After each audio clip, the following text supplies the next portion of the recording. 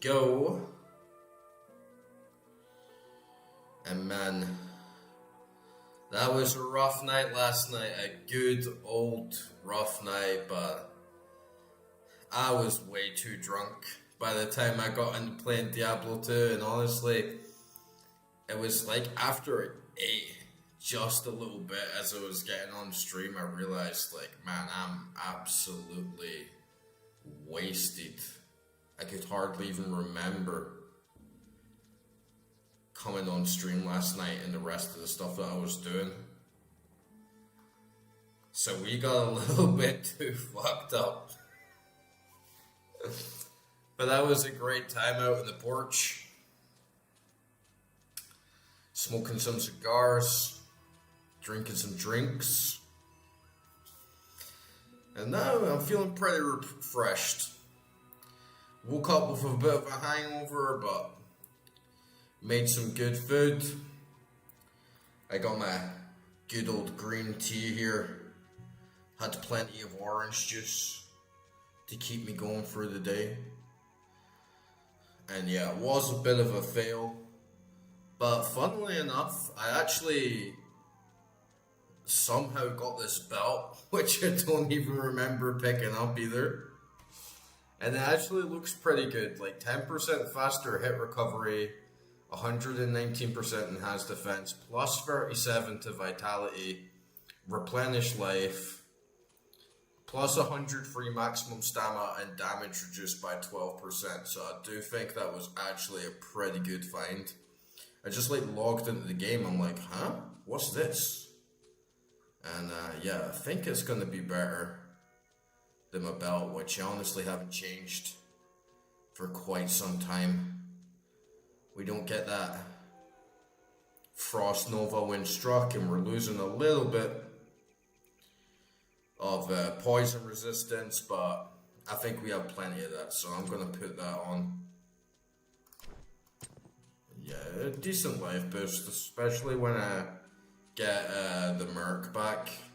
12 slots as well.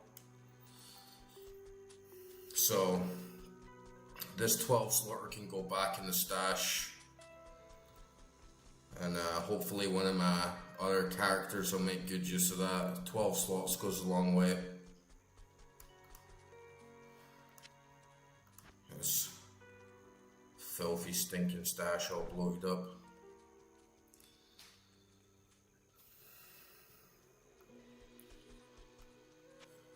And then got so pissed off at the NPCs last night. I was literally raging at the NPCs. I was like, fuck off, Decker Kid. Fuck off. Everyone leave me alone. All you do is stand here, tell me what to do, try to build trust. It's like, I've gone through dimensions, battling demons across 2 separate incarnations of the world, and you're still talking down to me. It's like, no, I wasn't having it. I think this build is doing pretty good. The breastplate is okay, especially when it's only like fairly low level gear, but it does give me that huge poison boost, which is coming in really handy.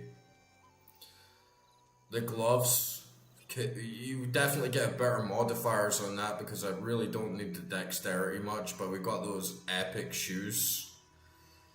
Ancient Pledge, man, we need to get some more runes. I'm going to do a couple runs of the Countess before we get stuck into Act 2. I'm going to take a little bit of gold out and hopefully I can upgrade my mercenary.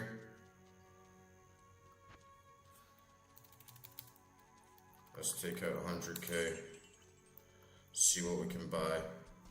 I gotta remember to revive my old one first, just so I can take all that gear off him. Yes, citizen. But he gives such a big boost, but then when he dies, it feels like the build kind of collapses a little bit.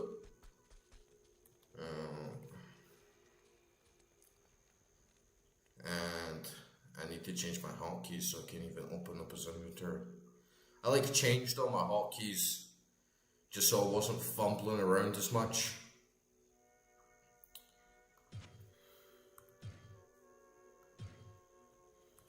we go. Just so I could have my keys layered in a little better way, so I have all my skills across like QWERTY and then the rest on like ASDA or ASDF, and just gives me a little bit more ease of use, so I'm not stretching my hand across to go to 9, and it's made like a huge difference. But yeah, to be honest, like his gear, his armor is better than mine if it wasn't for that poison resist. I take the insight off him. And yeah.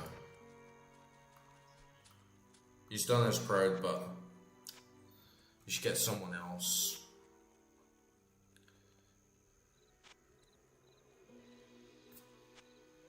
And I believe it's Might, right? Like, Might is the one I have on with him. I don't know how much of a difference it's actually going to make, because he is level 79 already, so we'll see. We'll see like how much of a difference this is actually going to make, or maybe it's just a waste of money and he's already at like quite a good level, but these are all level 78 as well, so it's pretty much the same. 1600. Yeah, I think it's Might.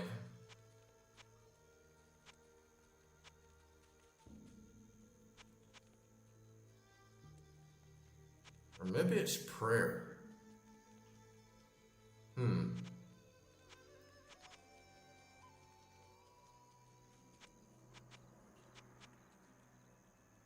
I think Prayer is the perk, right? That gives me that like life regeneration. Ah, fuck it. We'll find out in a second. If it doesn't work, then we'll get someone else. It's Durga, the new addition to the crew. Ah, yeah, see, his skills are actually not quite as good. Oops. But probably just need that one more level.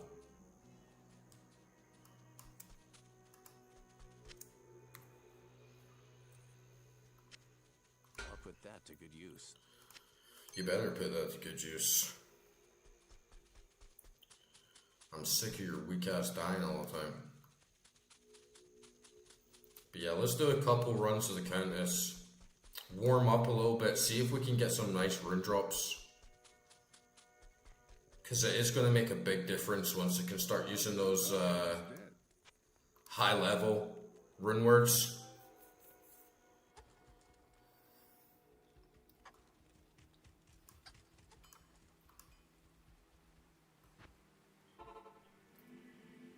And the map for Countess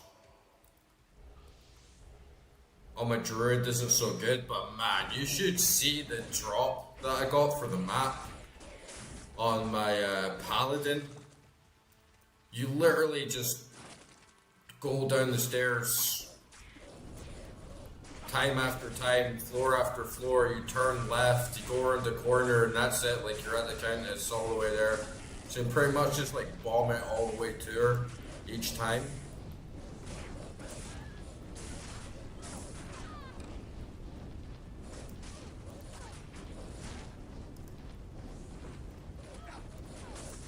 But for the druid, it's a little bit slower. Jimmy, Timmy, Steve, Oswald, attack!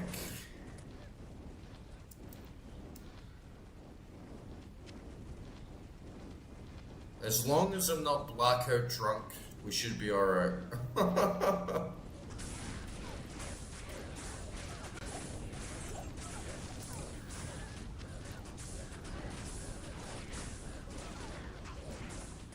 As when you're on hell, you do have to be so much more aware. You have to be moving around constantly. You have to be checking all your minions' health.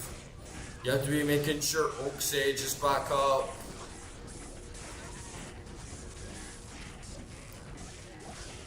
Man. Oh my god, what a fucking terrible start, man.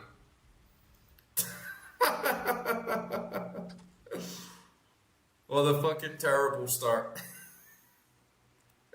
And I think it just lost a shit ton of gold as well, but there you go. Even when you're not blackout drunk, man, you have to be careful in hell. Fucking hell, that is not a good start.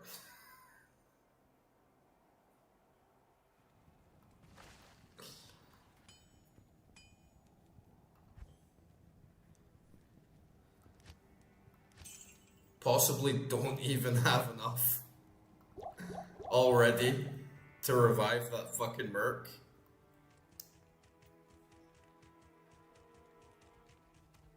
Good day. Yeah, we like just don't have enough already. It's like, god damn it, man. God fucking damn it.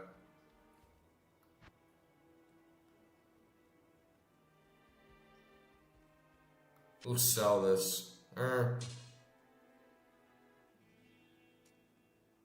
Some of these items, like this 2-socket rare for the assassin, it's like one of those moments I'm like, maybe I should hold on to that for my assassin, but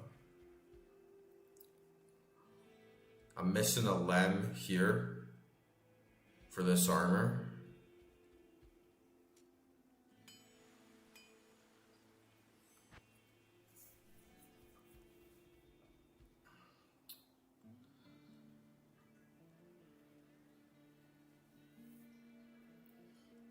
What will we sell? Let's sell some of these charms.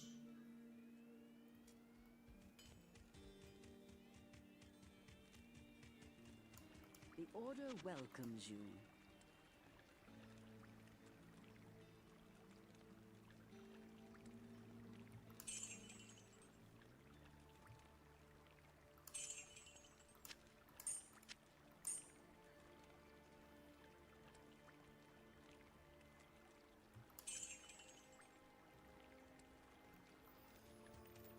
Oh man. Bad start to the round.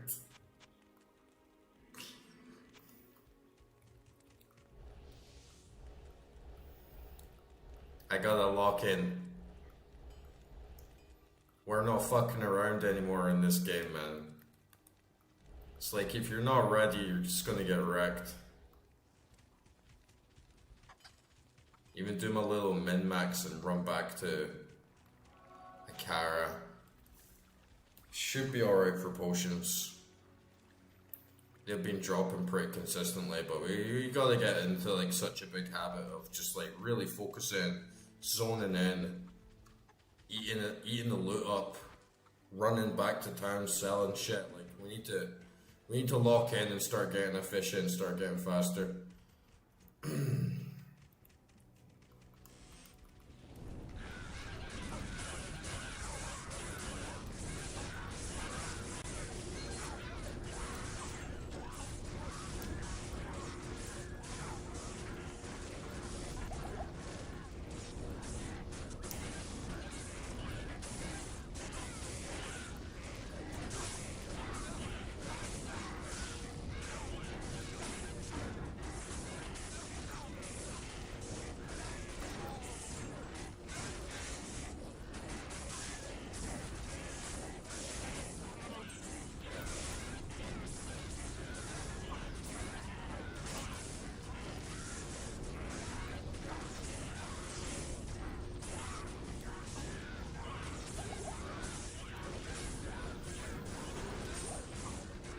And I feel like that perk that I want is might, because I'm not seeing that like big boost to regeneration. Maybe I'm just tripping.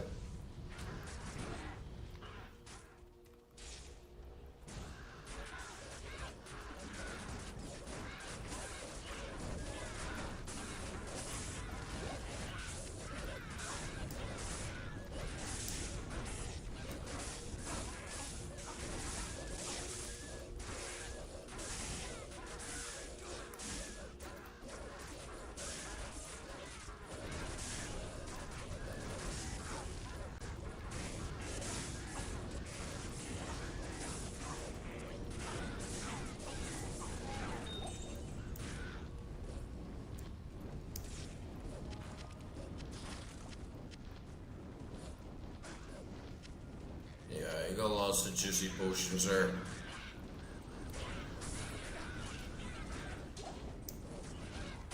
I definitely should not be dying in Black Marsh. When I've already beat Act 1 Hell. That should be a thing in the past.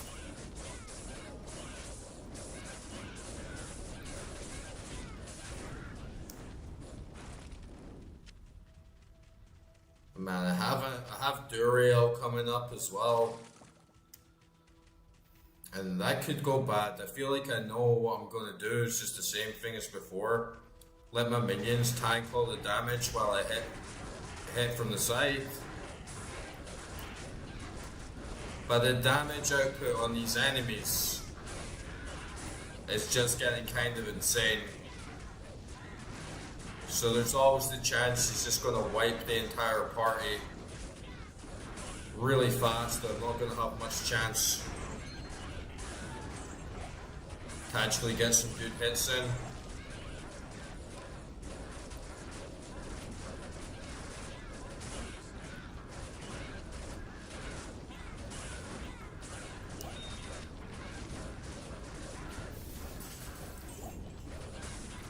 Oh yeah, we definitely did not need to buy these potions.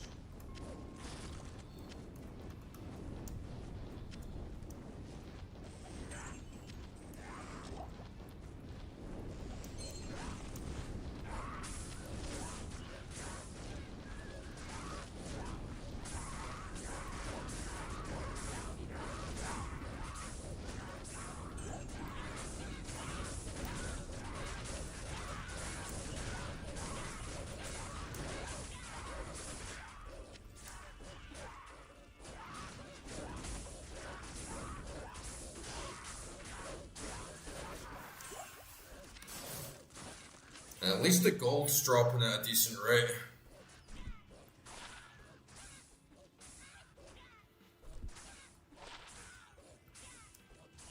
Shouldn't take us too long to get everything back.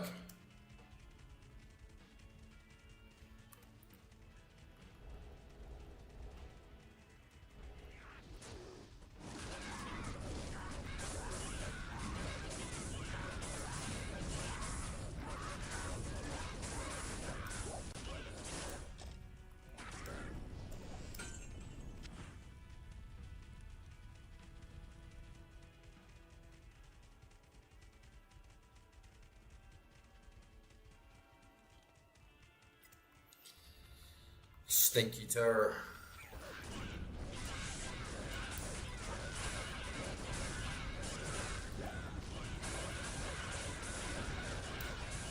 It's kind of not even a tower, right? Because it goes underground.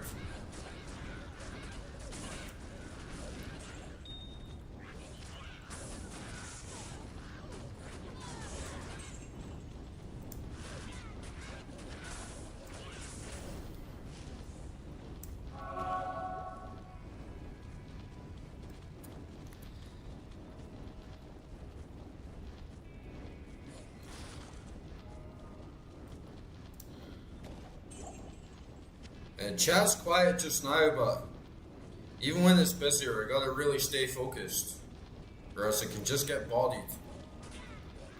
And one thing I've really noticed about myself when I watch streams back, I just did it there. I say like way too much. I'll be like, it's like, and when it's just saying like constantly like a blonde bimbo, and I gotta refine my speechcraft a little bit, you know? And just be a little bit more conscious of my word choice so I don't sound like a dumbass.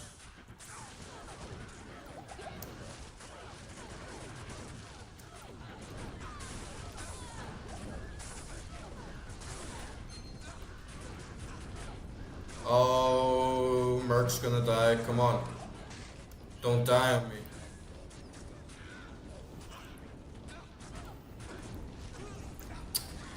Fucking idiot, man.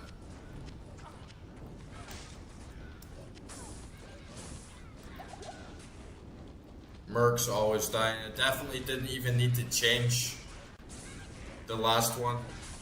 He was up at the same level. It really doesn't look like it makes much difference if you get, if you get the Hell Mercenary or not. Oh man.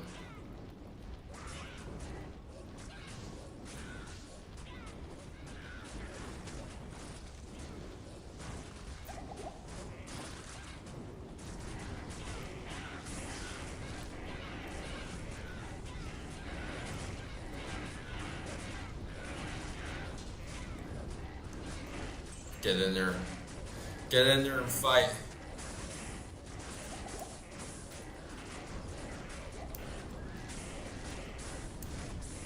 And I haven't really had too much issue with the immunities because my damage output is actually quite varied. Oh, I need to remember about this wind armor as well. It's going to come in very handy. But when I was doing some runs of the Countess, I had these like Minotaurs. Some of them had fire and physical resistance. And that definitely put me at a snail crawl. I could hardly do any damage to them at all. It just put into perspective how much little damage my minions do a lot of the time. Is this guy? This guy's one of them actually. This unique enemy has like immune to fire and physical. It's a huge pain in the ass. And if it's gonna come up consistently, I may have to buy something else, like another skill, to kind of compensate. Because look at this shit, man. Like this will literally take like 2-3 minutes.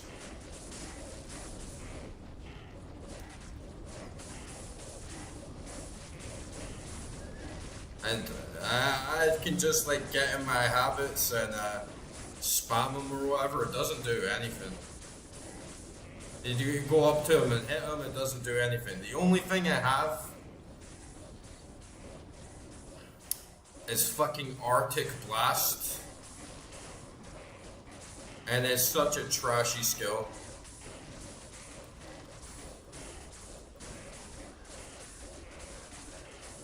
And even a lot of my minions, it just kind of feels pointless. Like you're just there to tank because all they do is physical and cold.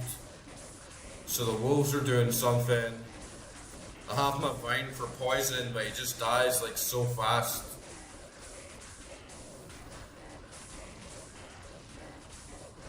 And the only reason I even have Arctic Blast is just so I could get wind armor. Like, look at this shit. Just sit and drink your tea.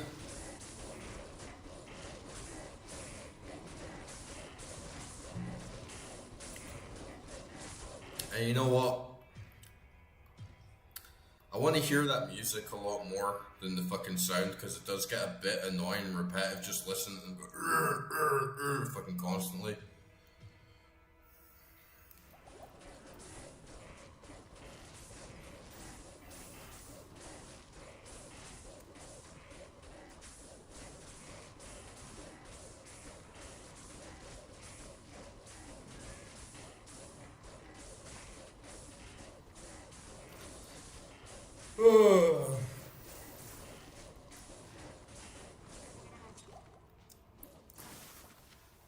And then he drops nothing. Isn't that just lovely?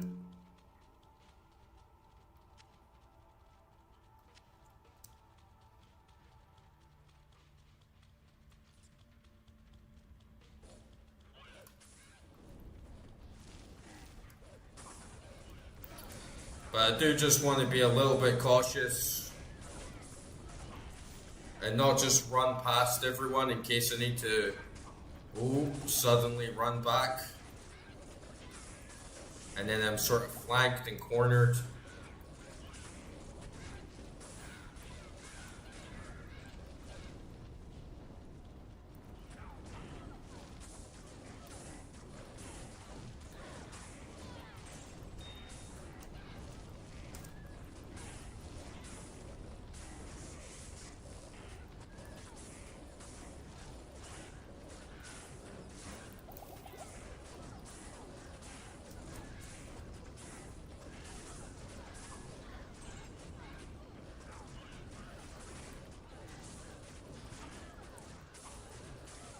And these missile archer enemies are my main weakness for sure. Especially when you come around some corners in a tower.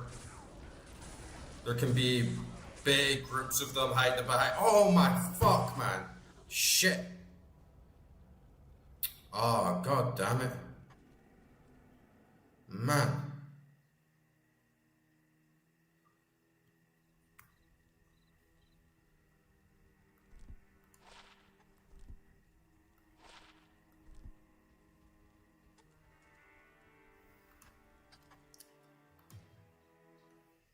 I blame the Merc.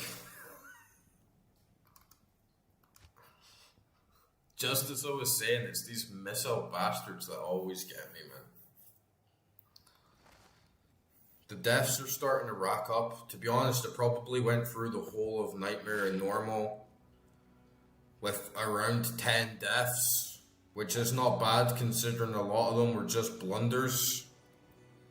But yeah, in Hell, there's so many little moments where, man, they just get sidetracked for a fucking second.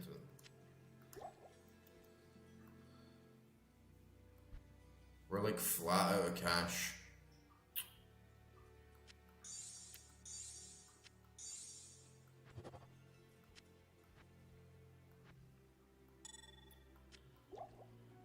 It's time to lock in.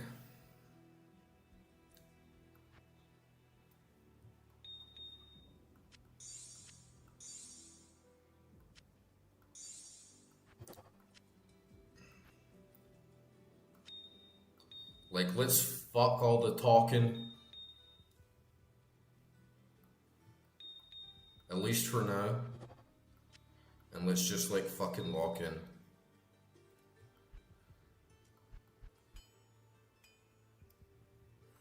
Alright, no more fucking around.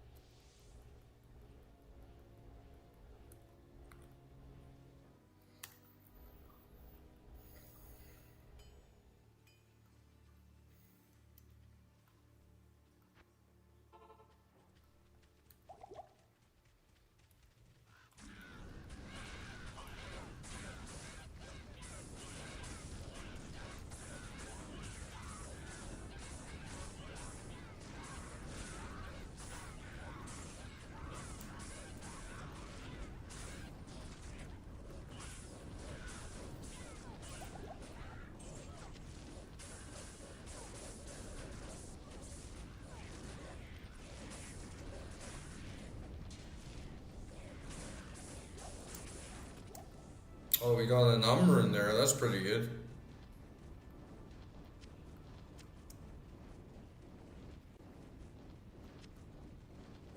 At least these bastards are dropping something, man.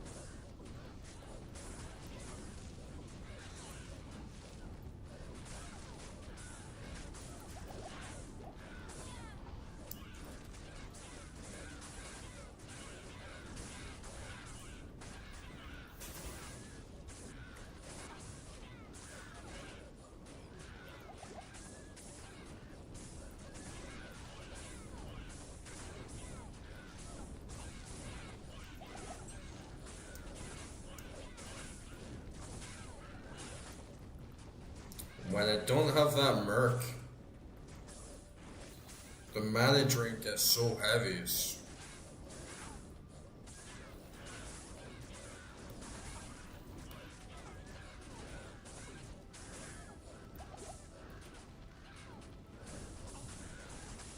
Like, you don't want to be in a situation like this and have to go into your belt and get some potions, you know?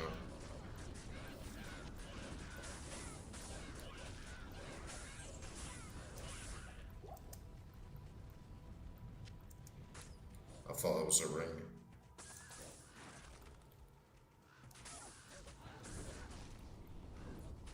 Mold shank, die, bitch.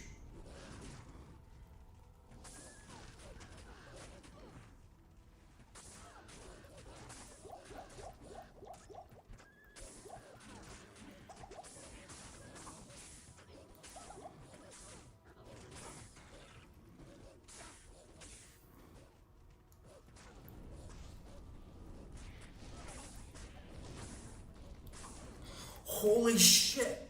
Oh man, you see the amount of damage she's doing to me there? Like, fuck.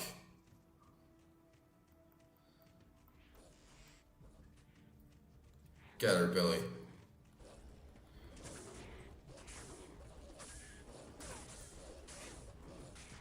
Summon the squad.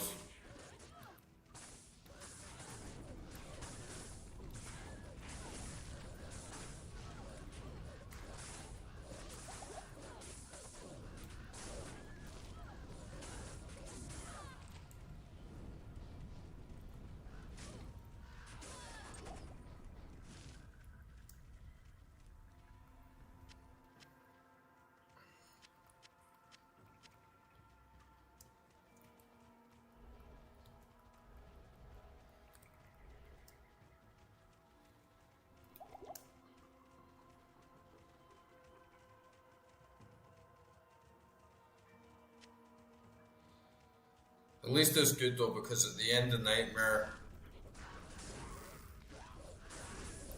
I was feeling like I had all the gear that I want. There was maybe only a couple things. Now I'm like, yeah, we need to find some higher level drops.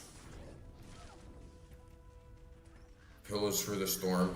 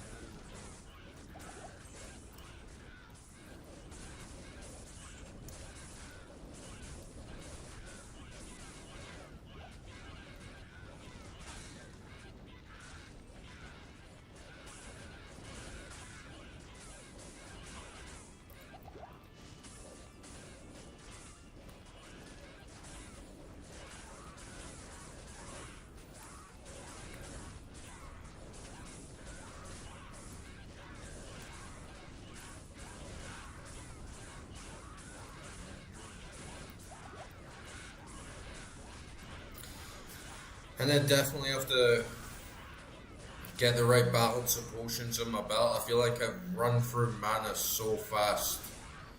But then as soon as I have that merc available again, it becomes the opposite. I need like all health.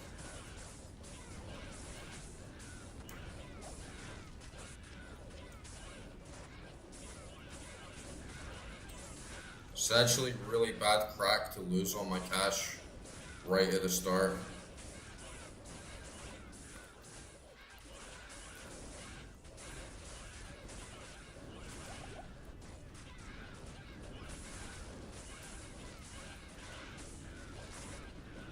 Okay.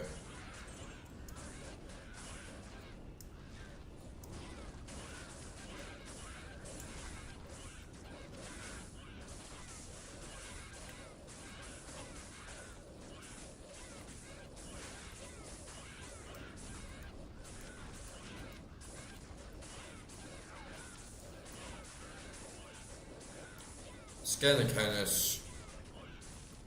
Fucking Shaman. Hiding right behind here.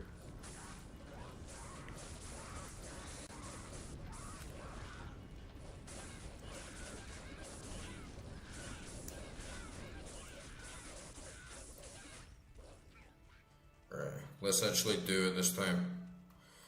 Enough of this noob shit dying, man. On a fucking little dungeon that I've already done like 10 times. Come on. I don't need that shit today.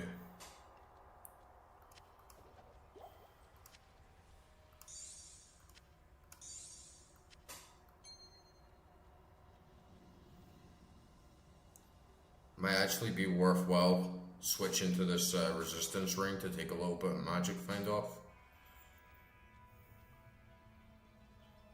Yeah, fuck it. It's not even so much magic find we're wanting here as much as the runes.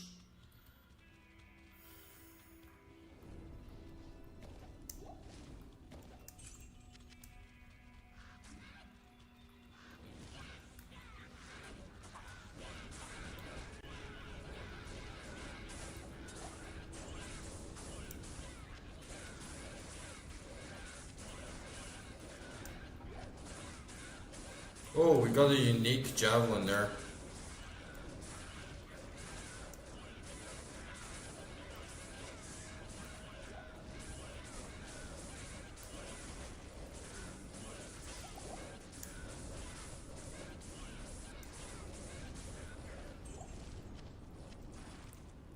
I need way more mana, for sure.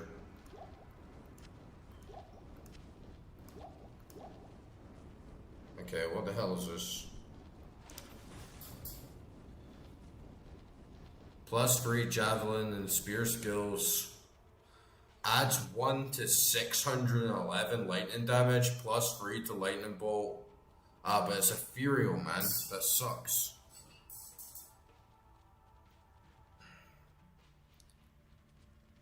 It's kind of just an automatic sell for me at this point when I get an ethereal like that. Because there's no point in getting used to it, right? It feels weird to get an ethereal unique as well.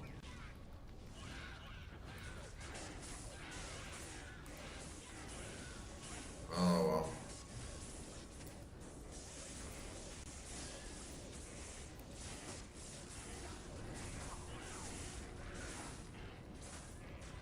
And sometimes in the Countess with this build it can get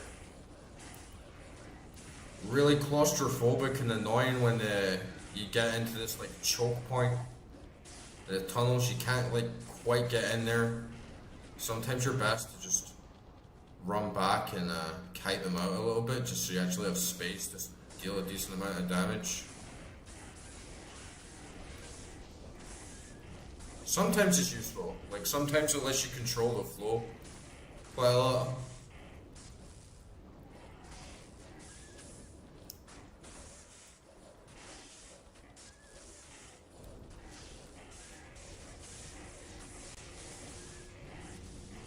Chickpea curry, nice man. Haven't made myself a good chickpea curry in a while, but I've been making a lot of curries.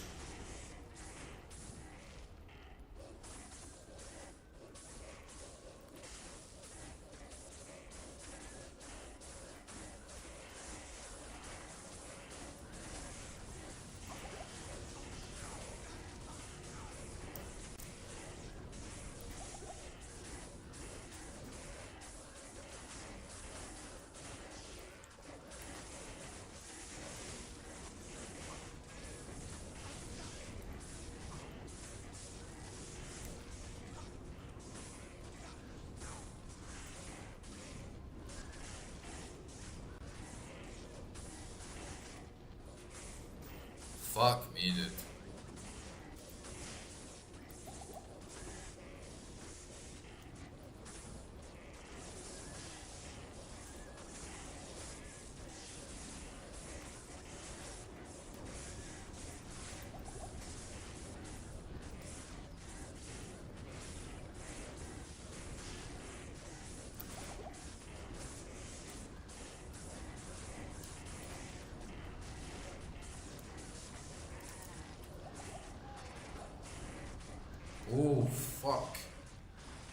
What even happened there, man?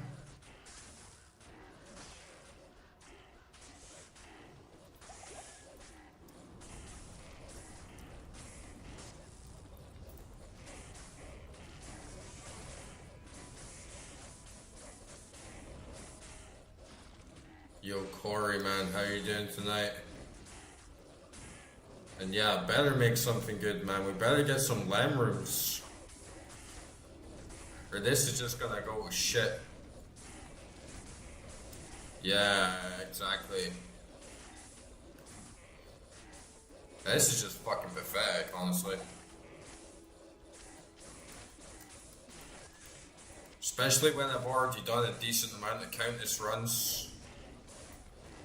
I mean, I think I did like 5 or something. It's not like a crazy amount, but I had like nowhere near this much stress. Look at this guy, man. I'm like not even doing anything to him.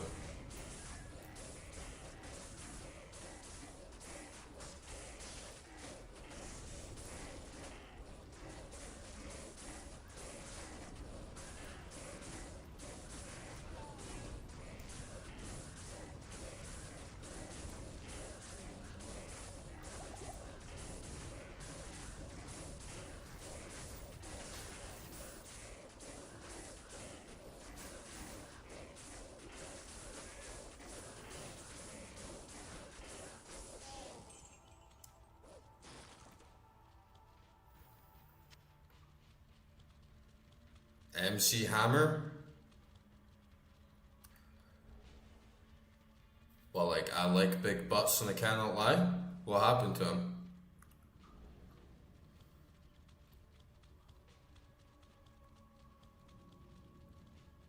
I gotta go back and get some potions 100%.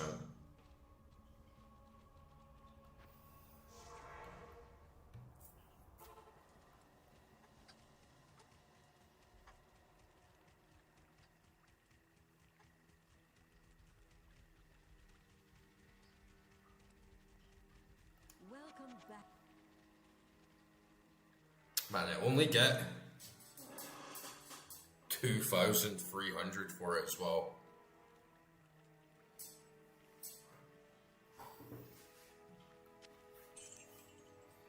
What happened to him? I have no idea what you're talking about.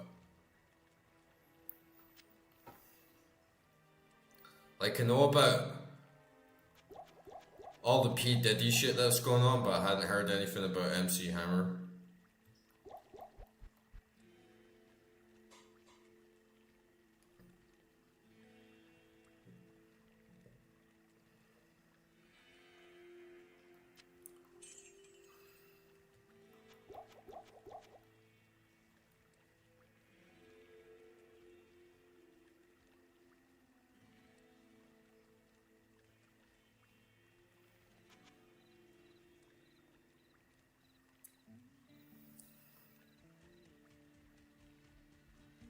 I never even heard about that, man. That sounds crazy. Let me look it up.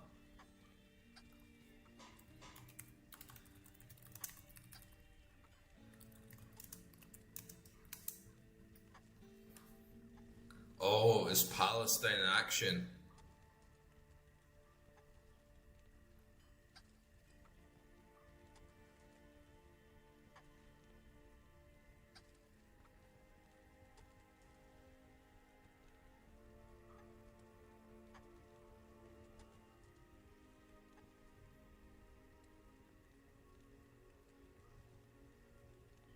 So they got from 4 years to 7 years.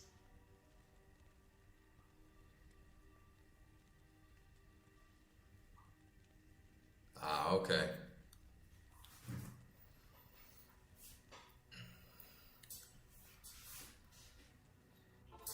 But hey, how many years should Benjamin Netanyahu get, right?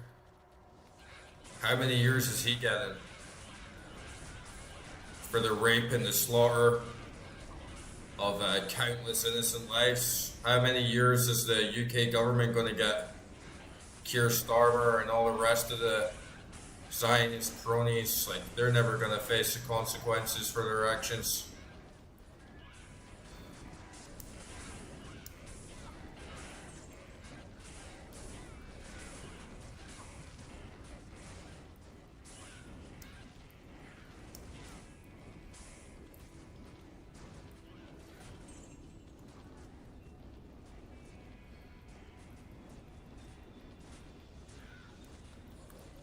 We like fund people in Russia to like blow up cars and blow up buildings, and then we call that justice, we call that a victory. In Russia, they call that terrorism, you know?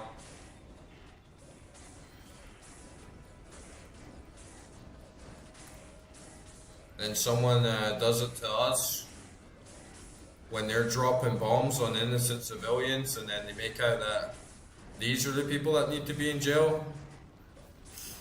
I mean, two wrongs don't make a right, but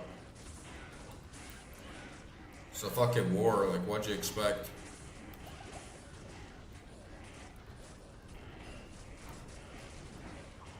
Ooh, shit.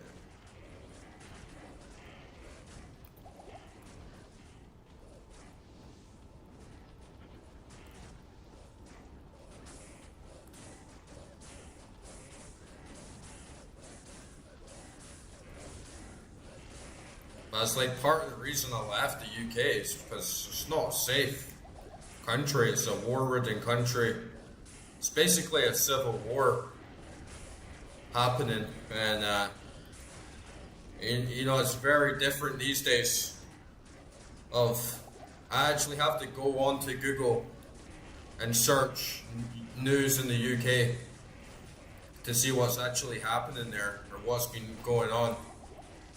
Was back when I was living there, it was just like every single day.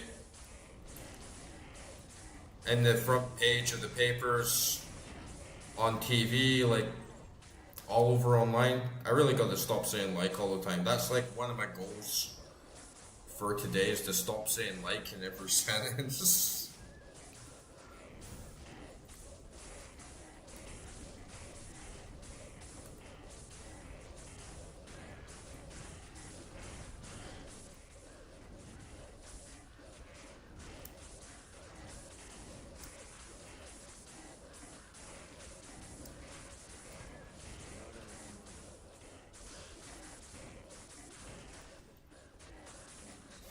Yes. It's an entirely political case though, right? Like if it's someone murdering kids or just any murder, crime, theft, robbery, it's a bit different, but this is just an act of war. Their sentence is going to be however much it affects the government, basically.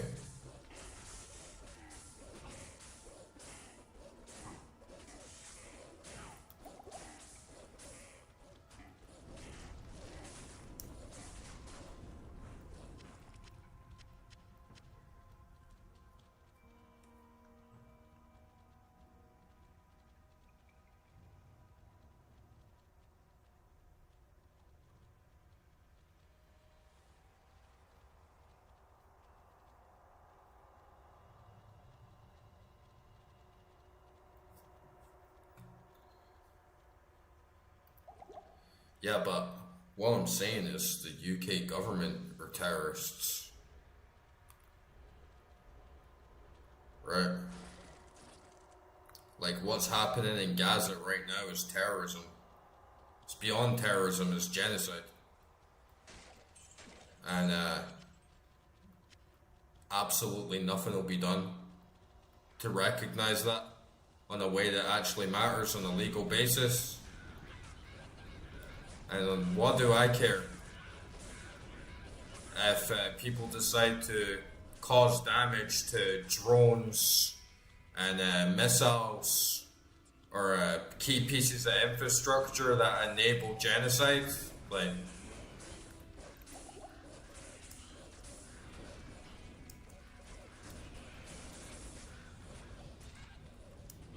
not gonna condone it, but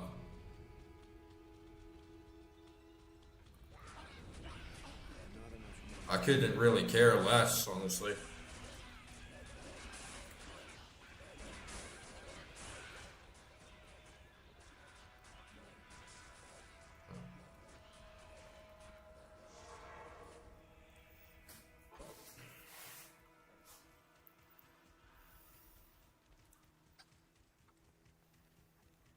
Good day. I mean, they called the IRA terrorists. They were terrorists until they won and they got their country back.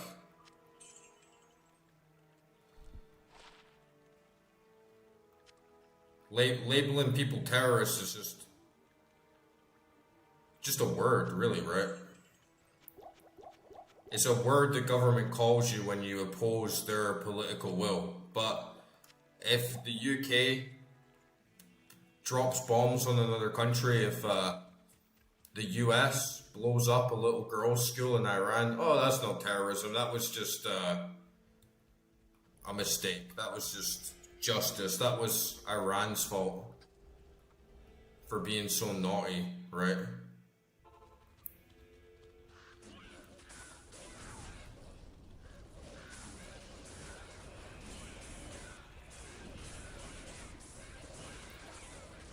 Like, these empires, UK, the USA, they're the biggest terrorists in the world, man.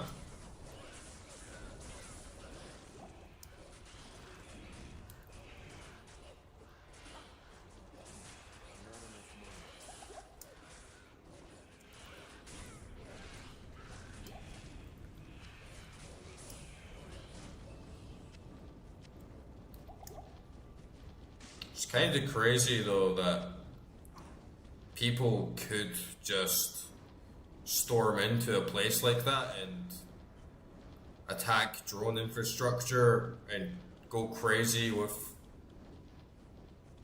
hammers and melee weapons and a van.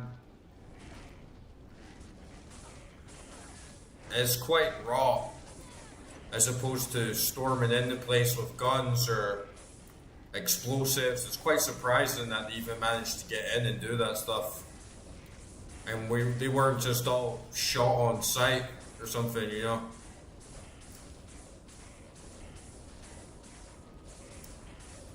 Yeah, the map for a tower on my druid is really trash. But you should see the one that I have for my paladin. It's so good. You literally just walk down the stairs, turn to the left 5 times in a row, and then boom, you're at the Countess. You can do it in like 2 minutes tops. You can just completely bypass the majority of the enemies.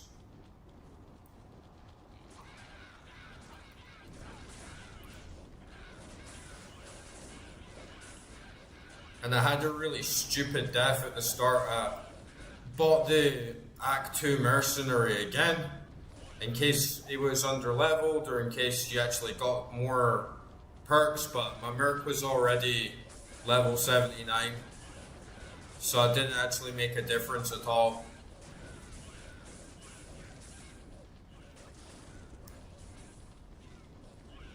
And then I died foolishly after taking all my money out of my stash. And now I can't afford the merc.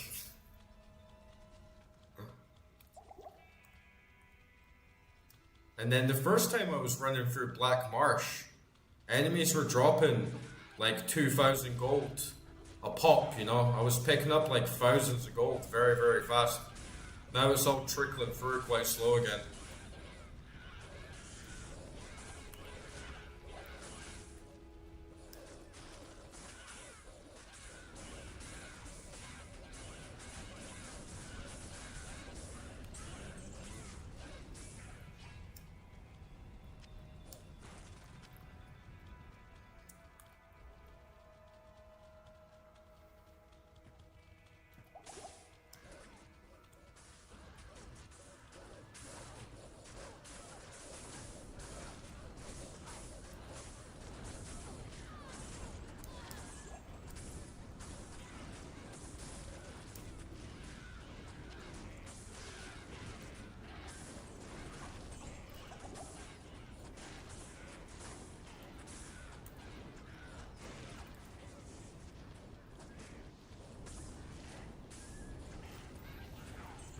And I always get these funnel moments in the tower with all my minions. It's not the best. Build for efficiency, running through the tower a lot of the times.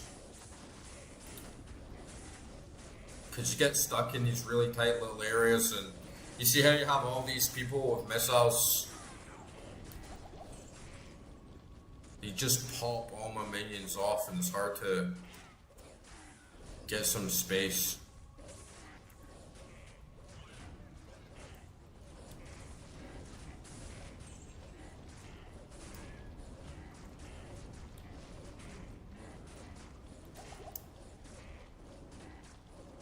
Yeah, I had a big charm for Magic Find, but I sold it.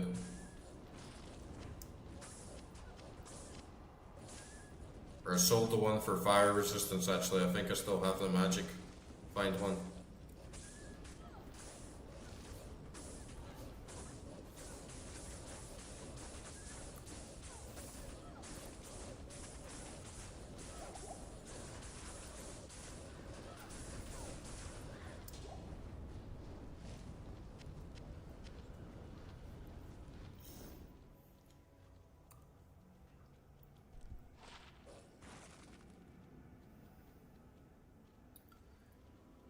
At least it's made my life a little bit easier.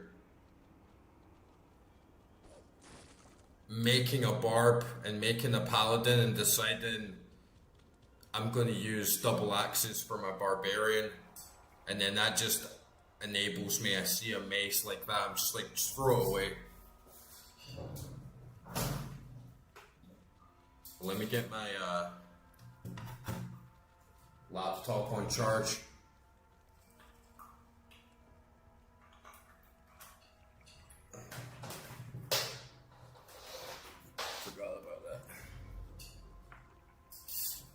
Yeah, the charm drops have been so bad for me.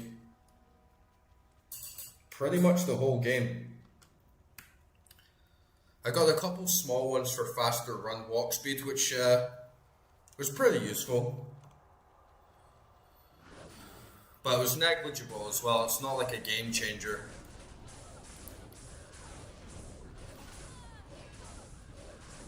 I had a really good stash of gold as well. I just lost it due to a really stupid blunder. But I always get in this lag approach if my merc dies and then I run out of gold. I keep having to buy potions because I don't have the mana regeneration from prayer, which means I just sort of slog along and don't build up the money as fast. But then once I have the mercenary, I start managing to hold on to the cash a lot more, and it gets a lot easier.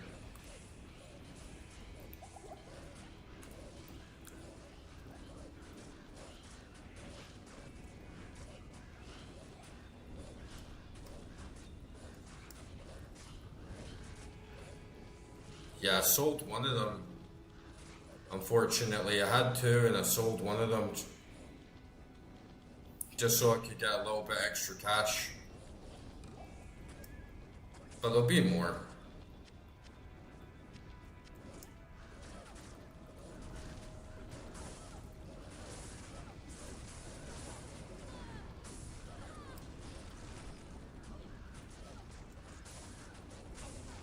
And you get a decent bit of gold at the end of the counters as well.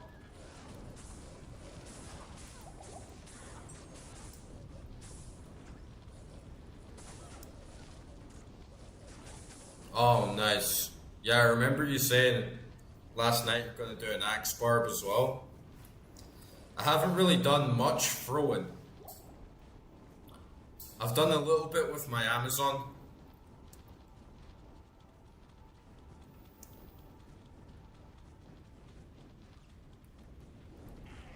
But hardly any with the barb.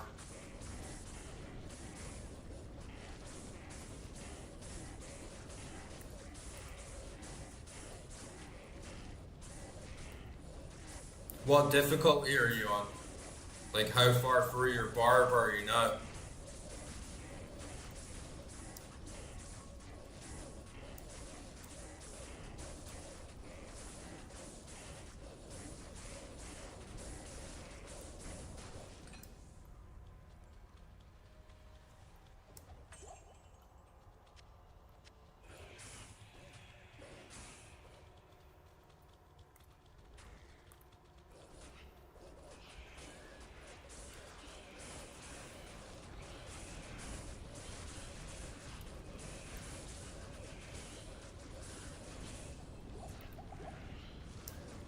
You're playing like the OG?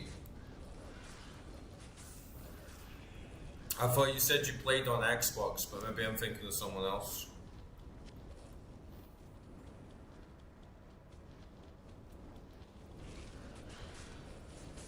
Man, I saw pictures of how the stash was before the expansion. It's absolutely crazy how small it used to be. I could not live like that.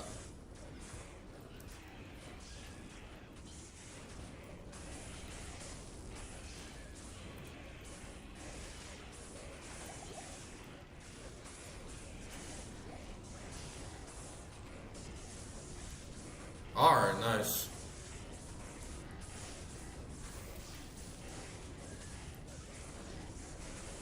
Yeah, I feel like for me, haven't done any online in Diablo 2 yet. Just been playing it solo, offline, purist mode. But once I complete Hell with the Druid, I'm gonna take a small break from the game, at least from streaming it. And then when I come back, I'll think about what I'm gonna do next, whether I'm going to start doing online, start doing some ladder, maybe try like Project Diablo out, something like that, but I'm gonna play Diablo 1 to catch up on the lore. To be honest, my Druid has become a challenge run. It's not the best class. I think it's a fairly good build, what I have, considering just the Druid itself can be a little bit like underwhelming, like underpowered. I've done an okay job, but I think if I was going to go full on into Diablo 2 on like a big level and start doing run after run and a lot of grinding, I'm probably not going to stick with the Druid. I'll probably go Barb or Paladin or something like that.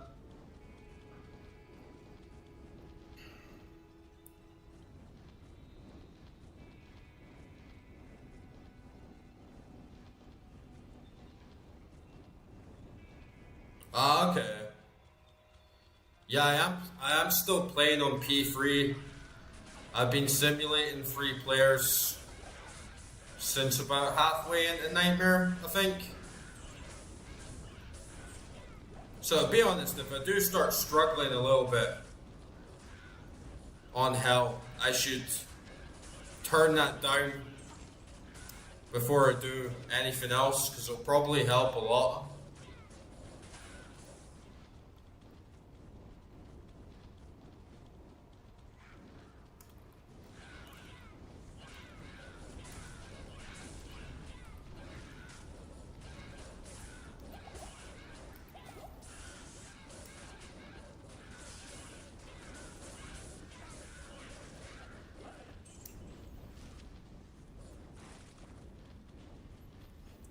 Yeah, it takes a fucking while though, right? To do one build on every character in Diablo 2. Get them all into Hell takes a long fucking time. But I do play them on the side. Like, I've been playing Barb, I've been playing Paladin, I have a Sorceress. So that's like my next batch.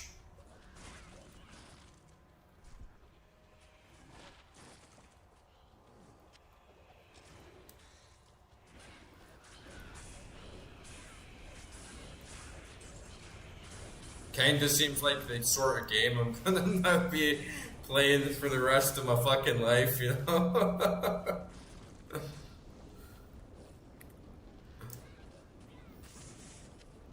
I'm kinda glad that I started to stream as well for my own entertainment, so I can go back and see.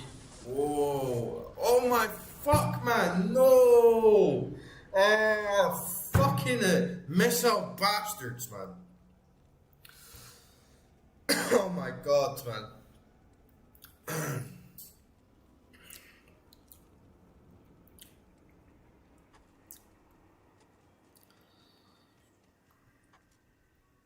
Ah, fuck off. Right on floor 5. Good evening.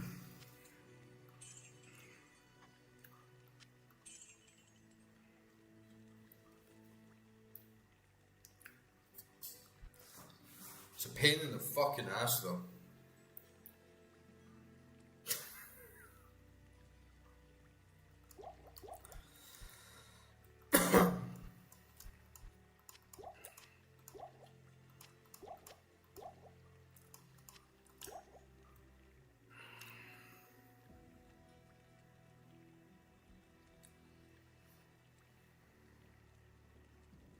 I can't spawn new maps, I'm in offline. It's just always the same one.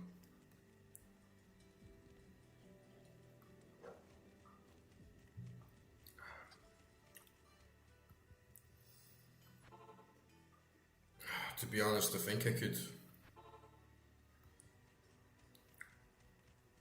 could run in there and get it. And get my gear.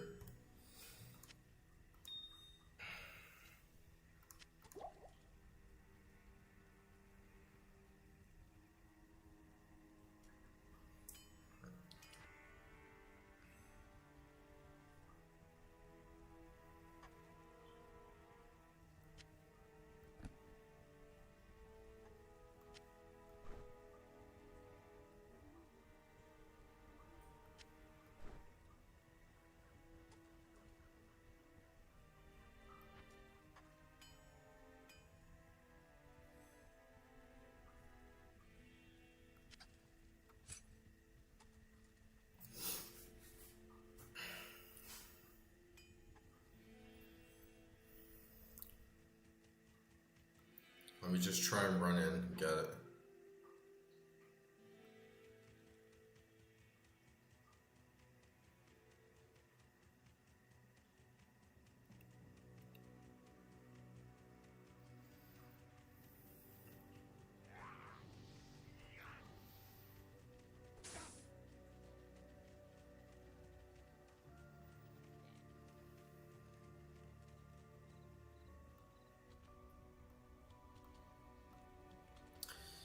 Yeah, it's just when I'm at that point where I really need the gold. In fact, I should have even just deposited what I had there, just in case. Because I'm very close now to getting the merc, and once I get the mercenary, it's fine. Because I don't have to keep drinking mana potions constantly, so it helps a lot.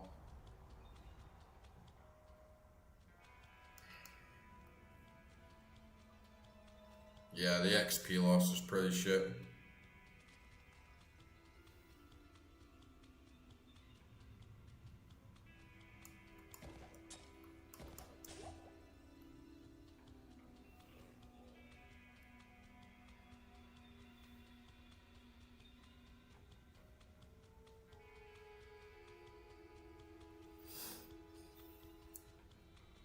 But for me as well, it's the time. I don't want to have to run through it all again when I was right there at the end.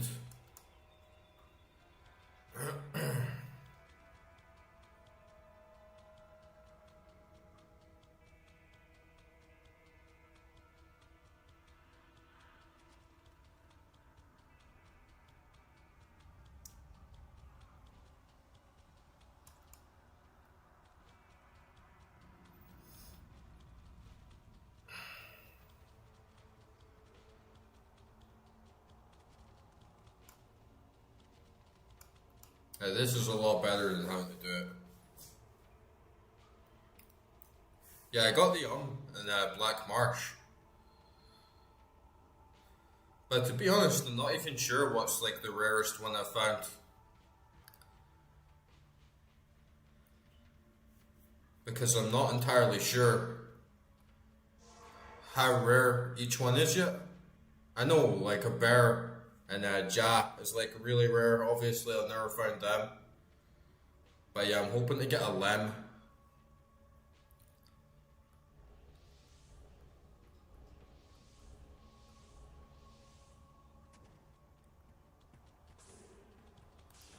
And this sucks as well. I can't even. Oh no! Don't fucking die, man.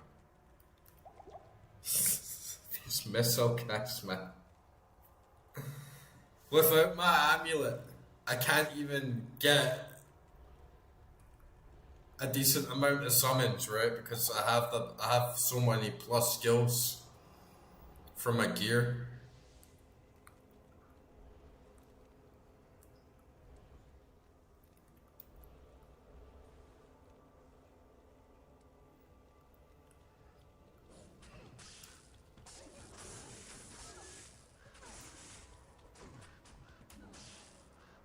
Oh my god, man.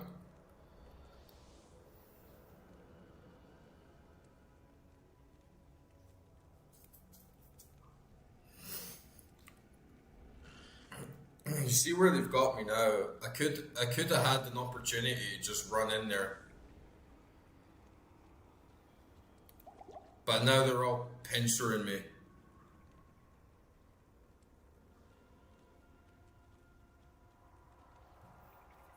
Man, this is gonna be slow as fuck.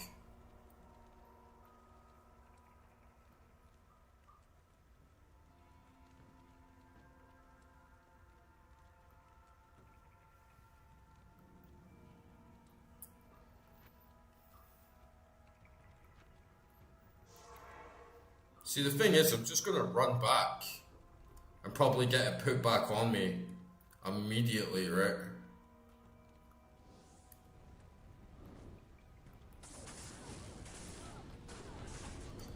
Oh no.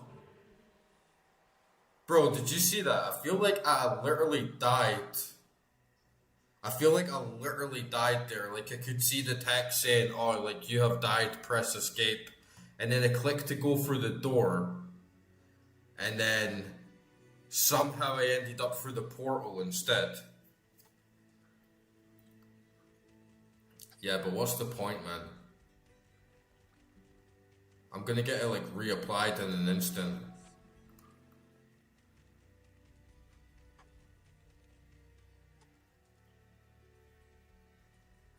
Yeah, no. Yeah, I don't think it's gonna be possible either. I had like a nice little opportunity because my body was lying like right at the door.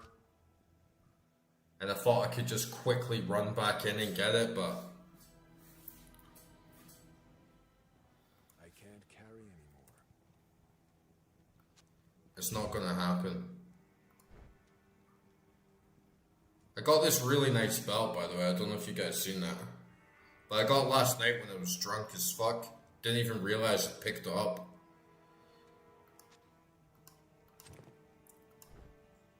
That's quite a nice vitality boost.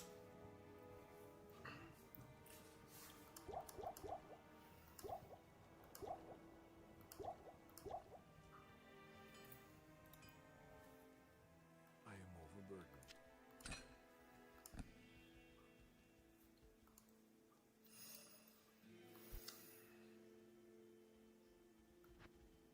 Yeah, it's a really nice belt.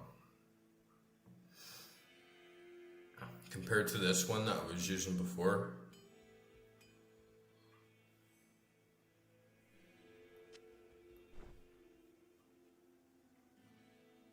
But then I realized as well how much of my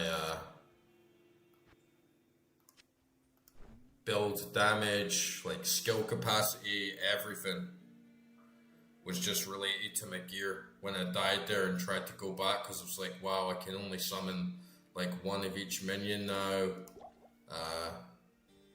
I'm getting like tanked hard without any of my gear. Yeah, 12% damage reduction is good. Replenish life as well. Pretty good.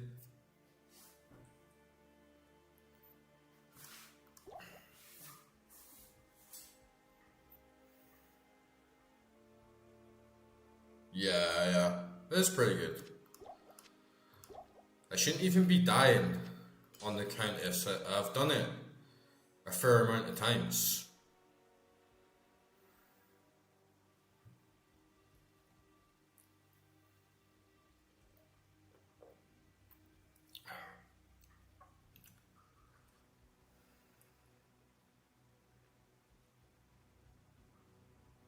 So it really shouldn't be an issue, but here we are.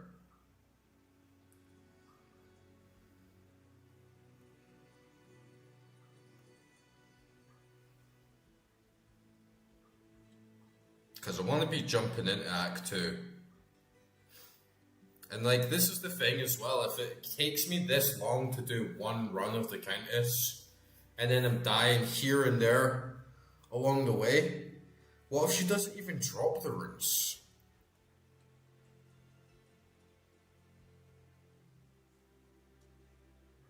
What if she doesn't even fucking drop the runes, right?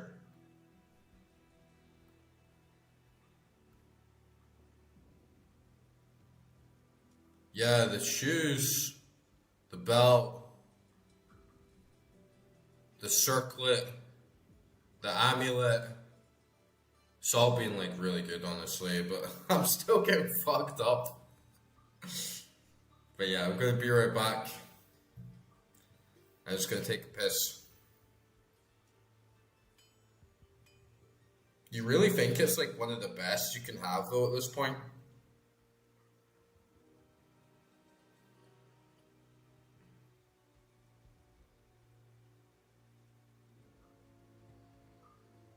And yeah, I know the Countess can drop everything. It's just a case of will she drop it? Yeah, my armor sucks. I need better armor. I need to find a Monarch shield. There's a few things that we need to get. I have this, which gives me a shit ton of defense. It gives me damage reduction, magic reduction, like a bit of life. But if I take the Venom Ward off, I have like 0 poison resistance. But honestly, it's not really that helpful on the Countess. There's not many that enemies that'll poison me.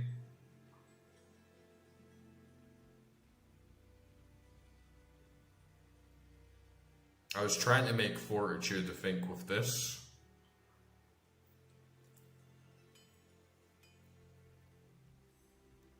But I need more runes. I also have a 4-slot superior plate here. Maybe this would be better for the Countess run.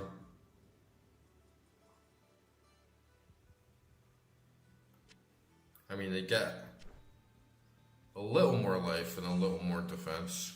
Well, a huge amount more defense.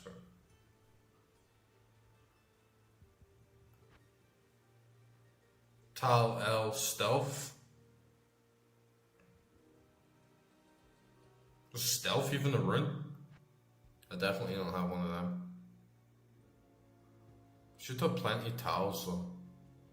I have more runes.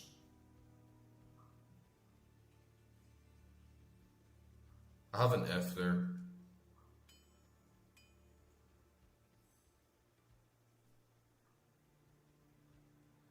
Yeah, but no, I don't want castrate. I don't want castrate. And then I already have really good poison resistance with that, so if I want poison resistance, I can just put that on if I need to. I think I already made Fortitude at one point when I was doing Duriel first run.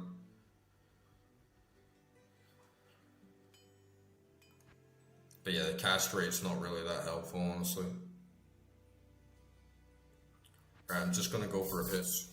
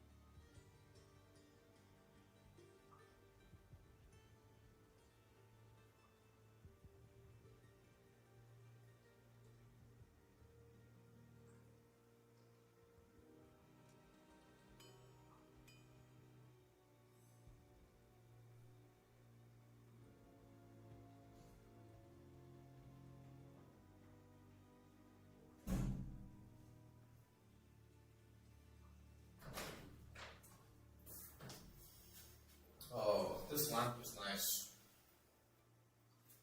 Little misty flame.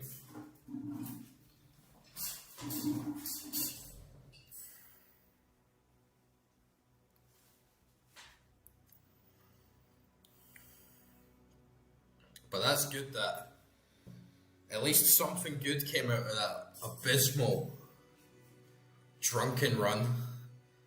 Because I was fucking shit-faced drunk by the time I actually started playing Diablo. It did not go very well at all. But at least I can say I got this sick belt from it.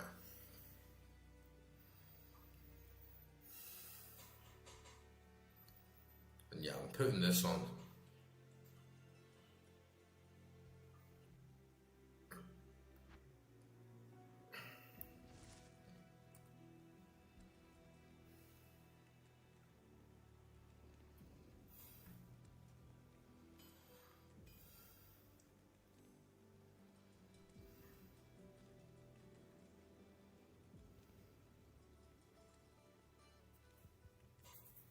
The magic find on those boots is peak as well.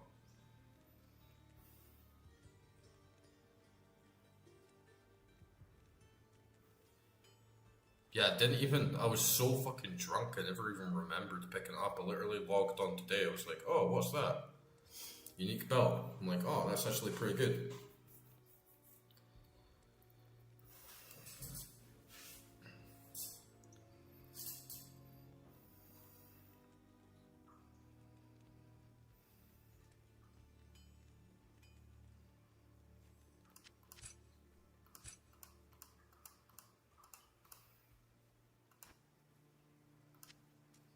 And I was like raging at the NPCs last night as well.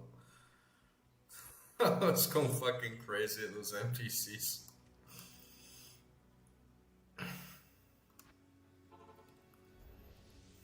Oh, I gotta fucking repair this, man. Oh, hi there. Oh, hi there! And see that repair? That's like all my gold pretty much gone. Just from that repair.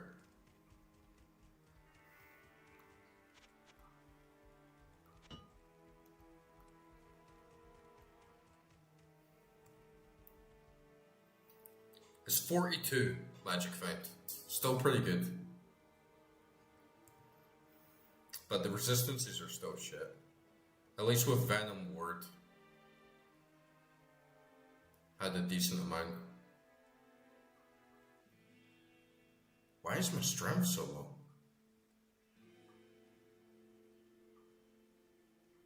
I think that's right. It's like 156 I need. So I'm not that far off. I thought it was 256.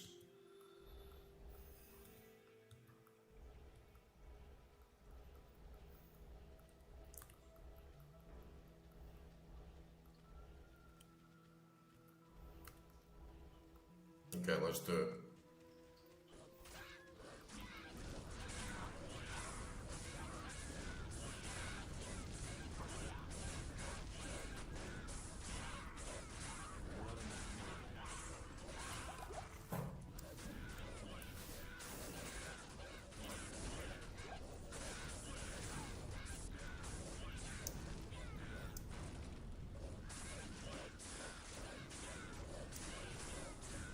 I can use orcs to repair items.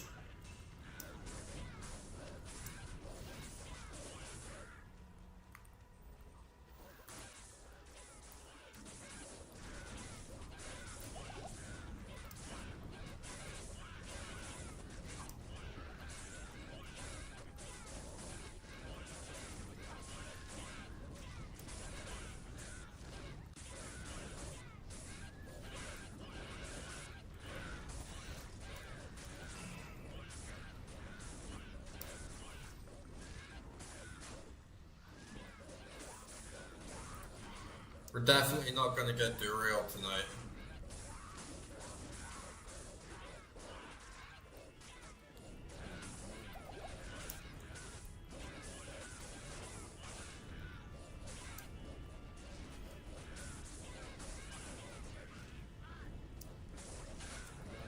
Okay, that's good to know. This is what I mean though, I'm like stuck in this stupid fucking situation where I really need my mercenary to get that extra mana regeneration. And I'm just caught in this spiral of I have like zero cash to actually get a decent amount of mana in me at all times.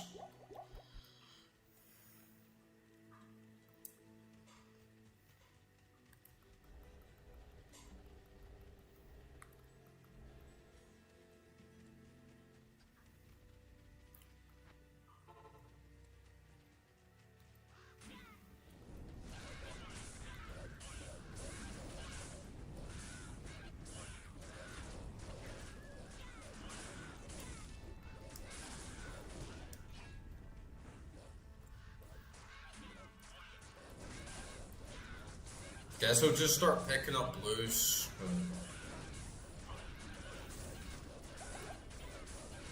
hopefully manage to build up some decent funds.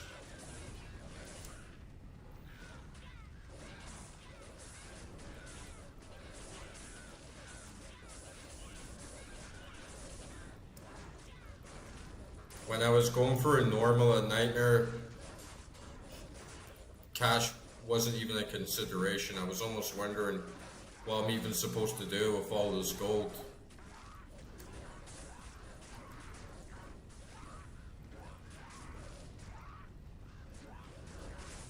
Yeah, exactly. Pick up some more armors and just sell them.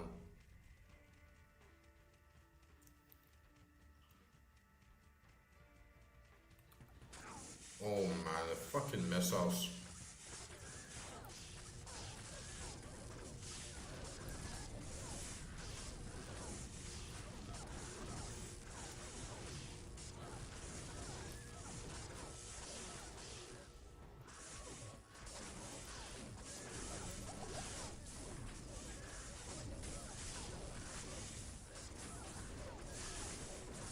Oh man, there's so many.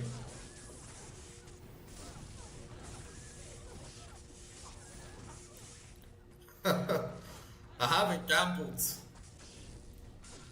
I haven't gambled since we did that the last time.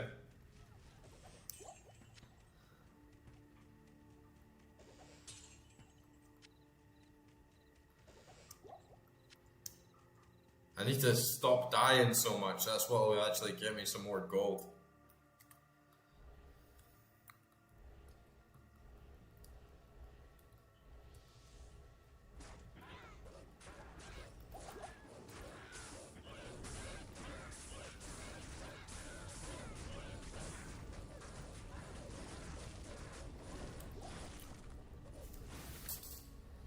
But I said, look at this shit. I used like 4 mana potions in like less than 2 minutes. It's a crazy amount of mana burn without the mercenary.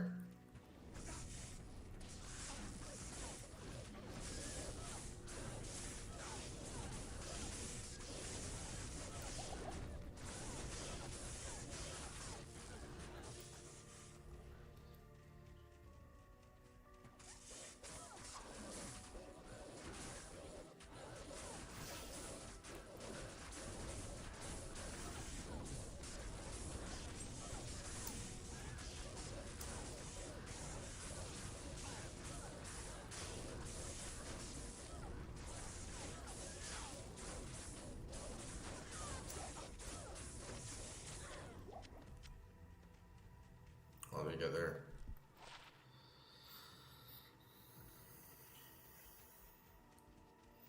Nah, I'm not gambling, no fucking way. I need this cash.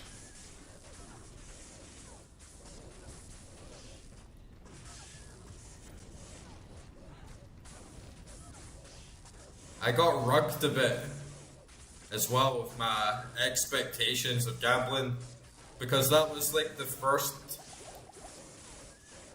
little gambling session that I had on this game, and it was like the first 2 drops. It was like got very good items, and then I'm like, oh okay, it's that easy. I'll just like keep gambling, and then next thing I know, all my money is gone.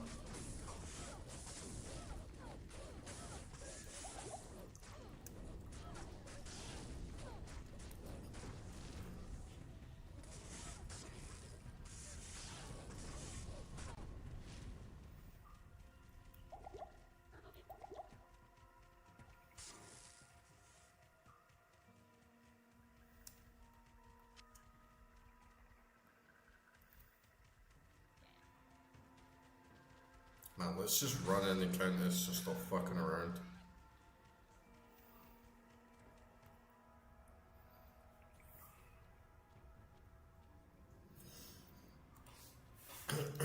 Maybe I'll get something good from this. Exactly, it's like real life gambling.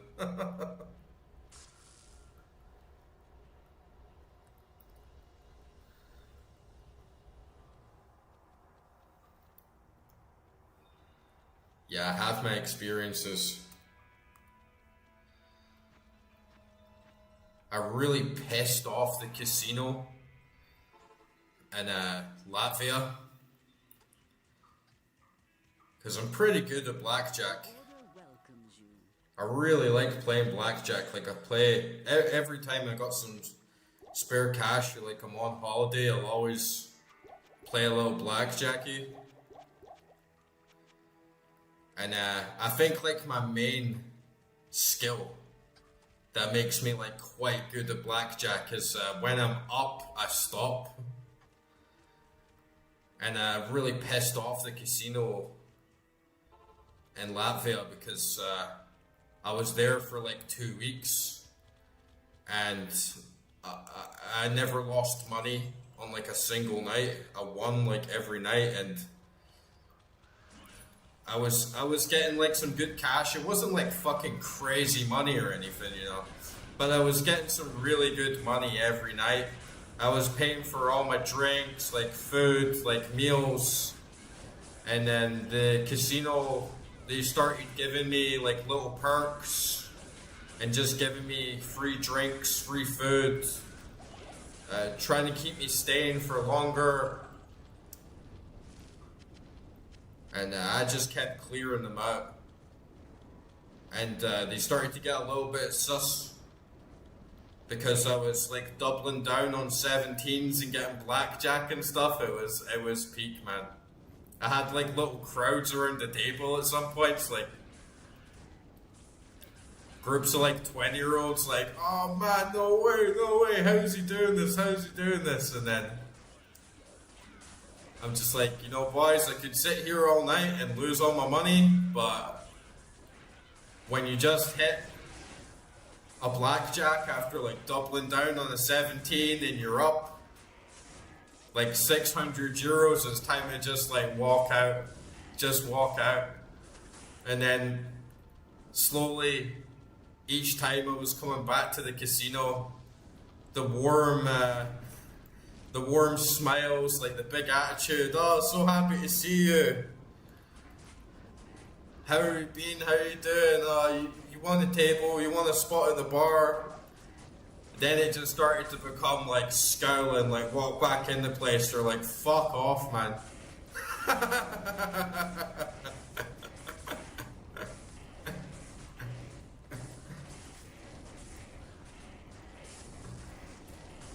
Felt good. Yeah, double down on 17 and hit blackjack, man.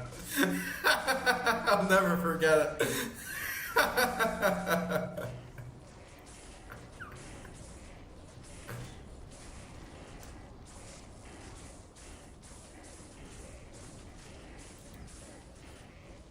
It's legit one of those moments that always brings a smile on my face, and I'll be lying in my bed on the odd night here or there, just like reminiscing on the past, and I'm like, yeah, remember when you doubled down on a 17 on black and hit blackjack in the Riga casino, sunglasses on, bunch of kids around you like cheering you on like you're fucking James Bond or something. I was like, you lived a good life, man. Good times.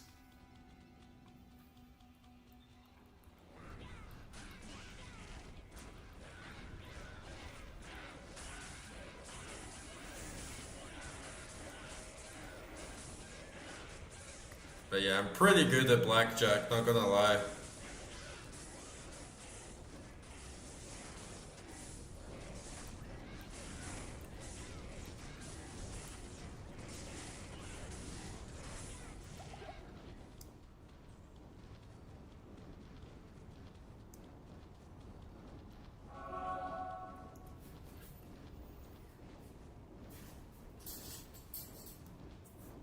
Yeah, that was like the best part of the girl on the table. It was like this nice MILF, man. I really like a nice MILF, especially a nice like Eastern European MILF. And I had 17. I'm like, double. She's like, what? I'm like, double. And she's like, you have 17. I'm like, yeah, I know. And she's like, you're sure that you want a double on a 17? Like, you're a fucking retard. And I'm just like, yeah, like double, hit me.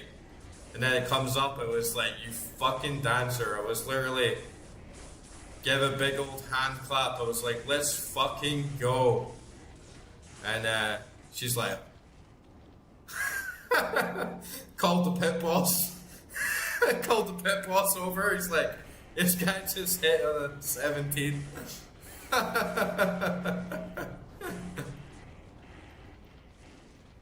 Oh man, get distracted thinking about that win.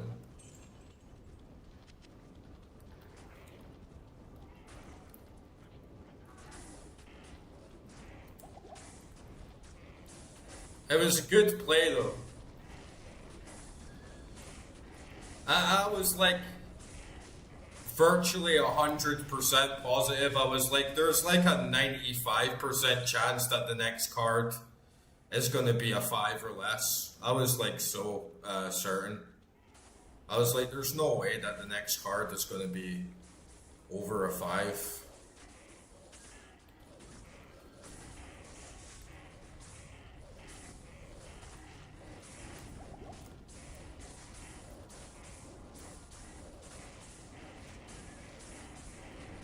But I don't like playing in some casinos. Like, they had a pretty good setup on the auto shuffler, and they were only using like 5 or 6 decks. As you go like some of these cheap ass like Chinese casinos, and it's impossible to like properly calculate what's going to turn up.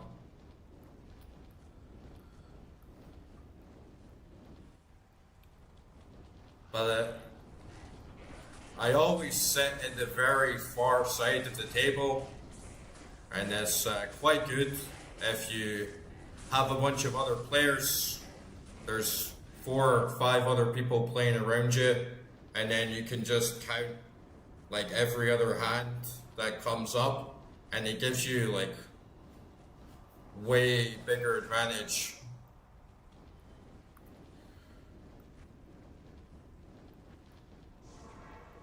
But don't tell them that, you know. Don't tell them. And if there's only one seat at the table, I have to sit right at the start, or like 2 in. I'm like, nah, I'm not playing.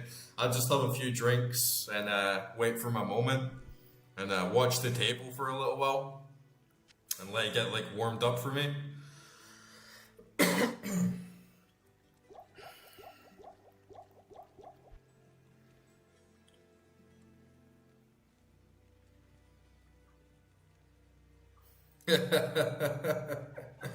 Don't hit on the 17, boys, unless you're really fucking sure, you know.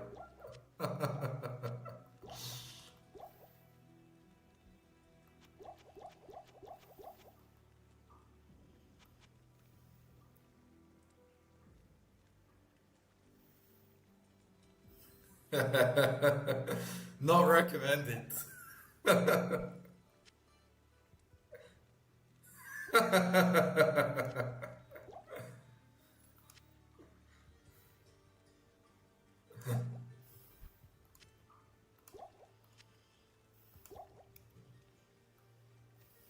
But yeah, oh, I like it.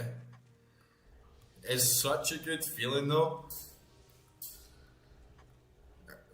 On that same night, I took a Latvian girl out for like big dinner. We went to that steaks place I was telling you guys about, and we went to the natural wine bar. We got some desserts, like we got some cocktails, and give her a kiss. Give her a kiss goodbye. Get a nice little handful of Slavic ass and made my way round to the cigar lounge. Bought like a nice cigar. Casino was like 150 meters down the road. And then you go into the casino and then you get like a really good game and you play and then you're like, hey, I've just spent so much money tonight and I've lost nothing. I've like still come out of the casino with good money. I was like, hell yeah, man. But I'll tell you that you have to learn to walk away. You know, you can't get greedy. Oh my god, dude. What the fuck is this? What the fuck is this, man? No. This is crazy.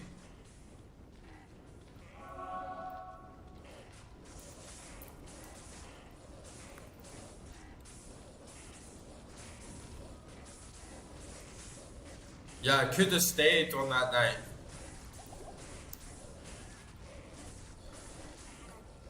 And said, you know, I'm going to play really hard and I'm going to keep putting cash down on the table and try and really sweep the floor with them. But I was like, nah. Because if you lose, you have to put more money down. That's the thing. If I lose money on blackjack, like say it's the first hour or two that I've gone in and I'm down hard, pretty much every time I go to the ATM, I take out a big amount of cash. I'm like, there's no other option here. Like the only way I'm going to break even or I'm going to come out on top of this is if I keep putting in money. If you have enough bankroll, you can kind of eventually get yourself back into the green. But if you're already up very high, it's absolutely devastating feeling where you know if I could have just walked away at that moment, everything would have been good. I would have been happy. I wouldn't have been like pissed off. I wouldn't be walking home at the end of the night like really fucking angry and waking up the next day like, oh man, I can't believe I just lost all that money on fucking blackjack.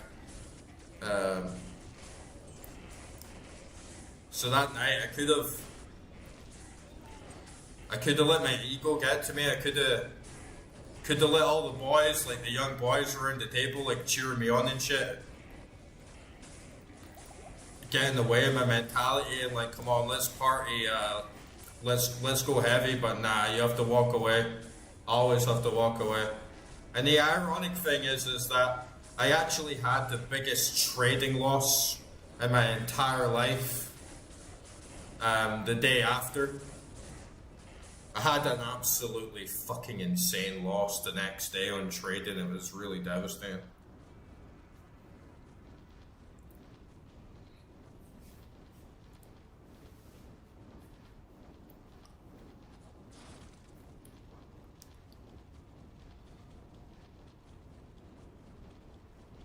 Yeah, you get this a lot if you go into casinos with your ID. And they're like, yeah, there's a passport. And then they're like, your name's John Brave? And it's like, yeah. And doing like some enhanced checks and like putting the passport under the like scanner to see if it's a fake and stuff. It's like, and then they see it's like, oh, your name's actually John Brave. It's like, yeah, baby. What are you gonna do now? You gonna throw me out?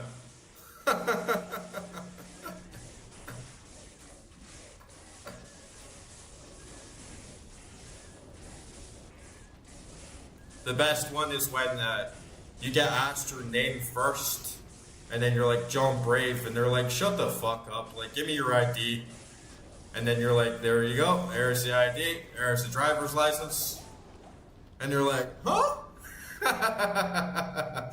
Fuck you.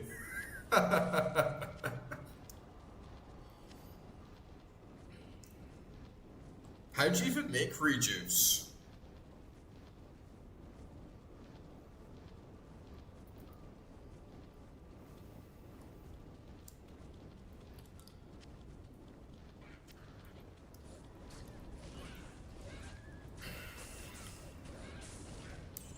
That's actually a pretty good idea.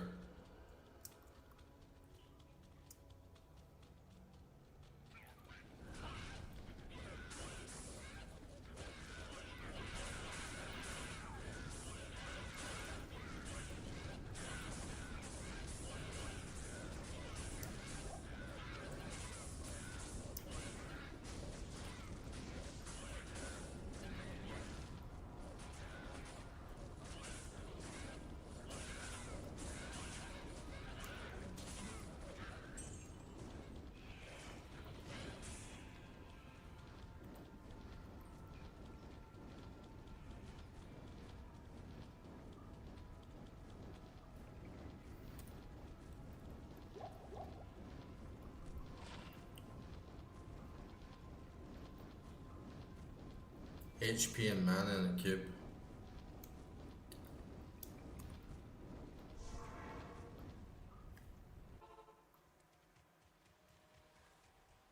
No, I used to go by other names online and for my music and stuff like that, but then I thought, hey, I have like a pretty good name.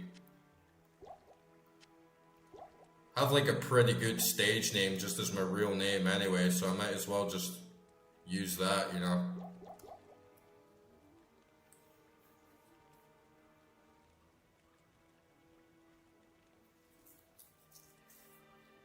Do they have to be the same value? Like I have to do a super with a super, greater with a greater to get it? Let me try it.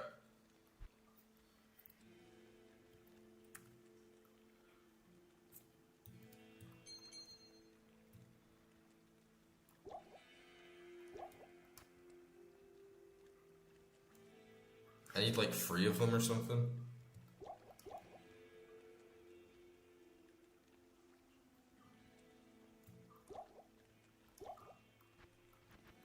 Damn.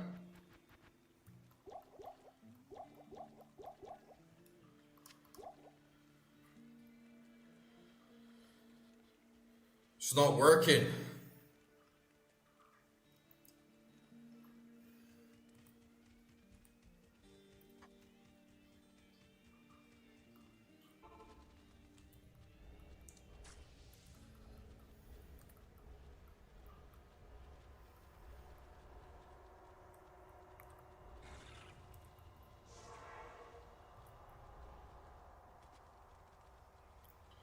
They were the same value. Super, super, super, super, super, super.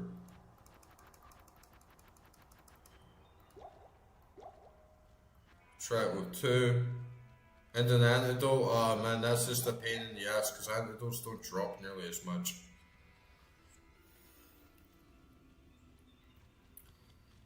But yeah, in home, you're right, because it's not so much the fire immunity, even though that does drastically slow things down. But when you get these enemies that have immune to fire and physical down here, it's just like a complete waste of time.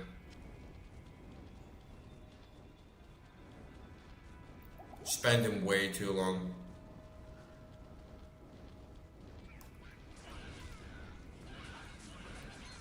But it's kind of luck of the draw as well on the mobs. I wouldn't even mind having such a large map if I could just consistently get runs without huge amounts of missile enemies, because they absolutely tank me, man. A chipped gem as well.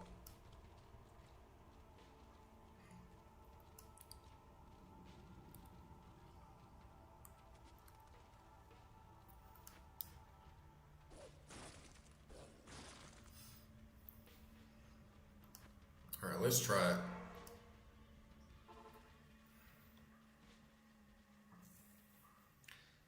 The Diminished has returned.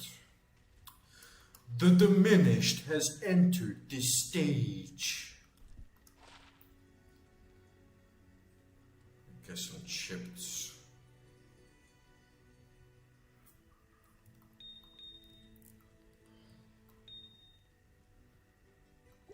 Super.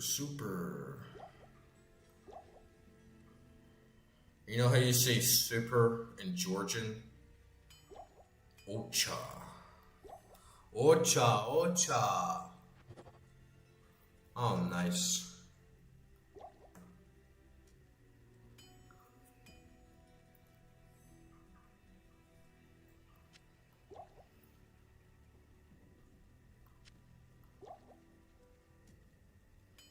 And then how much do they sell for? Let's see.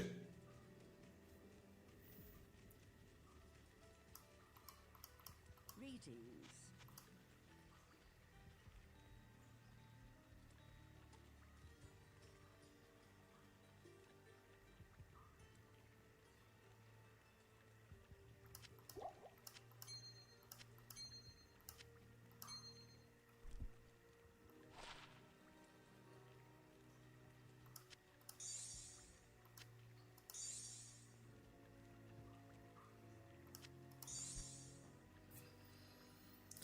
200.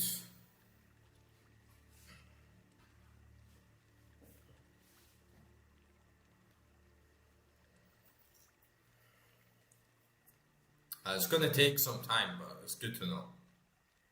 It's definitely not the sort of thing where I could just buy potions and sort of grind them out. But it is like good to know for sure.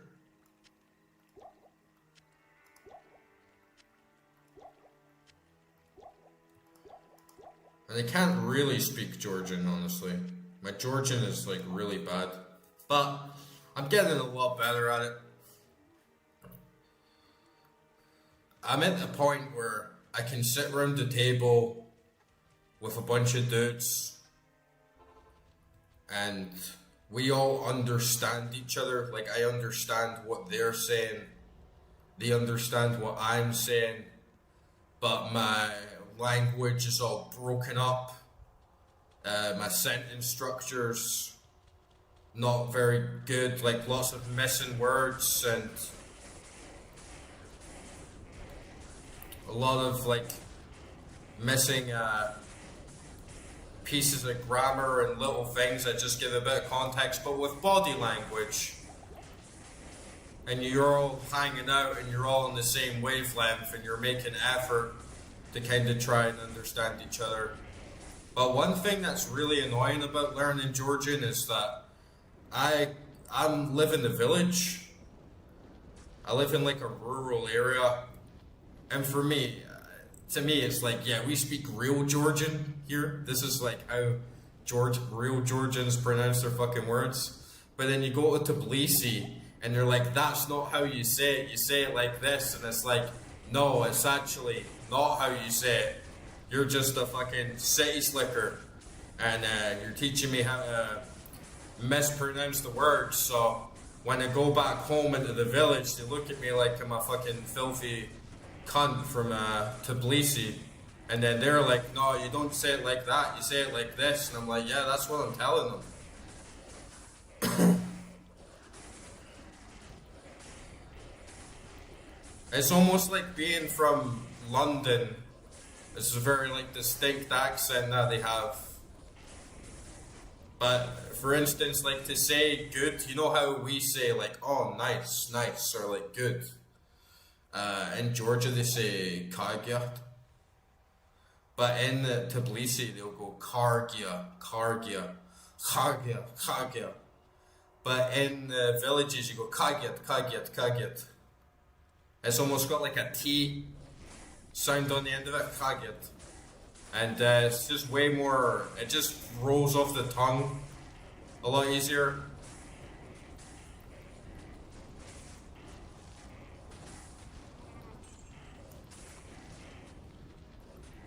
But the Georgian alphabet is hard as fuck.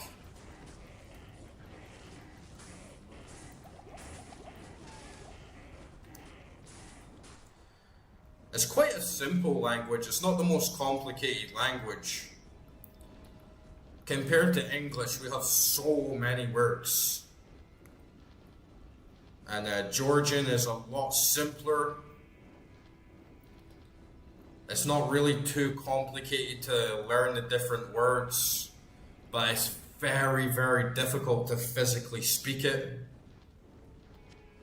because they have so many unique syllables that you don't see anywhere else in the world. And reading the language, like the alphabet, it's one of the most beautiful scripts I've ever seen. Like, fun fact, J.R.R. Tolkien based his lettering for Elvish on the Georgian script because it does look like the sort of thing that like elves would write. It looks really, really cool, really aesthetic. But you actually try and like sit down and read it, it's hard as fuck. Russian is like the second language here. You know how most places in the world you can get by with English? Here it's really only the younger generation that has okay English skills and everyone else speaks Russian. And I had like a girlfriend from Belarus, so I know like little bits of Russian as well. But man, like learning Russian is so fucking easy compared to speaking Georgian. And if you like speak Russian badly to Russians, they still understand what you're saying. Like if someone speaks bad English to me, it's like it's chill, I can understand what you're saying. But in Georgia, you get like one syllable wrong and they're like, what the fuck is this guy saying? Bobber Bali, you know where the bear runes are at? You think I'm gonna get a bear rune drop in the Countess first run? It's only taken me 2 hours to get one fucking run in the Countess, for fuck's sake.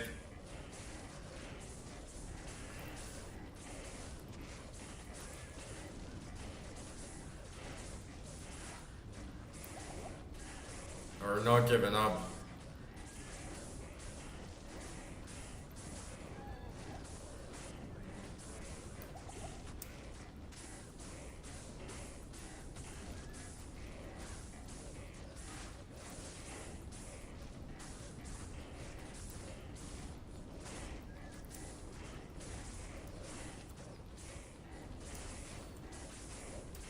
And I don't know if you can tell, Corey, but this like strategy, even though I dig it, it's going to work in the long term. It's just not going to work right now because I'm just going to need to constantly run back and sell all this shit to a ridiculous degree. I really just got to get the merc back and everything's going to keep running smoothly. But then again, as soon as I get that merc back and take him down into the Countess, it's going to die. We're in a recession here, boys. This is a recession. Yeah, I should pretty much just run past them. But you have to be careful, man, because if I run into a room and it's filled with missile guys, I have to run back. And then if I have to run back into a big group of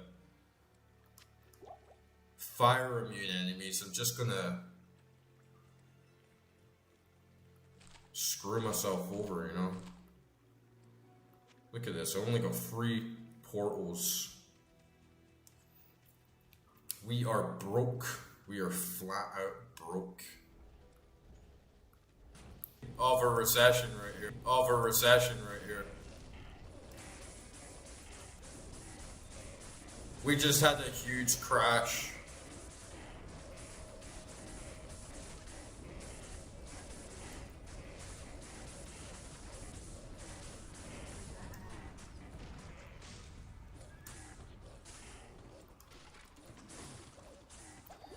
And now we're caught between this shit of I need to save my money, but I can't save my money because we're so broke. We need to spend.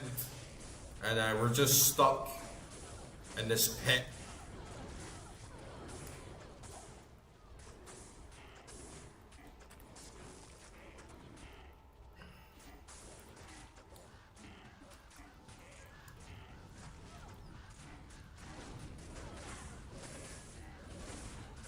This stupid pillar. But hey, if you're broke, all you can do is grind, right? Look at this shit.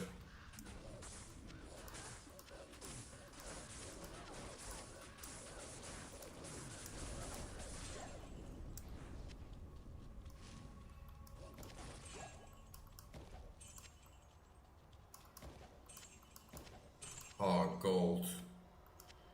I'm feeling like my inner leprechaun rise up in me when I see that gold now.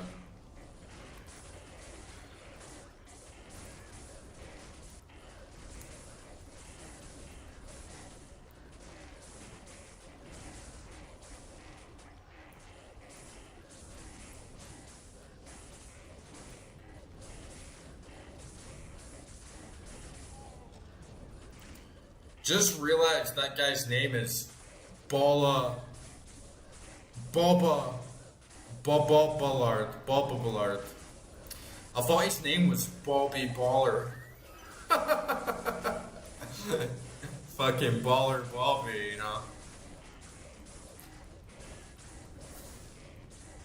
Like Bobby the Baller.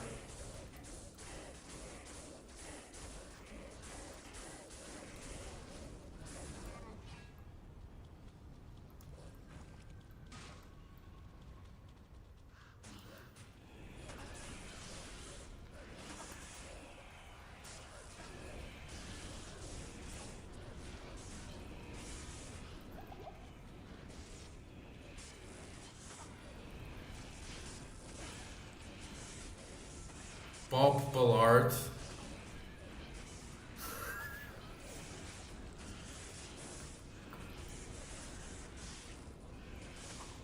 Bobby the Baller. That's what it should be called.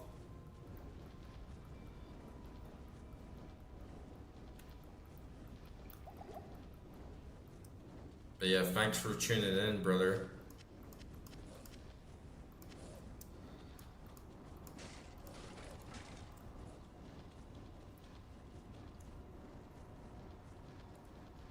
Let's sell some shit.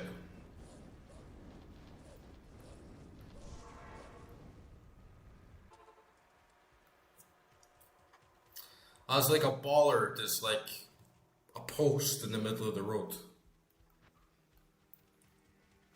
Or maybe it's a nice French name, Ballard. I am Bob Ballard. Robert Ballard. That's quite a nice name.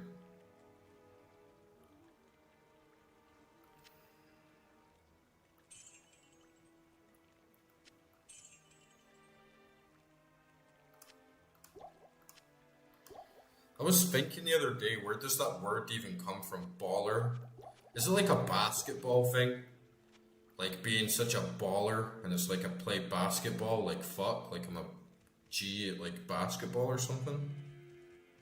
Or it's like we ballin'. I don't know. I'm not down with the lingo.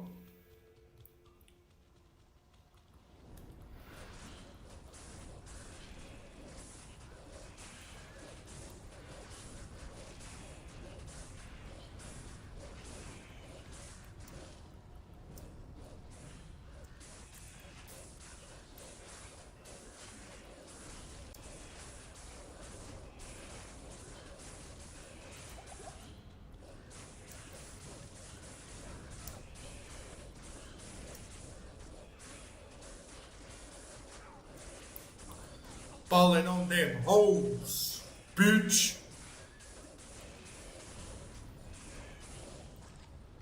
Well, so it's like a comer. That's what it means. It's like you're a comer. You're like an ejaculator.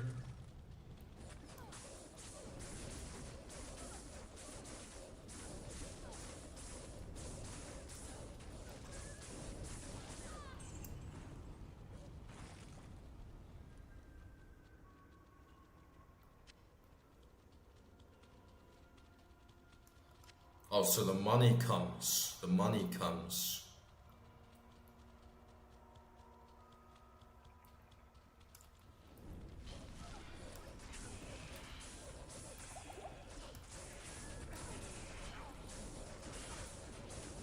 It's actually just not a flex anymore, right? To be buying hosts, spending all your money on hosts. That's like some simp level shit. That's like some OnlyFans level shit, you know.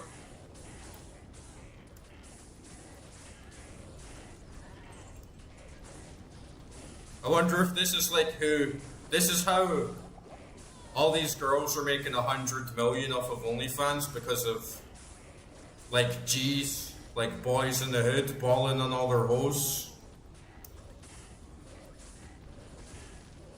Hey, at least they actually get something though, right? Instead of just like paying for pictures online. It's utter depravity.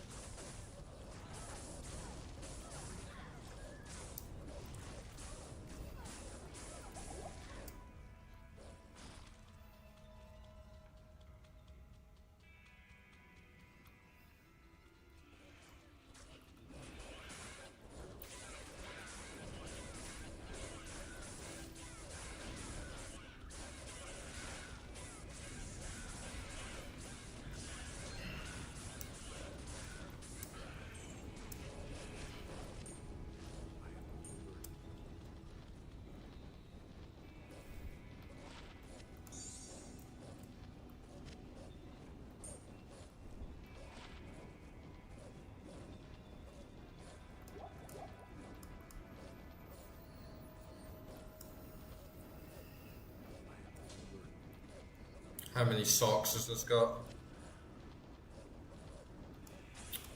God damn it.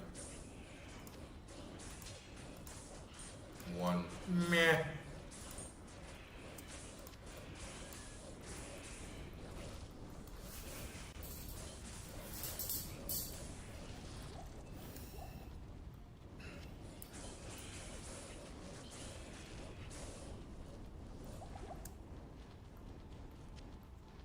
Yeah, it's kinda not a flex. To just spend so much money on hosts.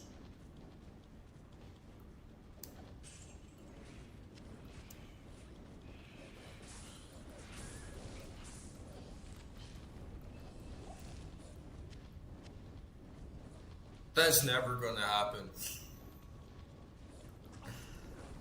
The charm drops in this whole run have been ass.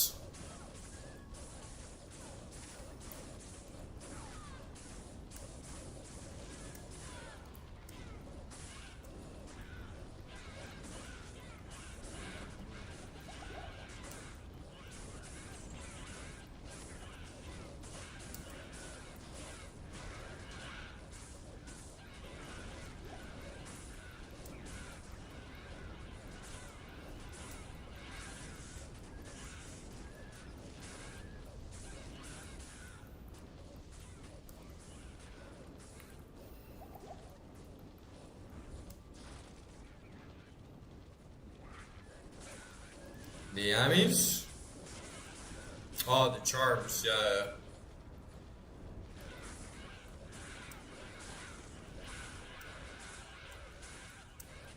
To be honest, I have got a lot of trash ones. Not like stashed, but I've been getting a lot of really trashy charms. So it's not going to be difficult holding on to any. Because I pretty much just throw them all away.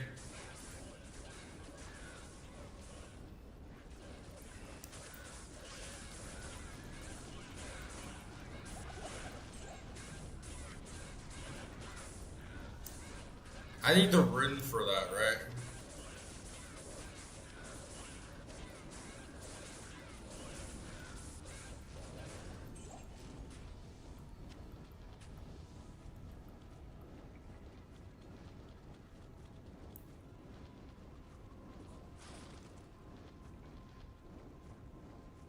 Nice, that is sick.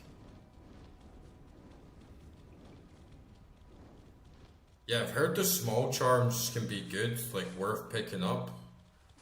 Because having a large charm is a lot of space, but if I had +1 skills from a charm, I would definitely hold on to that.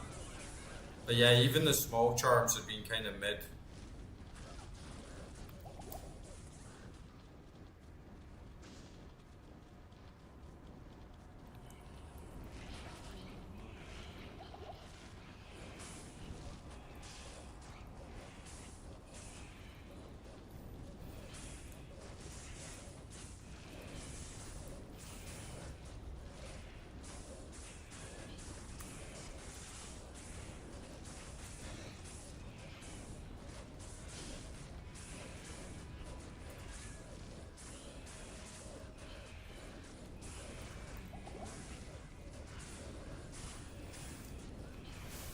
I think at least if we get to the end of the Countess, it'll get us out of this recession.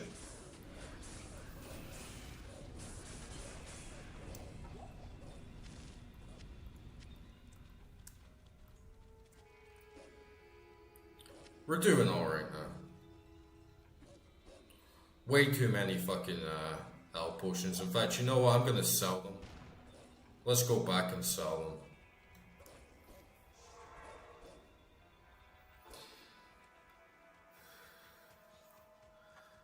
Collect some of them stacks. The order welcomes you. Start balling out on a Kara.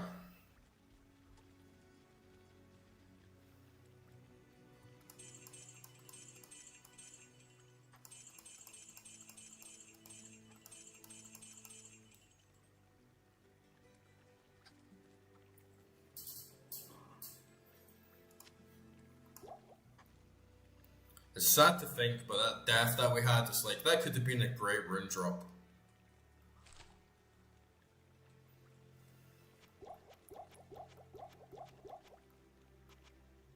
And now we'll never know.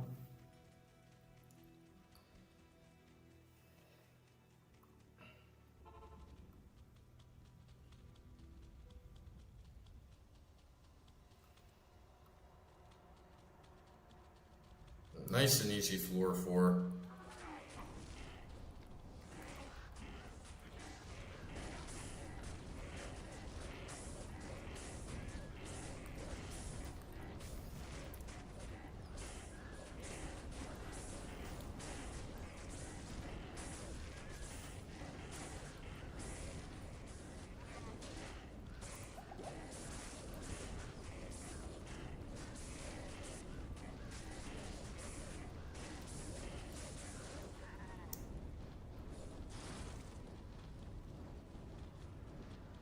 I'm like 100% buying a fan tomorrow, man.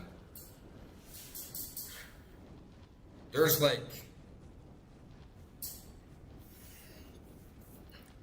way too much heat in this room, and I was so close to buying one because there's a fan on sale in the supermarket in the village, and it only costs like $10, and it actually looks like quite a good one. But I didn't want to have like constant fan noise, right? Yeah. Last night's stream was such a fail. I was way too drunk, man. Like when I left the porch and I closed everything down, I didn't really feel that drunk. I mean, I was pretty drunk, but I wasn't like blackout drunk. And then the longer that I played Diablo 2, eventually I'm just like, fuck. I can't do this, I can't do this, I'm just like too fucking wasted, man. So yeah, I only got like 30 minutes out of it until I was like, nah, I can't do this.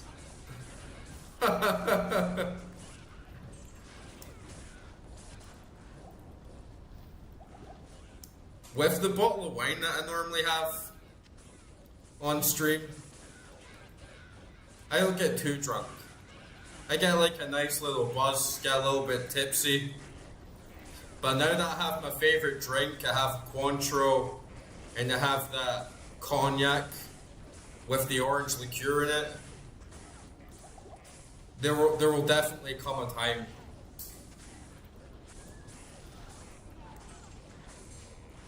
where I will be drunk again. Maybe not that drunk.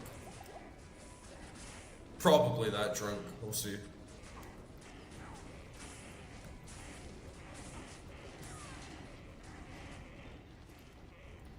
And yet the fucking NPCs, man, I couldn't even remember it. I couldn't even remember it, man. I woke up today. I remembered that I was on stream. And then I had no idea what the hell actually was going on. I remember that I died and it was too much. And I was like, no, I can't do this. And then I woke up today. And then I watched the stream and I'm like, right, what the hell was I talking about? And then just all of a sudden, I'm like, you know so much about all these fucking ancient religions. You just stand here and do fuck all. You fucking bitch. Like, get legit fucking mad at them. But that's been like my sentiment. That's been my sentiment throughout the whole game of when Deckard Cain and all these like NPCs are like, oh, we need to like build trust with you, and blah blah blah. I did this. I'm such a legend. I have like big lore behind me, like Deckard Cain. It's like Deckard Cain. Why don't you fucking no? Holy shit, that was close. Holy shit, we nearly did it again.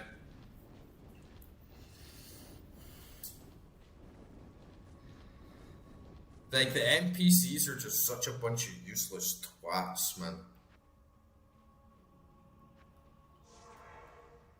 They sit around, I own an army of fucking mercenaries. You just sit there with your fucking ass hanging out your leggings, going, nah, nothing. I mean, fair enough for Deckard Cain and Akara, like, they're old. They're like pensioners, they're like retirees. But yeah, like Tasha, it's like, don't give me any shit, right? You just got wrecked, sent outside your castle by Dario. I've gone through 2 incarnations of the fucking entire planet, battling demons, and they're still talking down to me? Yo, Killer Spliff, yeah, Project Diablo 2 is really high on my list. I really want to play that game. Since I saw it, I was like, wow, this looks really appealing. And it's a shame that I'm going to have to kind of start everything over, but I'm kind of veering more towards it. I know, like, when I get to the end of hell, I'm going to have this choice of where do I go further in my little Diablo 2 journey.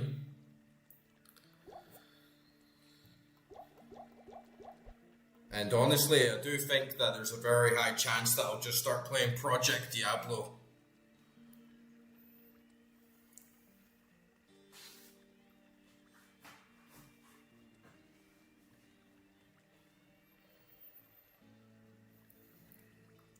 Yeah, it looks way better. I just love how there's so many things in Diablo 2. I think it's an amazing game. I've slept on it for so long, and to me it's easily become like one of my top 10 favorite games of all time. I'm definitely going to be playing this game for so fucking long, but at the same time there's so many small little things I don't like about it that kind of piss me off, like the stash size, like a lot of items being boring, and then just to see like Project Diablo 2, it's kind of ticked all the boxes of things that I would change. And you're still getting these skill updates and like build updates and making useless skills actually half decent and stuff. Right, let me get a portal out here just in case.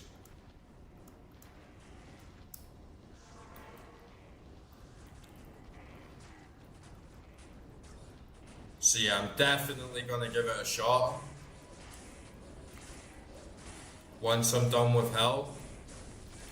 But then after I do hell on my Summoner Druid, I'm going to stream Diablo 1 for the first time and catch up on the lore and the story. And then we'll see. I kind of feel like I don't want to just jump right into Project Diablo, because I've already committed quite a lot of time to this version of the game, so to kind of just leave it. But then at the same time, if you are going to be more serious about it and you are going to like more fully commit, then you should go with one version. But I guess I can play both. It's just when you start like splitting it all up, it's like, man, I'm going to be here for the rest of my fucking life playing this game. You think D1 is hard? Yeah, the Warlock expansion doesn't have nearly as much as Project Diablo, but you're right. But then my problem is I can't play in legacy graphics on the Warlock update. And that's like a big thing for me. Like when I saw that Project Diablo has like the built-in widescreen support, I was like, oh man, I really want to play widescreen legacy graphics. Small things like that, such a big deal for me. And I do vibe a lot more with legacy vibes than I do with the Resurrected. But I also think that maybe Project Diablo is still like a bit beyond me. It looks like very hardcore, and it means that a lot of the things that I look up in Diablo 2 is going to be another layer of finding out, is that the same thing in Resurrected?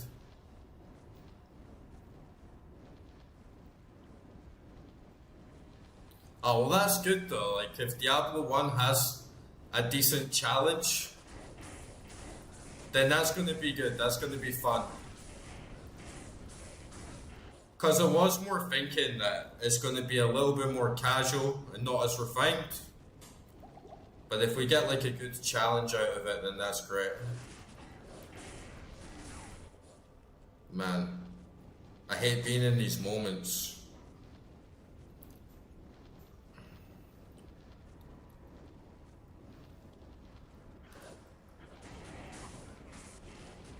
Where I'm like stuck on the stairs coming in and out, but guess it could be worse. At least we're fucking safe for the most part.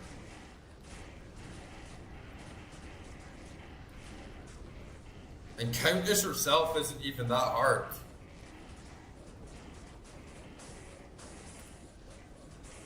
We go through Countess quite easily actually.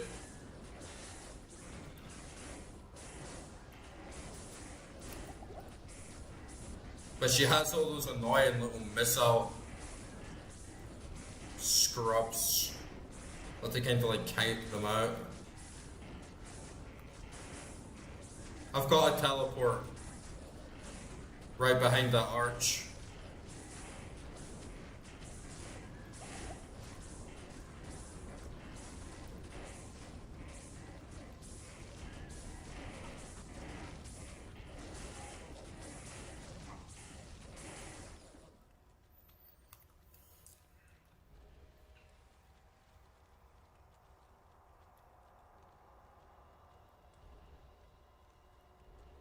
And yeah, you're right, man. It is all about fun.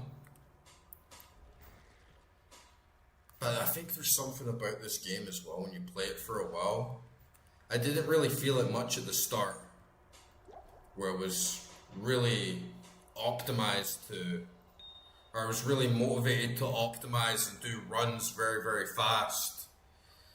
But now I'm like craving the challenge. I want the big gear. I want those big drops. I want to see the stats go up, and I want to start crushing bosses very fast. And I could see myself committing a lot of time to it. I don't see myself stopping playing this game for a really long time. It's almost like an MMO in terms of longevity and how much I personally feel I could get out of it and how much I want to play with it.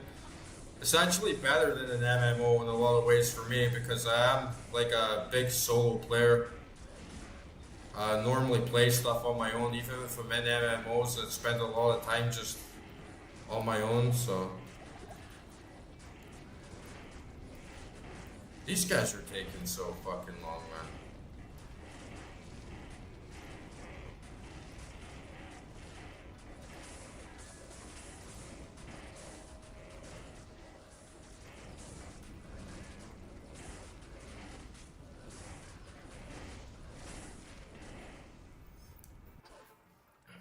It's interesting how many builds there are in this game and how many different ways you can go with it. Because the skill tree is so basic, right? The It's not like Path of Exile, where you're kind of just overwhelmed with so much information. Alright, I better get back in there then. You see this situation I'm in though? It's a fucking joke, dude.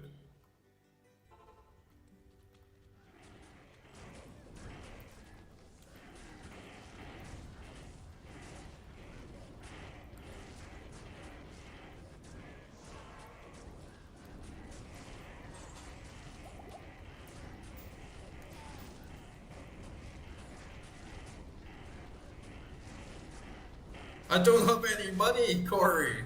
I don't have any fucking money. We're in a recession.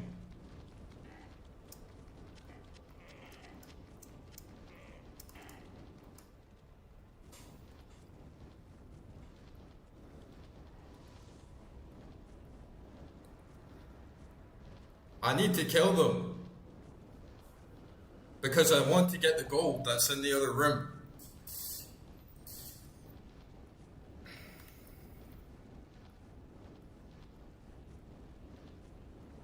But yeah, you know what is something else that I need to get is I actually need to buy a mouse just for Diablo. Because I'm putting like hundreds of hours of fucking clicks into this thing, man.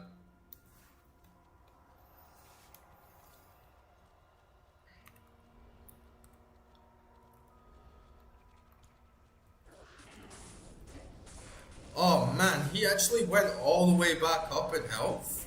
He went back up to 100 in like 0 time, man. That's crazy.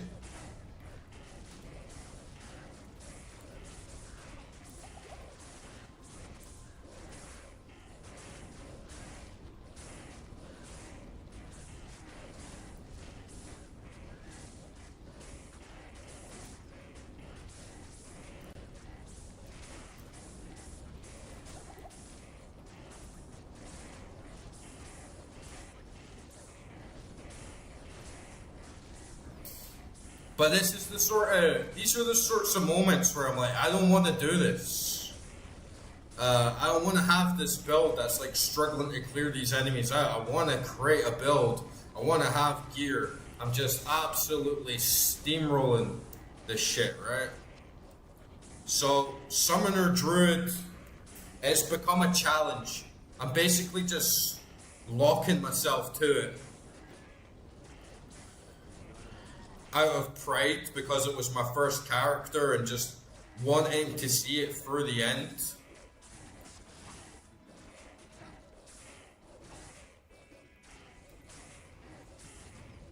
But honestly, once it's over, I'm going to be starting something else and focusing on that. Yeah, maybe I can leave these guys now. There's only like 2 of them.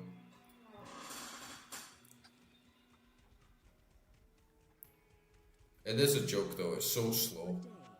It's really lagging me. I mean, I've been playing what?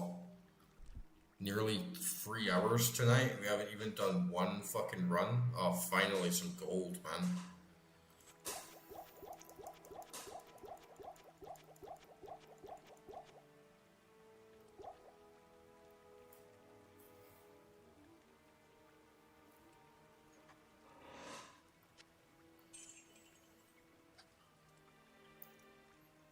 Yeah, it's just like, sometimes with an RPG especially, you get really stuck into your character. You don't want to leave something behind. You feel like this is my mission right now. I have to do the game in this way before I can continue and start trying other things.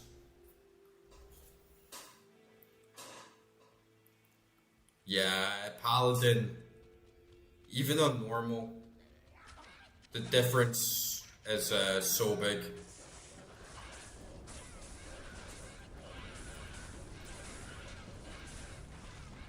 And it's so varied as well, much safer.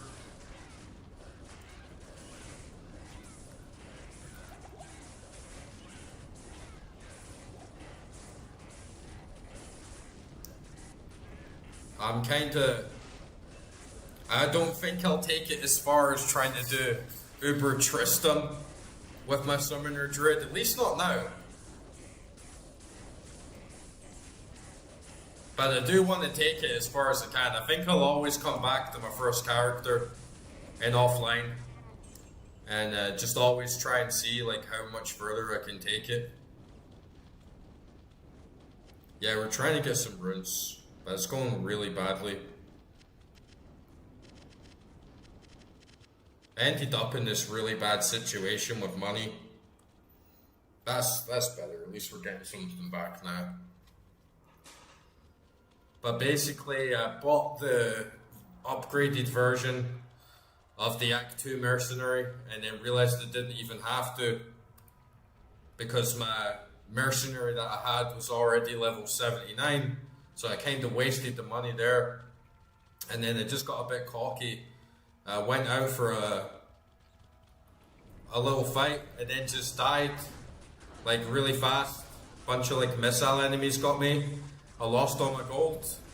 And then because the mercenary is so essential for my build to get that mana regeneration in, I ended up just getting stuck in this really horrible situation where I'm constantly needing to run back to town to get potions, and then I wasn't even having enough money for them, so I was having to sell stuff, and then I just constantly getting like really slow vibes and like pincered out, just basically in a recession.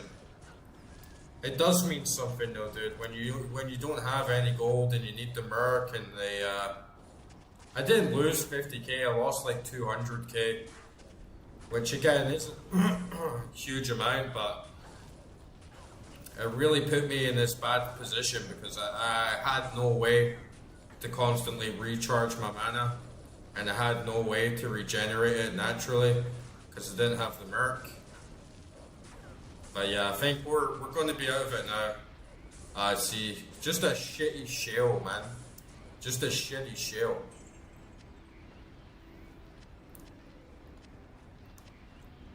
I knew there was no way.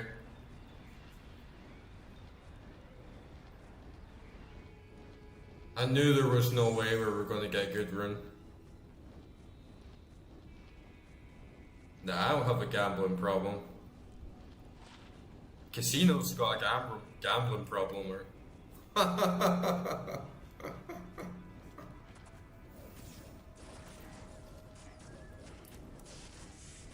at least we got a little unique for Grail collection.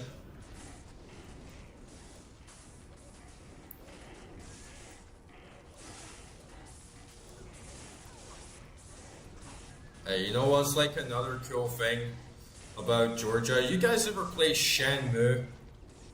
That's one of my favorite games of all time. But you know, like games, well, there's only one game like Shenmue, right? But you know how you kind of just walk around the city and there's like old men on the side of the street playing like little games, or you're in like Red Dead Redemption 2 and you're just walking around town and there's a little blackjack table or people are playing dominoes. In Georgia, there's lots of old dudes and people just sitting on the side of the street playing like card games and backgammon and stuff. And I really want to learn backgammon just so I can get in this raw street vibe and start playing backgammon with all the old dudes down the alley and start putting like some money on the table and stuff. I really want to get into that.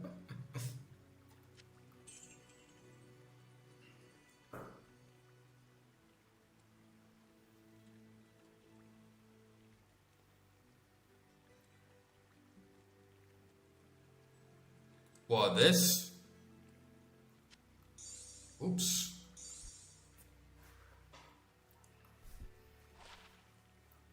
All resistance is 28 on that amulet, that's pretty good. But then when you consider plus 1 to all skills, it's probably going to be pretty handy though for someone else in Nightmare.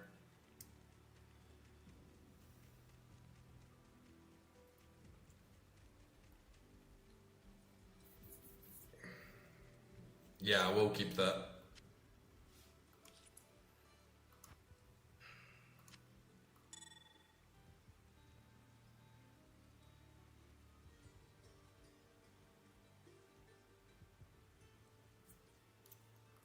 That's true, actually. That axe will be good for my barbarian.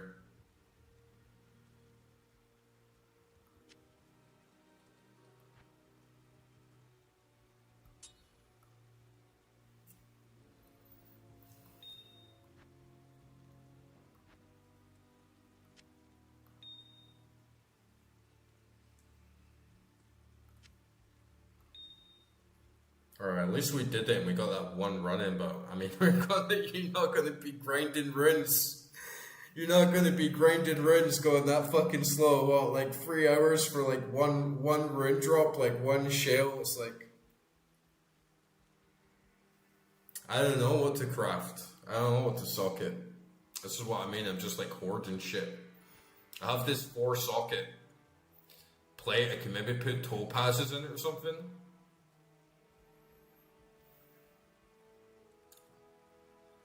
But yeah, in terms of what I'm using myself, I do have a 4 socket armor.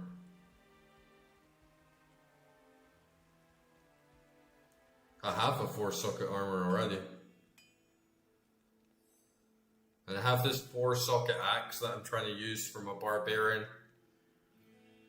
But I need another, I think it's a lem that I need for this rune work.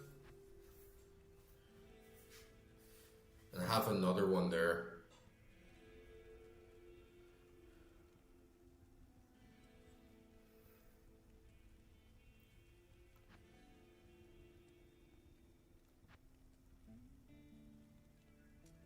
There's nothing I really want. What are you talking about? It's not a blue item. This is a grey. This is a grey.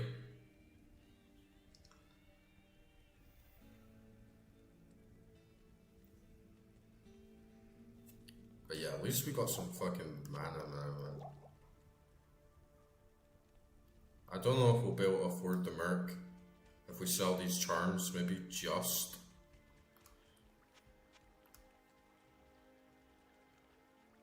Nah.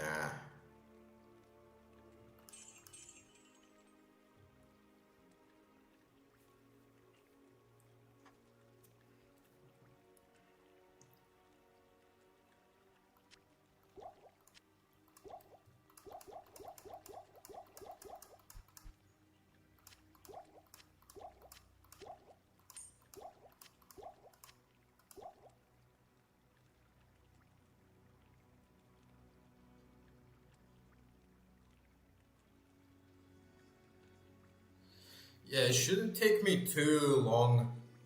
Well, like, the problem is not losing all the money. The problem, right, is that the mercenary was such an integral part to my build, and that it stops me having to regenerate my mana constantly myself through potions. And when I'm spending like 900 gold per potion, and then I'm using 8 potions in like 3 minutes, I'm just churning through the gold so fast. But once we get the mercenary back, then all that money that I'm spending on potions just gets saved back. So it's not an issue. It's just that we need about 50k to get the merc back, and then everything's gonna start like flowing. And then just be a lot more careful with it. I have to get way more into the habit of depositing my gold and not like running out of town with a fair amount on me, because if you do take out all that you have and then you forget and then you die, sets you back quite a lot. It's a stupid thing to be, maybe I could sell this. I wonder how much I could sell that for. It's a pretty stupid thing to be worrying about, and my build is not the best for hell. Maybe we'll get there with some better, higher level rune words, and hopefully get a better set of gloves and just a couple other things to make everything flow a lot better. With the merc, it's not even that bad, honestly. It's just when the merc dies, you get caught in this really negative cycle, and it's the sort of thing that's held me back on every difficulty with my minions. For instance, like, you don't want to be holding back having to summon every minion. Then once you've summoned every minion, all your mana is completely drained, like no regeneration. It makes some fights slow as fuck.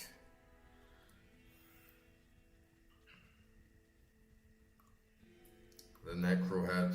Yeah. I'm kind of saving it for my Necro because it's a really good one. But I have a lot of them.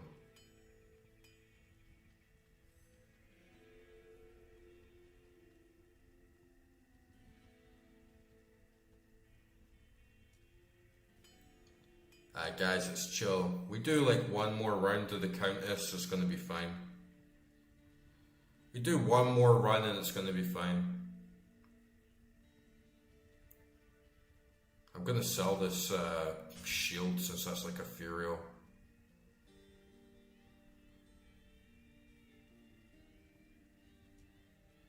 That might actually do it. We'll see how much we get for that. Yes. 6,000. Nah, we're close. Yeah, the tower is it's pretty shit for this build as well.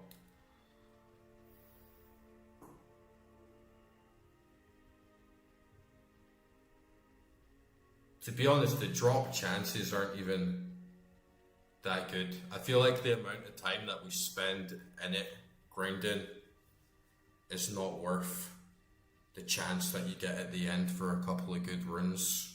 Because if it doesn't happen, you have to go back and do everything again.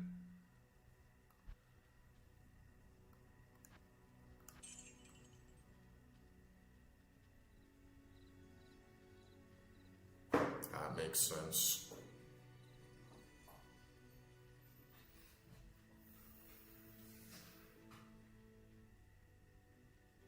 That's ethereal as well.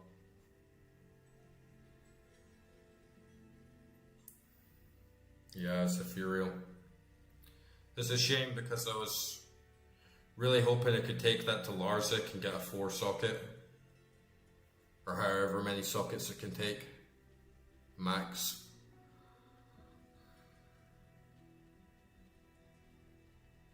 Yeah, Corona. The coronavirus cap.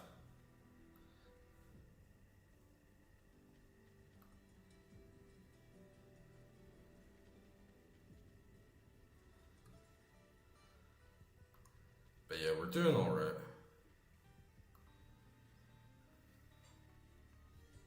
Oh, you get 3 sockets in the coronet? That's nice. Maybe give it to the Merc or something.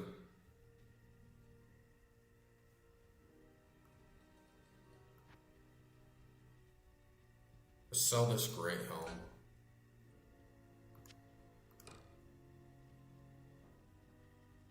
This is a really good staff, especially for level 26 Sorceress. Like 20% cast rate,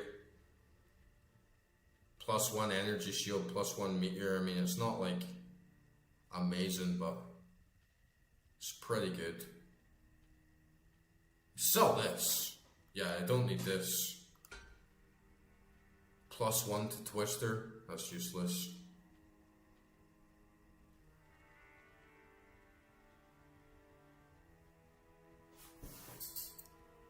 Yeah, might as well, honestly. Save up a lot of space.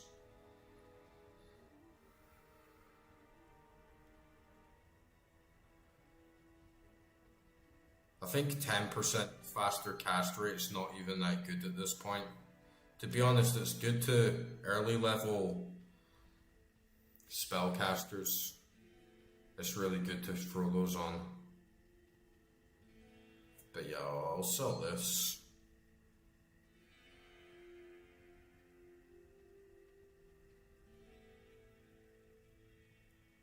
Maybe sell the rainbow ring.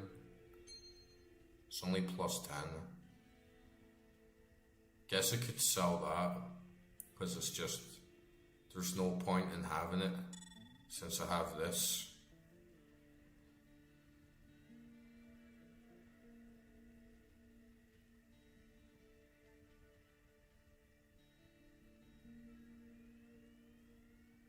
That might do, actually. That might be enough. Jersey.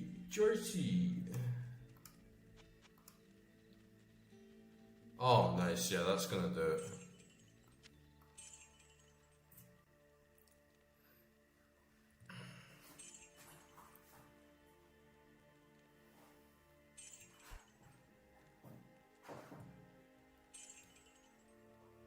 Okay, nice. Finally be able to get that merc.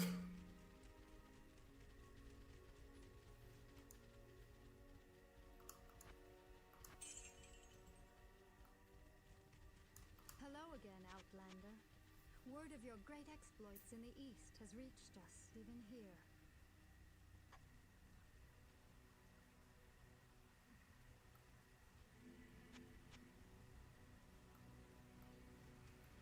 Greetings.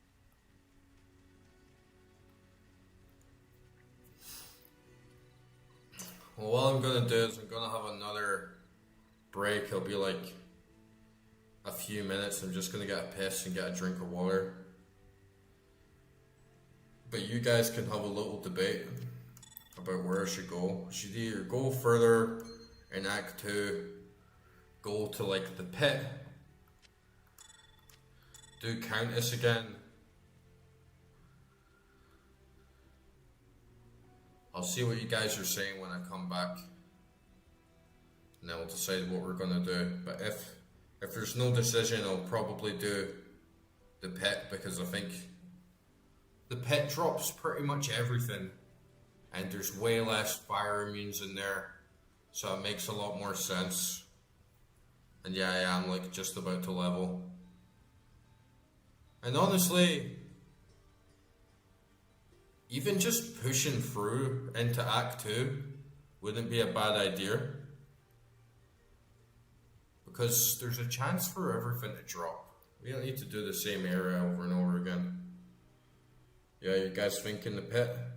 Yeah, I think the pit's... Okay, yeah, we're gonna do the pit.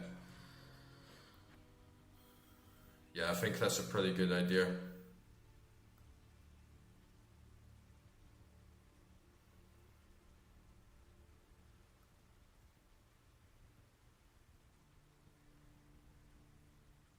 Yeah, I think that's right. There's no point farming the Countess so much when it's just like way too much effort on my build. And now we don't even have to respawn or restart the game. We can just go like straight to the pit. But yeah, guys, I'll be back in a second. Unanimous decision.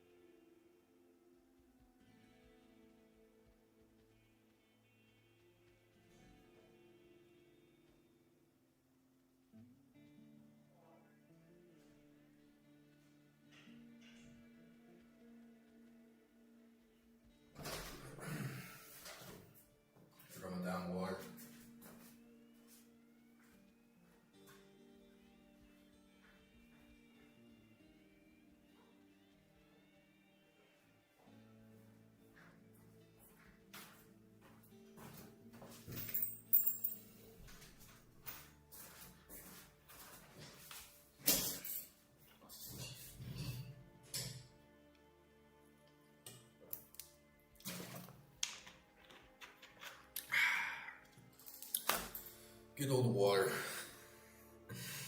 No excessive drinking tonight, just a nice little green tea and some water.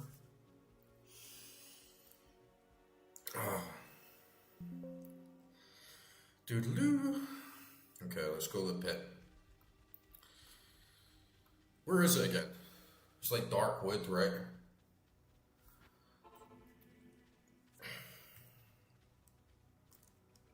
Yes.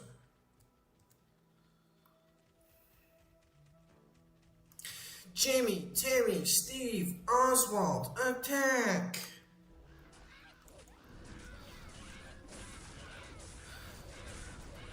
And this merc better not fucking die instantly. Better start holding his own. I'm sick of all these NPCs, man.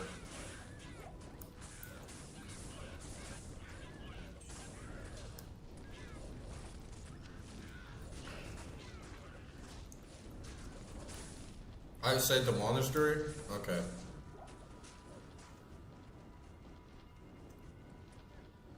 So, it's in like Black Marsh?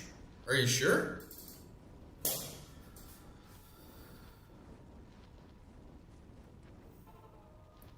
Yeah, do have to be more careful with American getting into the habit of healing them. It's too bad you can't hotkey it, and you have to like physically drag a potion onto them. It's quite clunky, you know?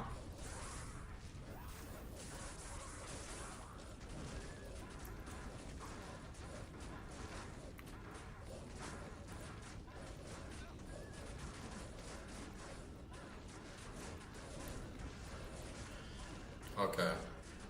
I'll take your advice.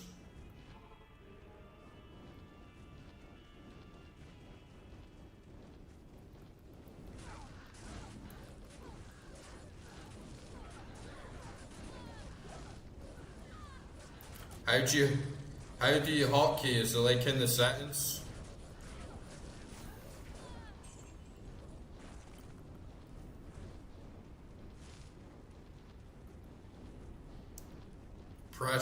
Press shift in the potion slot. Okay, I didn't realize that.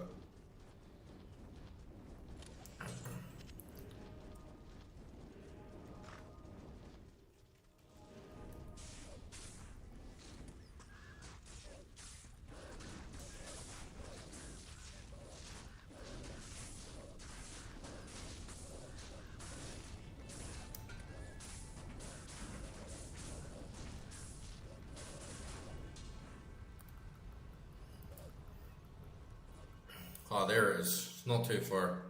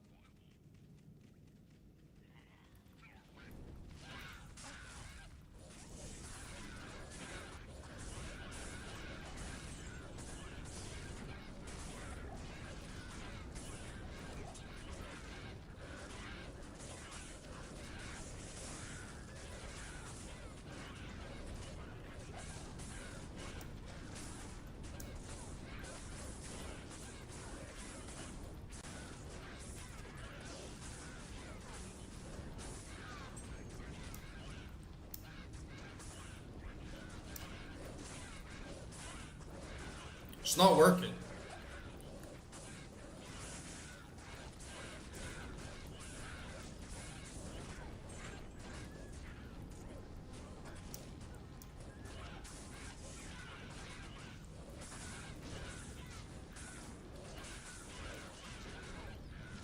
He's not taking it.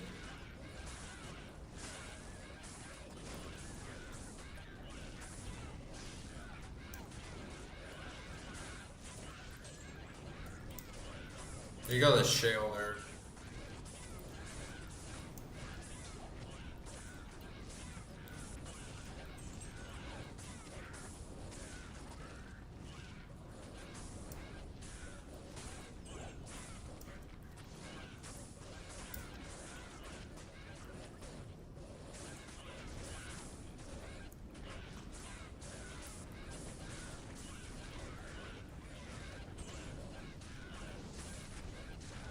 You see how much of a difference that Merc makes? I don't need to recharge my mana at all, so I can pretty much just focus on having a full belt of heals. I wasn't taking it before.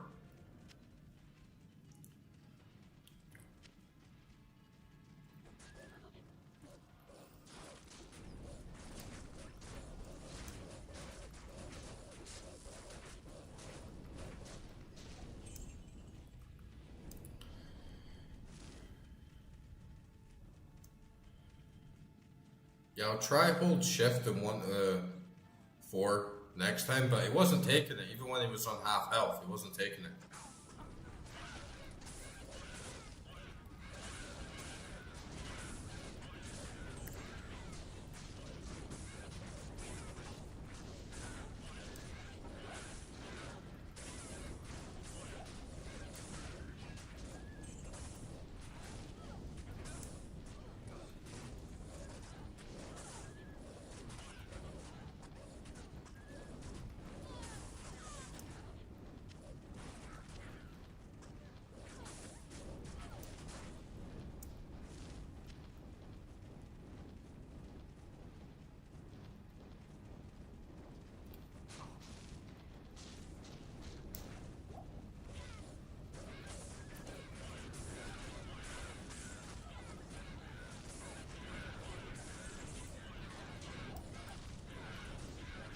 This is more like it.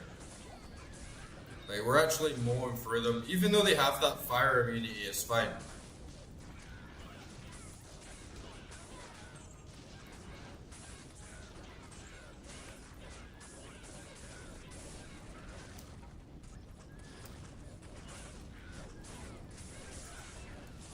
Nice, we got that level.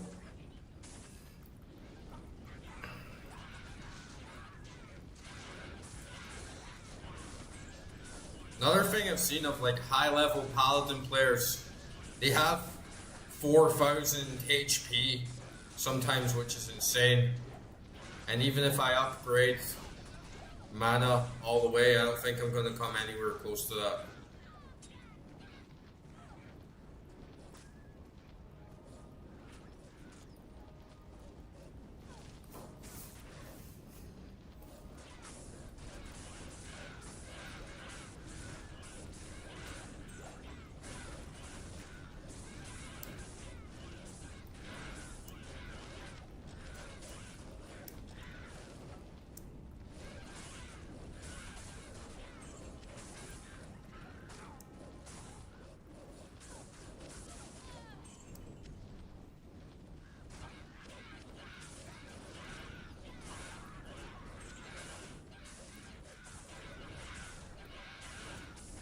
The fire immune's not too big of a deal.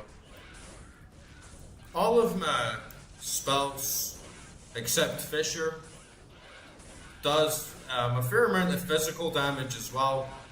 Plus I have my minions deal cold damage, bit of poison damage, and they all deal physical damage as well. But the thing that really busts your balls in the counters on this build is a lot of enemies have both fire immunity and physical immunity, and the enemies just have a generally like much higher health pool.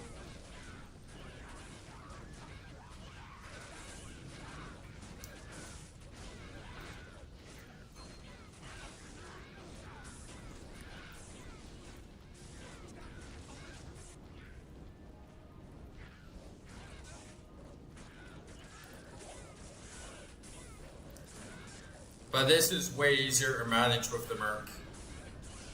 So much less micromanagement on the potions, and I can just focus way more on my output and making sure all my minions are up and running.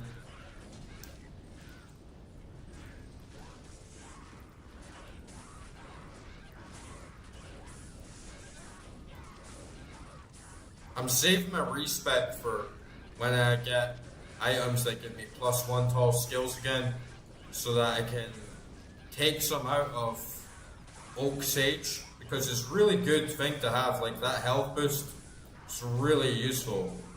But the more you level them up, the lower the health boost actually becomes and the range goes up instead. So when I get a couple more items that give me either +1 or maybe another +2 to all skills, it's actually going to nerf Folk Sage. So I'm saving my respec right to the end when I'm at level 99.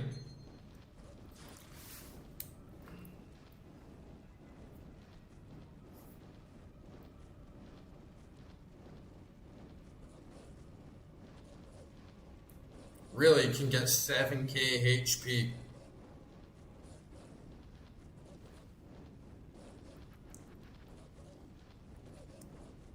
That would be crazy. Can't carry anymore. Holding all these bolts, man. And yeah, you see what I mean? Diminished. Now that I have the mercenary, all these potions are just sitting there doing nothing. And you don't even need to worry about them. You don't even need to pick them up anymore. So all that money I was spending before of just keeping myself alive on a basic level, now I can just run through the game and hold all the cash.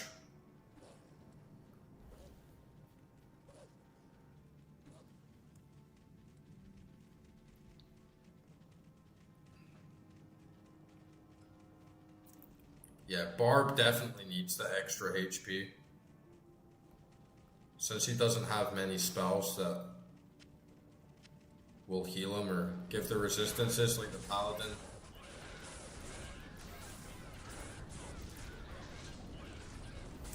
Yeah, that is a good shout. But then the thing now is that I'm not getting the chips.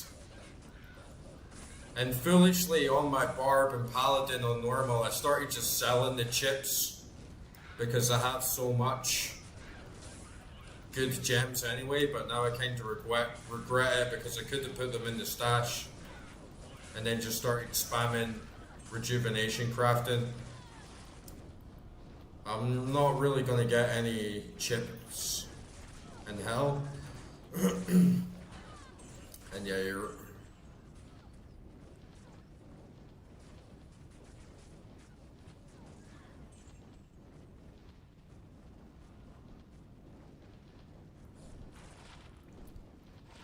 I better not have sold that Nagel ring. Where is it?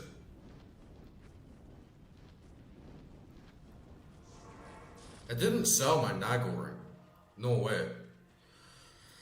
I would have remembered that.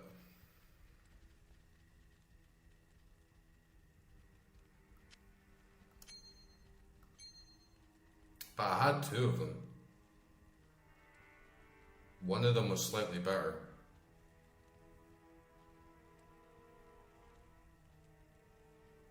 What the fuck? Where is it? Seriously? Where the fuck did it go?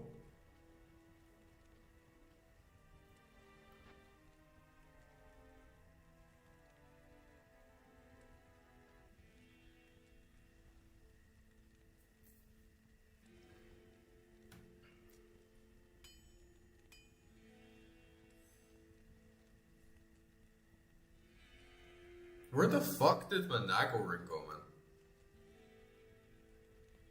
There's no way I sold it, right? I was being so conscious of everything that I was selling that I had on me.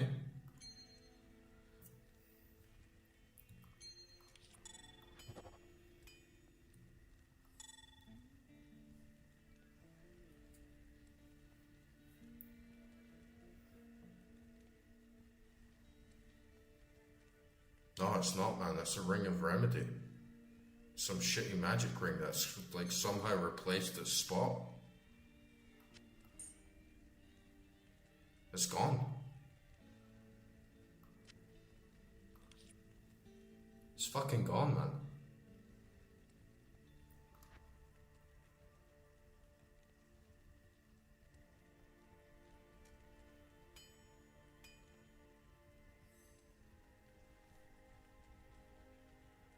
I think I must have sold it by accident.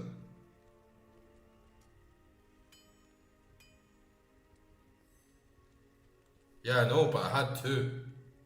And the other one was better. Fuck's sake. God damn it, man.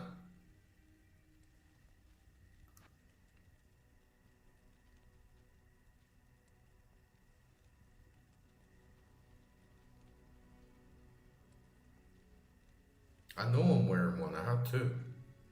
Yeah, I had two. I've said it like fucking 5 times. Got this Manald ring. But yeah, that's a pain in the ass that I dropped that. Or sold it or whatever.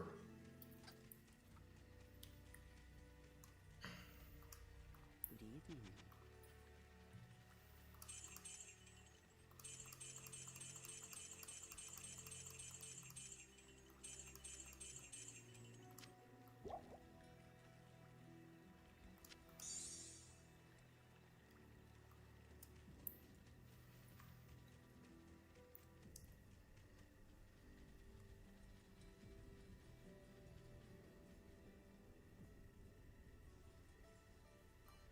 I'm pretty sure I had gloves with a little bit of magic find.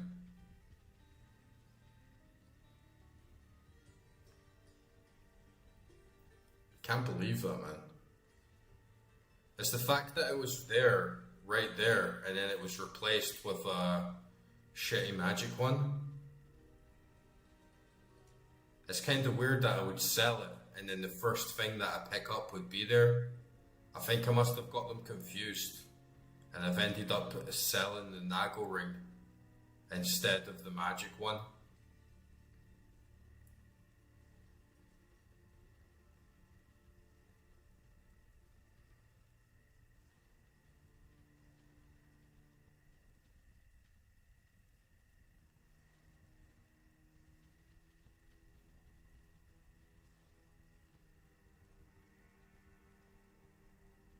We had pretty good magic find coming into hell. I remember I had a decent setup and we were close to, I think we were over 100% magic find. But I think I had both of those Nago rings on. I have the 42% on these boots. So it's still alright, but yeah, if I had the other Nago ring, I could have easily boosted it up. Yeah, those boots. Ah well, fuck it. Lesson learned. I gotta be really careful.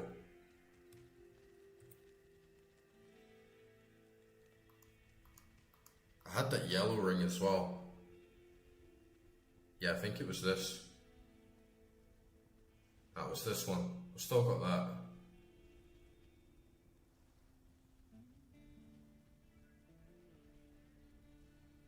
Alright, fuck it. I just gotta learn to be like really careful with my gear.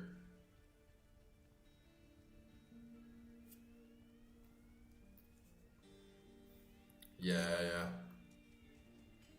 No, it's not even so much that, it's just the fact that I had one.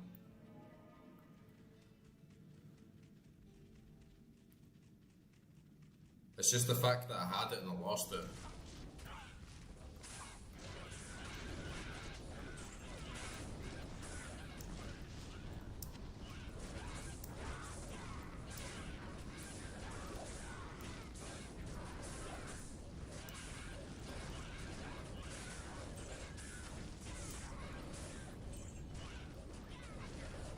I was honestly thinking to myself, you know, it's not good to hold the ring in my inventory.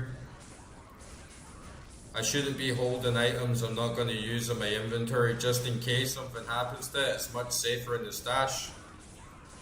But I'd been holding it just in case I was feeling more confident in an area and didn't need the extra resistances. And then I was thinking I can just switch in and out if the enemies aren't giving me too much hassle, put the Nago ring on and get that extra magic find.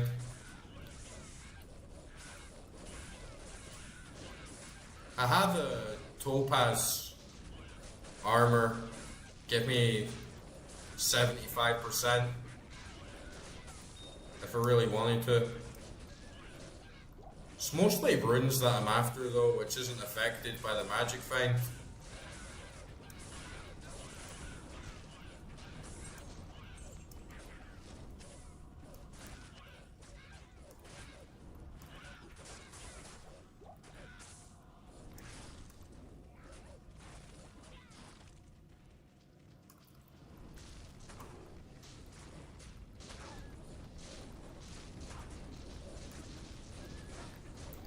I'm not even sure on the maths of that. Like, I can understand the principle of it.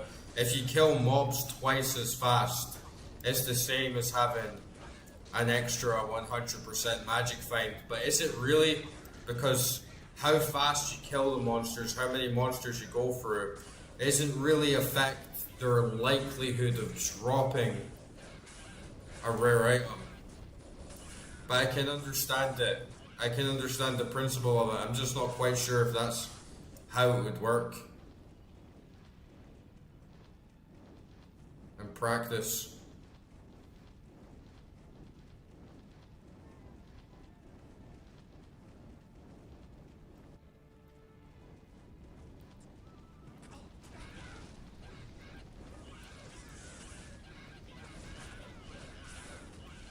I've been through this so many times with you guys, but the cast rate's not going to make a difference. Or make a negligible difference. It's not going to have too much of an impact on my build overall. Because Armageddon, for instance, it just goes on until it stops. Same with Volcano, same with Fissure.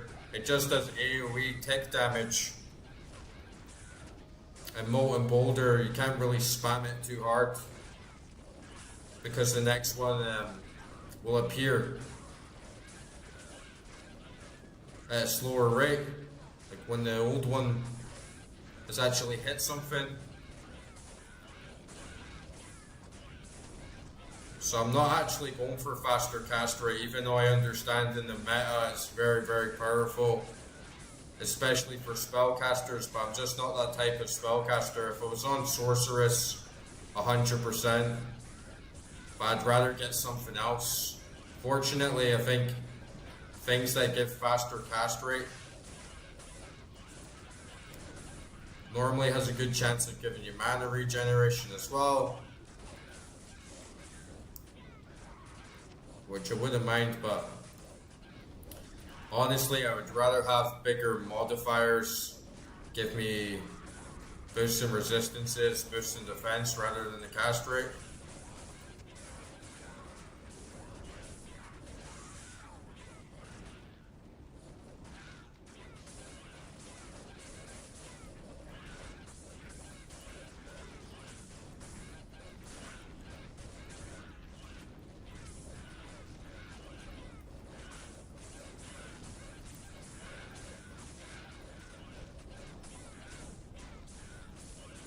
Yeah, I agree.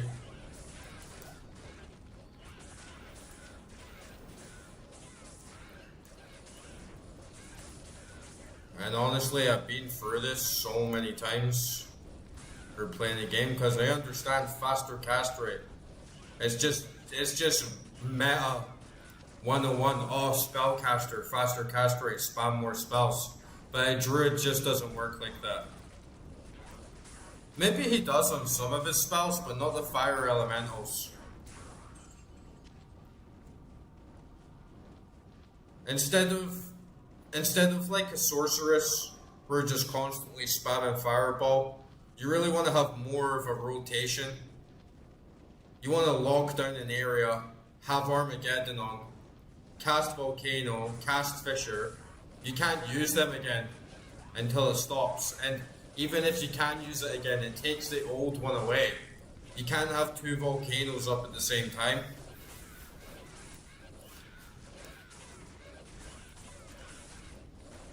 So, by having faster cast rate, it's a waste of modifiers. It's a waste of other perks that you could have.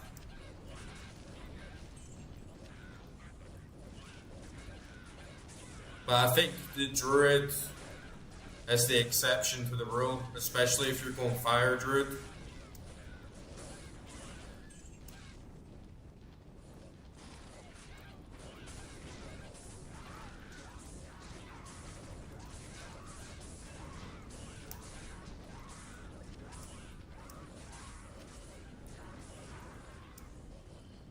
I have a tiny bit of faster cast rate on my amulet.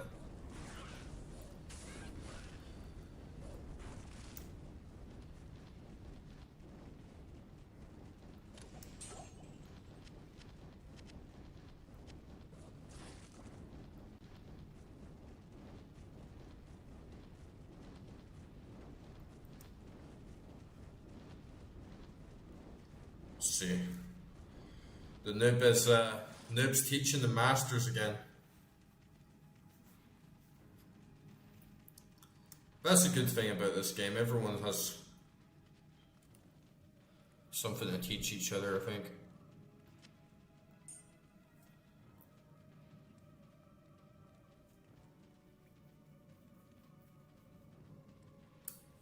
But it is actually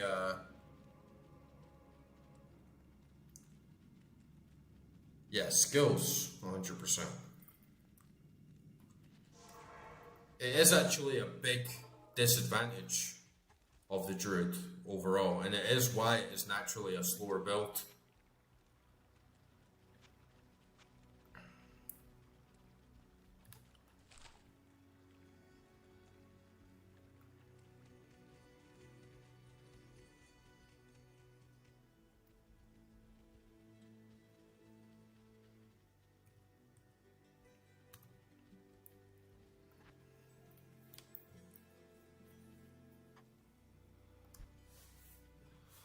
Yeah, bear.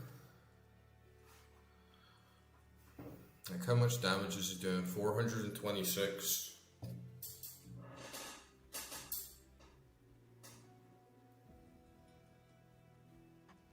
Compared to the wolves, it's very, very small. Same with the alphas.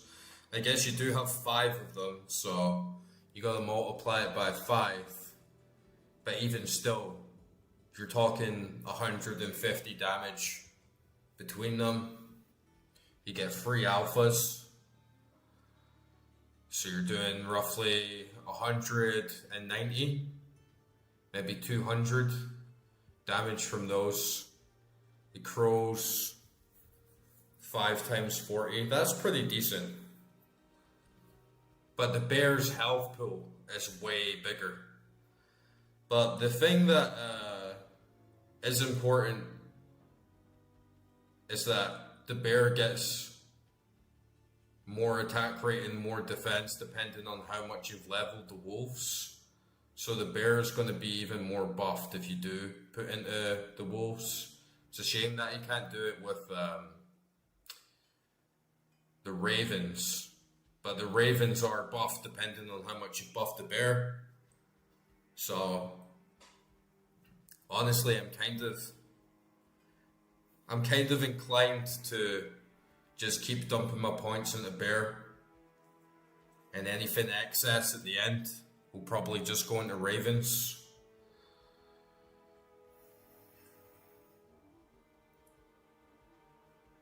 I still have volcano to level up, and if I really needed to, I could put 1 point into twister and it would instantly knock it up to 5 with the rest of the skills, plus 1 to all skills that we can get on like the Monarch Shield and some other things. Like if we got a charm that gave me the +1 elementals, we could get that to a half decent level. We could maybe get up to 10 without investing too much into it, and then at least I would have a good alternative if we get into those situations where everything's doing fire and physical immunities.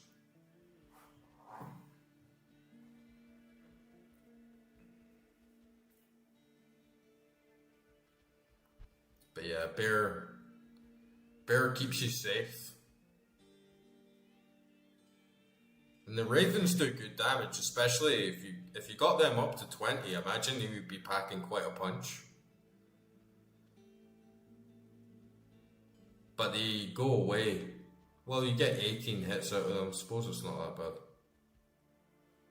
But yeah, I'll put another one in the bear for now.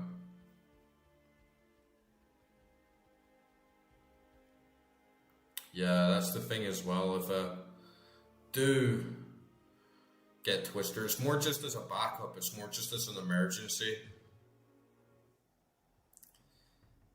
But then if you do get those skills that require higher cast rate, then you're mixing up your build too much, and then you're having subpar skills instead of everything synergizing well.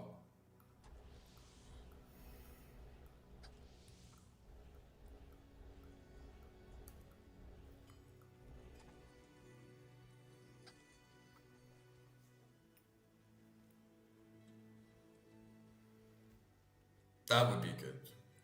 I'd have to take off my tiara though, which gives me +2 to all skills.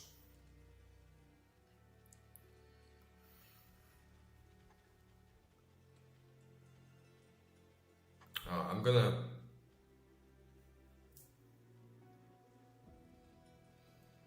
gonna go into Act 2 and actually progress a bit more of the story.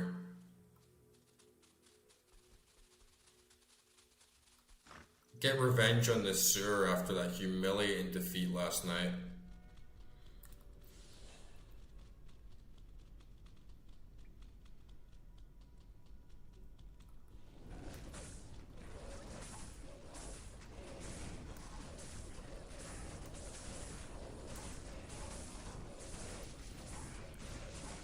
Armageddon is really good. But it wouldn't have Armageddon and Hurricane on the same character.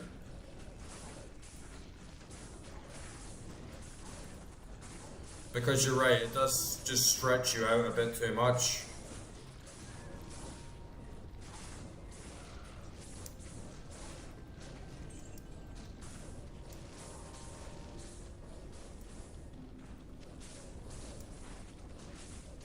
Viper Magi? What is that?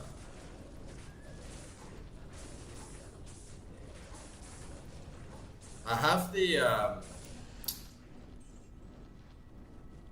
the armor that gives me huge poison reduction.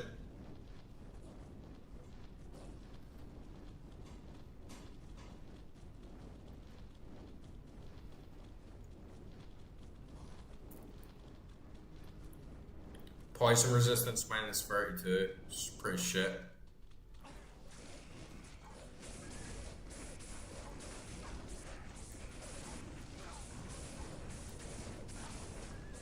No, I don't think we had Viper Magi.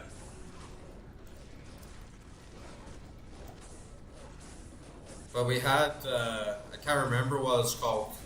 Venom Claw or something like that.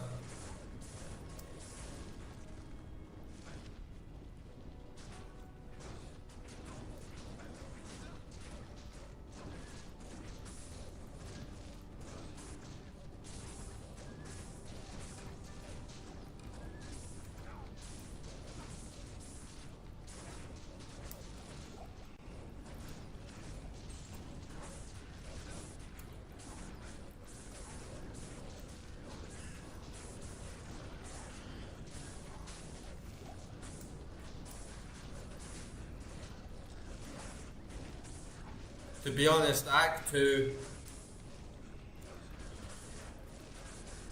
is pretty good for this build, even though there's a lot of close areas where everything's crammed in. Like Maggot Lair and like here in the sewers. It goes pretty well because your druid summons are always out front, absorbing most of the damage and taking a lot of the aggro. So you're a lot more free to just stand back and not get hit. And as long as you're not getting hit at all, the resistances don't matter as much.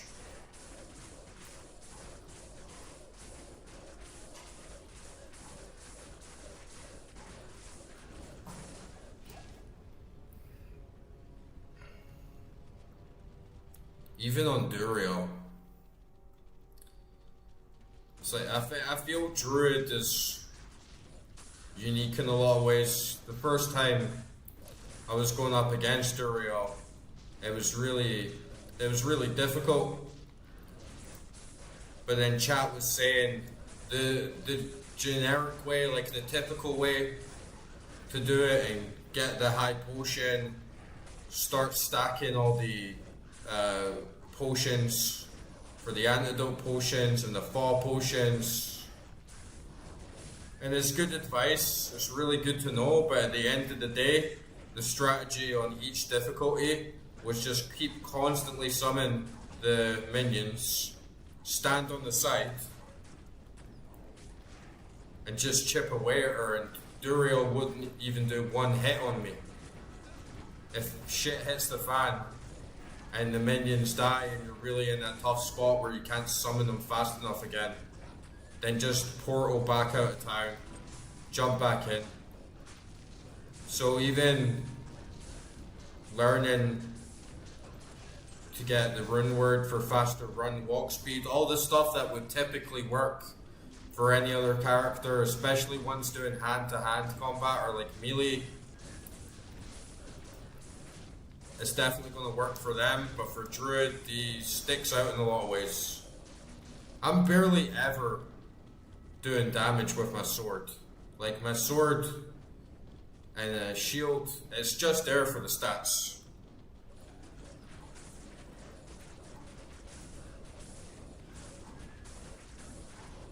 But not every act is the same. It's something that I like a lot about Diablo 2, is every act is unique. It has its own little set of challenges, it has its own little vibe to it. Too many other ARPGs, like Path of Exile, it's all just the same. Every area, like every build kind of works equally. Not equally, it's the wrong word for it, but you can do the same thing every map. Sometimes in Diablo 2, Druid works really well here, Druid works really bad here.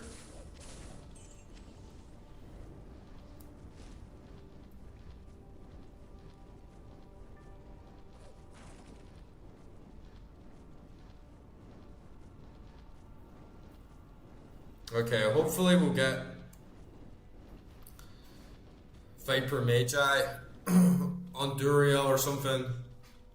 I think we could farm in Duriel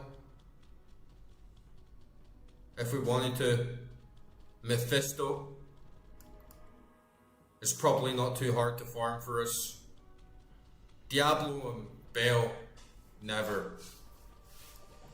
I'm gonna have to level up so much. And I definitely want teleport for farming Bale. Same with Diablo, it would just speed things up so much, but as it is, I get absolutely annihilated by Bale and Diablo. But Mephisto, Duriel, and Dariel, we could farm them.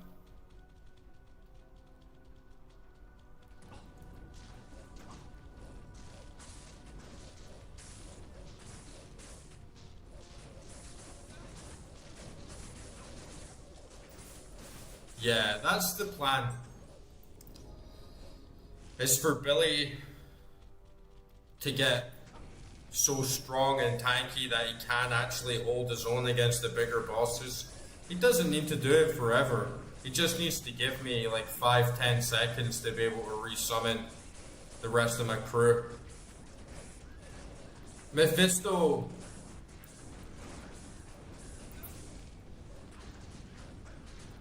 on Nightmare was really heavy hitting on my minions, but the whole fight was basically just stand back and summon your minions endlessly. I wasn't even attacking them with my spells.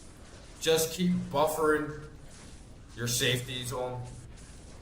Don't let them attack you, don't let them hit you at all. Just keep summoning the minions and let them slowly wear and chip them down. But you know, for farming, you want to kill them as fast as possible.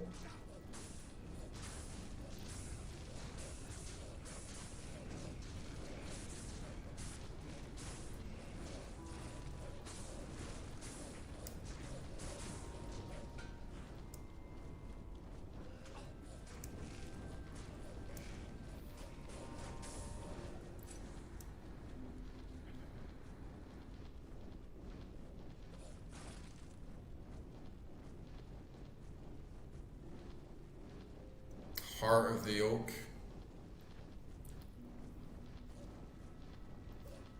You mean Oak Sage?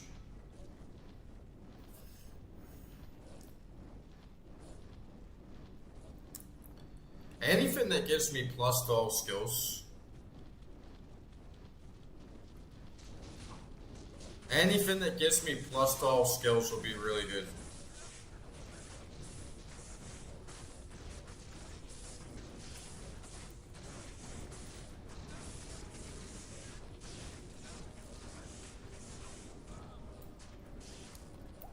Oh, fucking Merc died, man.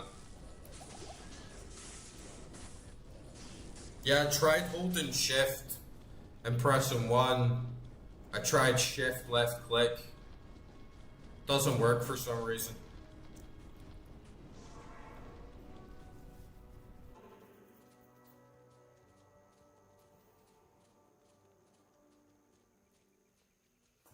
I think like Oak Sage, I don't want to get him past level 7.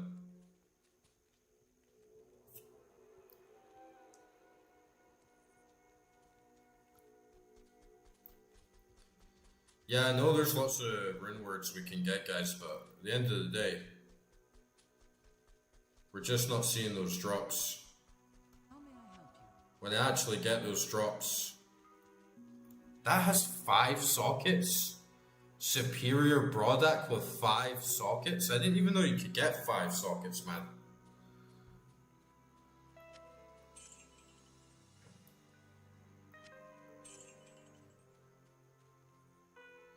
I'll be making as many rune words as I can and trying them out once I actually get the runes, but we don't have mouse, we don't have limbs. There's a lot of big gaps in our inventory. But yeah, 5 socket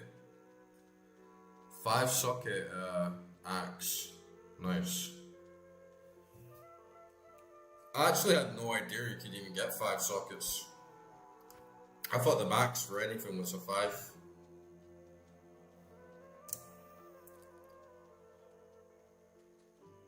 Yeah, I got the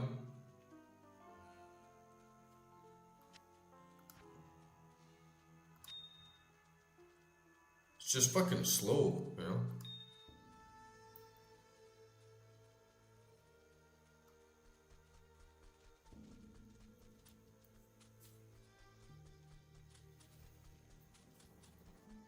Good evening. I don't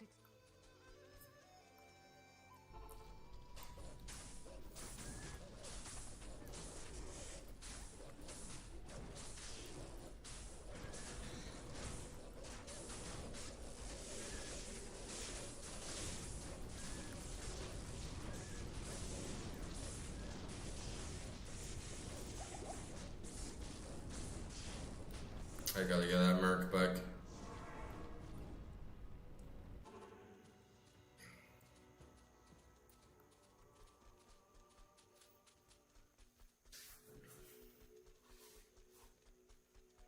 Playing version 1.16. Good evening.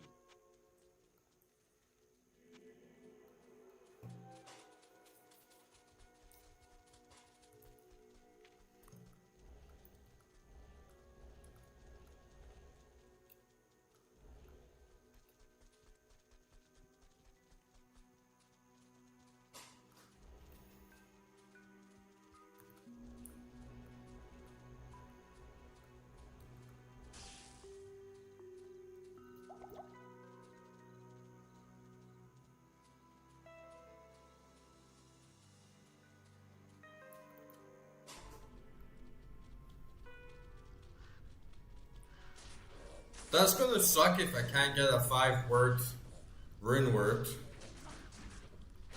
Cause then it's like, why are you even putting 5 sockets in the game? I guess I could put like, well, it's a weapon. I was gonna say, I could put like 5 topazes in it.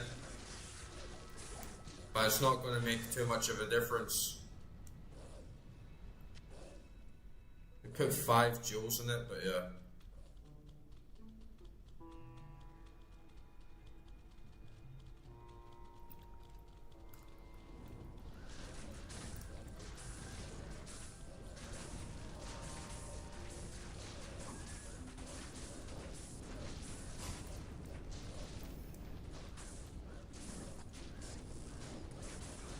And you see how smooth this is going without being like shit-faced drunk? Totally different story.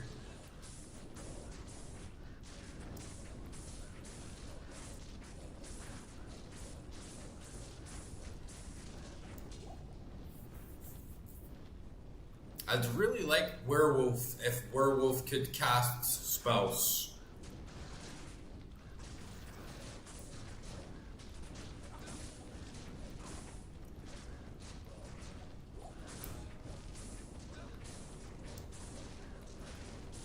I'll still give it a try though.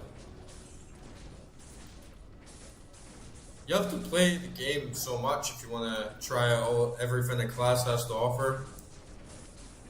I almost got bored. Not bored, but just a bit unmotivated to play Amazon because I was so struck between having a spear or bow. I just didn't know what to pick.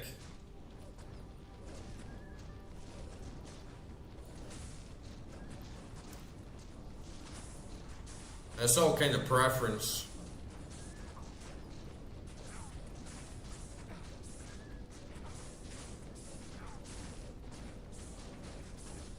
And then you start, you pick a bow, Amazon, and then the game just starts dropping amazing javelins and amazing spears.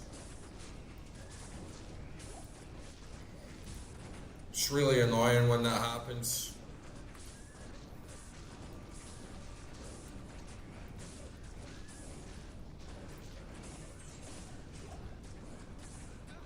Yeah, you can have the summons with Werewolf.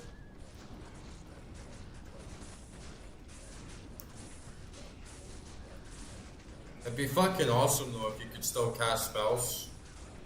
I know you can cast Armageddon as a werewolf, which is good, but then the flip side is that you're putting so many points into Elemental, plus you're going to be putting points into Werewolf and the summons, and then you're not even going to be able to use them half the time because you're in Werewolf mode, so it kind of defeats the purpose of spending that many points just getting to Armageddon.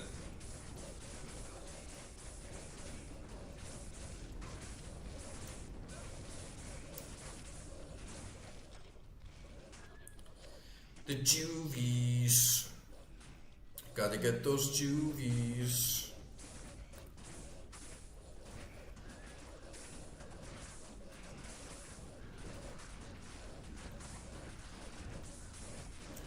Yeah, doing both is possible for sure, but I always just like to min-max. I feel like I'm holding myself back if I don't prioritize one tree and invest as many points as I can into it.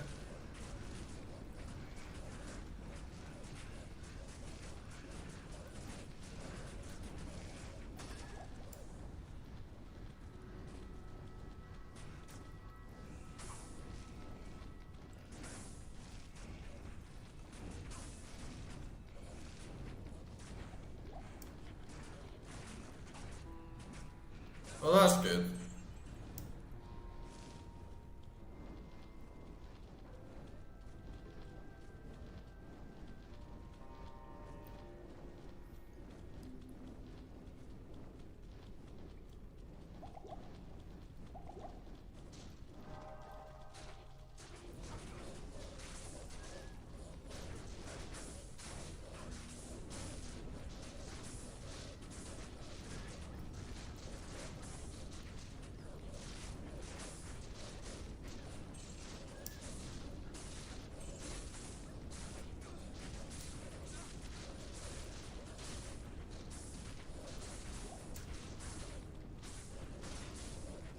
When you're in werewolf form, does your weapon actually still have a place? Or is your weapon damage just replaced with your new werewolf form damage? And do you like carry the defense and perks from your shield?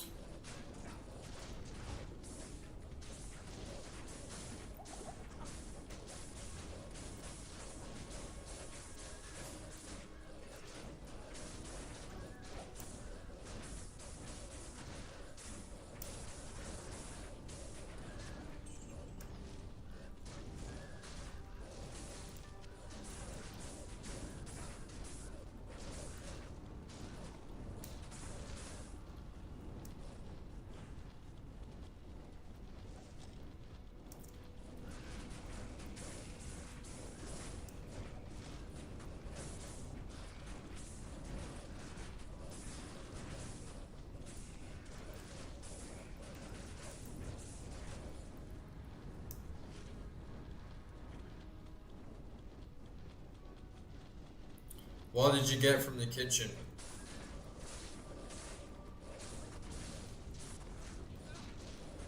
Something Moorish, perhaps?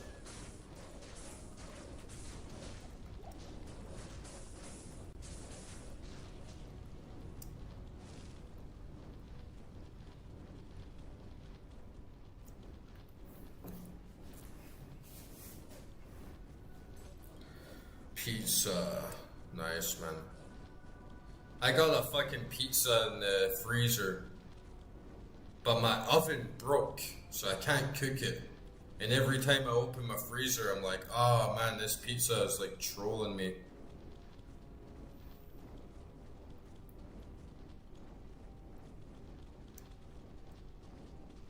But I'm gonna buy an air fryer. I'm gonna buy a Ninja air fryer sometime this week. And then that pizza is gonna get air fried the fuck up.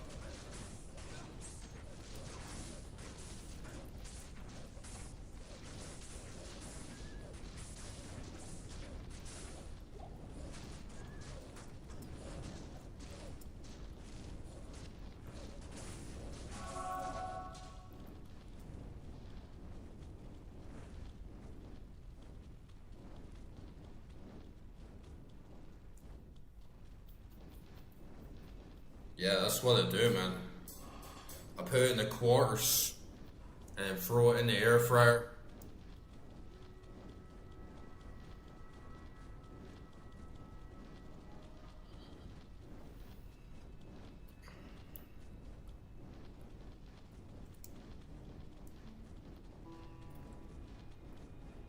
It's actually good in some ways that the oven broke, because now it's pushing me to buy the air fryer.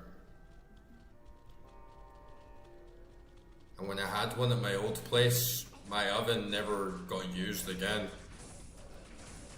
So good for like baked potatoes and stuff as well. You can make a baked potato in 1/3 of the time it takes in an oven.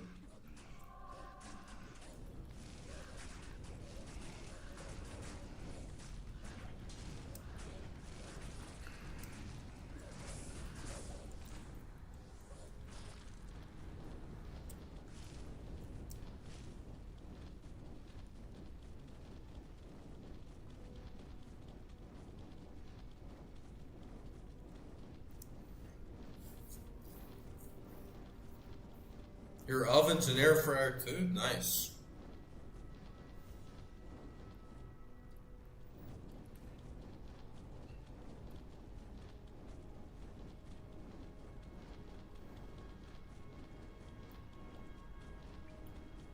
Yeah, I think I'm gonna get the bucket air fryer.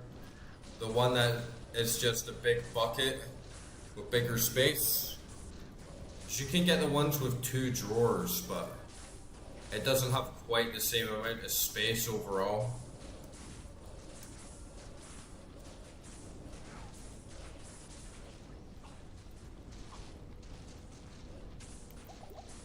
I always go with the Ninja one.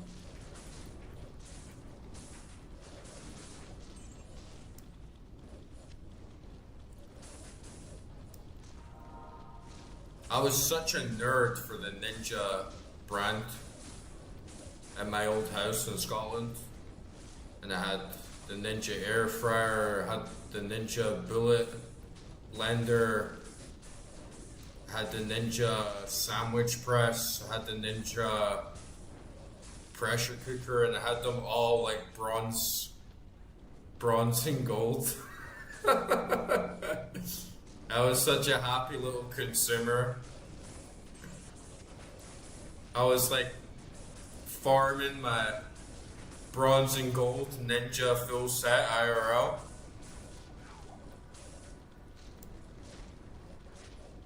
But yeah, Ninja air fryer is the best, simply because you can get silicone pads, right,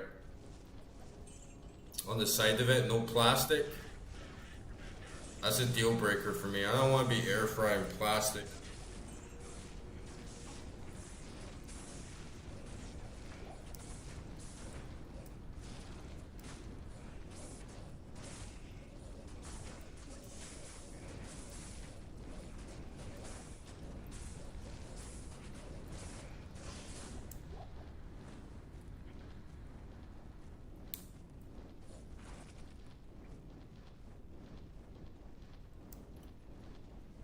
Yeah, I'm just gonna get one for the countertop as well, like a big bucket one, I think.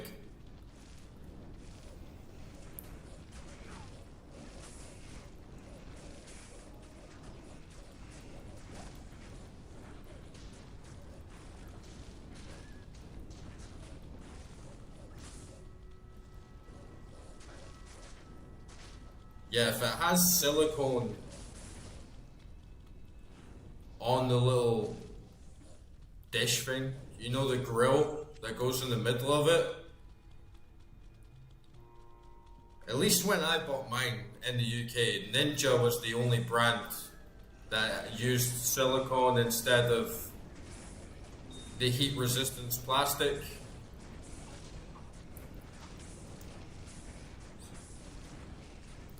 So I got that. It's like my first air fryer. And then I started cooking everything in it.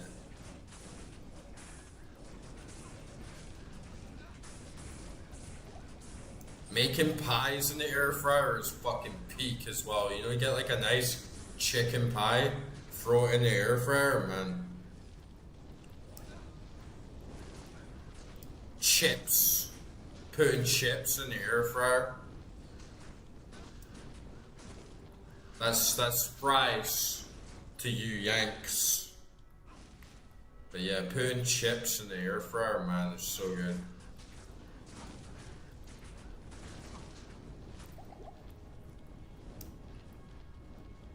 And I put like cookies in the air fryer. Man, cookies in the air fryer. Fucking peak.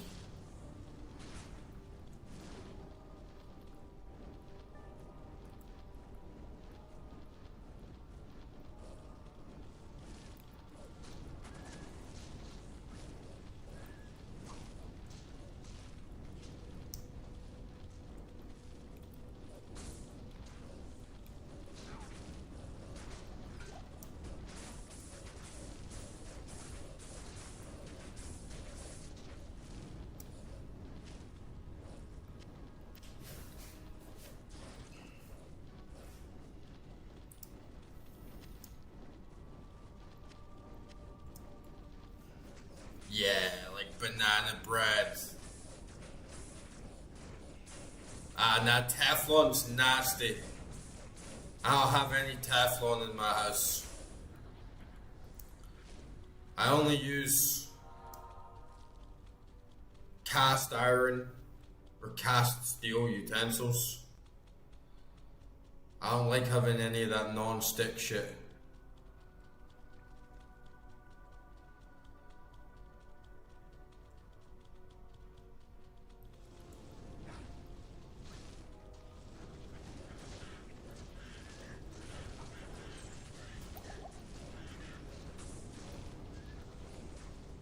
But yeah, banana bread in an air fryer, legendary, 100%. Pretty much anything in the air fryer, honestly. That's why it's so good.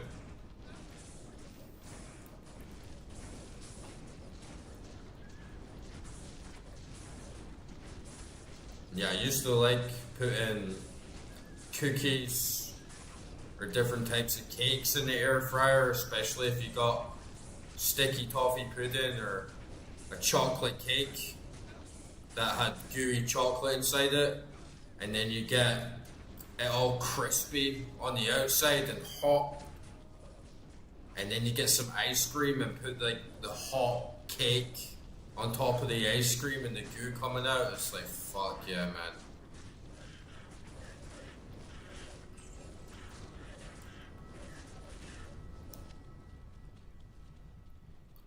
All I need is an air fryer and a frying pan. And a couple pots and a wok.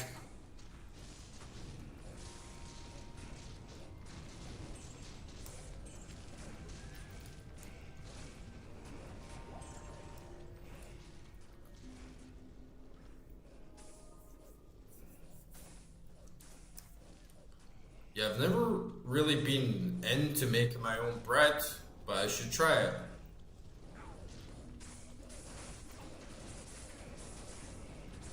Bread in Georgia is really, really good. They make it this very traditional way, where they have this giant clay oven that they use a fire, and the fire in the middle heats up the clay pot, and they get the dough and they put it in this special shape. It kind of looks like a boat, and then you reach your hand on the inside of the oven, of the inside of the clay pot, and you slap them along the sides of the pot, of the wall, and the hot wall heats it up from one side, makes it like soft on the bottom, but then the flame in the middle makes it more hard and crispy. It's really good bread. It's called shoti.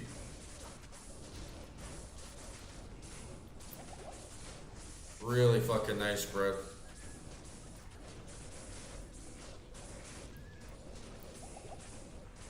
It's the sort of bread that's so good. Sometimes I'll just have bread on butter for lunch or something. I'll just have butter on a piece of Georgian bread. This peak.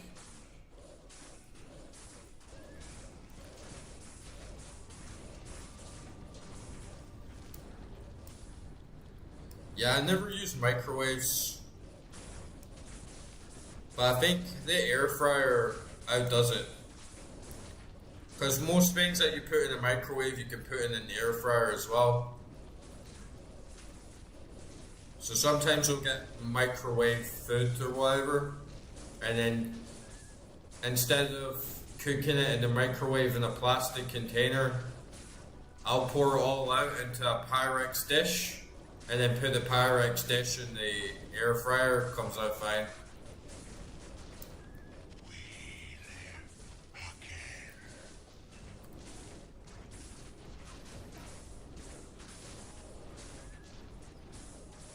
Oops.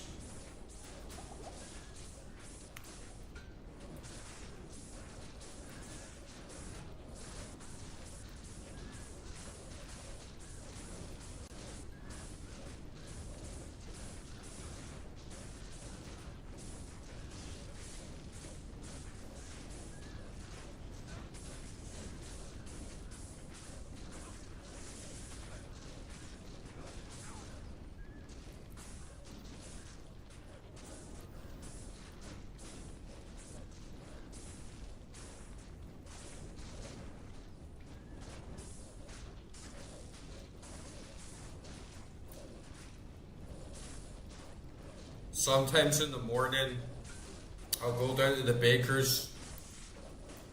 The guy there is old as fuck. And you get this vibe, this little shoti, this little clay pot oven, it must be like centuries old. You get this vibe that his father used to make the shoti. And then maybe his father made the shoti as well. It's like all he does.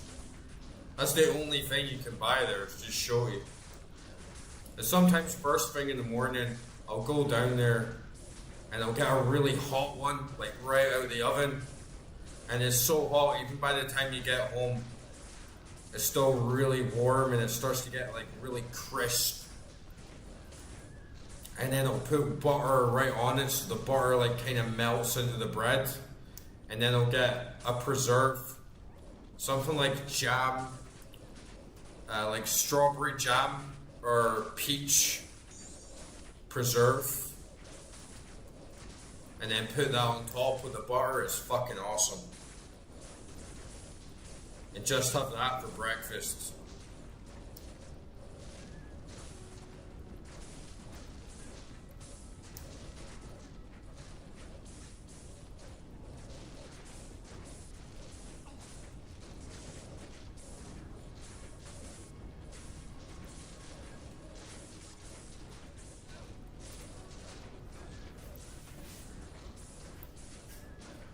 Really? You can do that?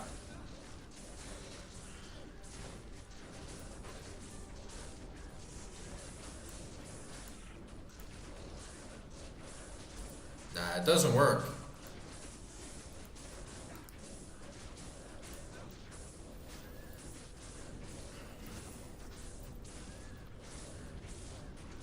Is this guy respawning everyone as well? I feel like maybe he is.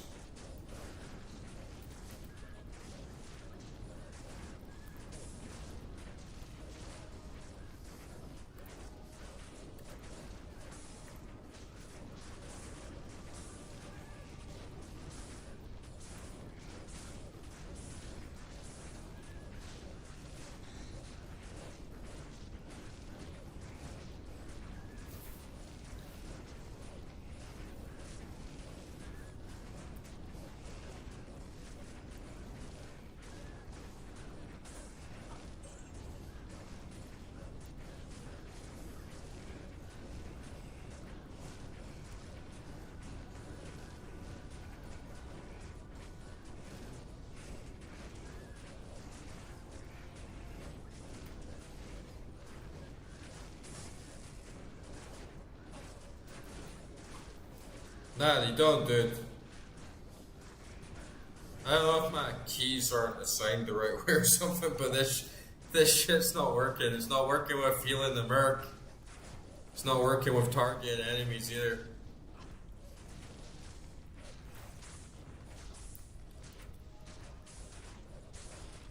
If you could do that though, it would be really handy.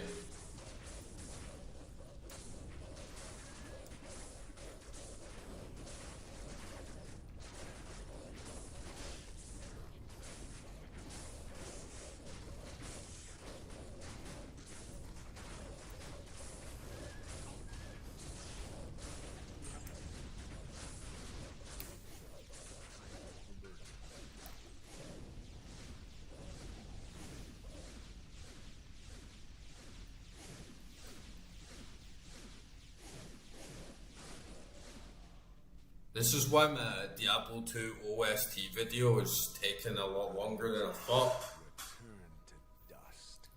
Because I went to every area, recorded like the unique music to get it all together with the ambient sounds in the background. But then I won't have gameplay transitions. So before going to the next area, you come into the sewers, the music turns off, and then you have like the whooshing like sound effects of the enemies disintegrating and before it moves on to the next part. But it takes a little while. I've had a couple moments where I fucked it up and I only do it once per playthrough, per difficulty level. So if you don't manage to record it right or something goes wrong, then you have to go on another character and get to the same point in the game.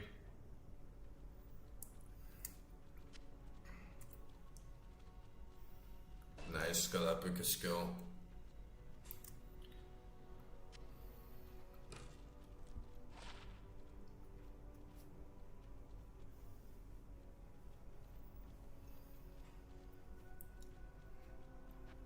It's going way easier when you're not drunk out your mind.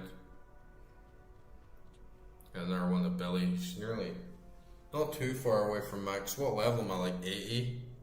So I get like 85, get Billy up to 20. This needs about 7 to get up to 20. My base is only 8 on that. But yeah, I'll probably upgrade the crows.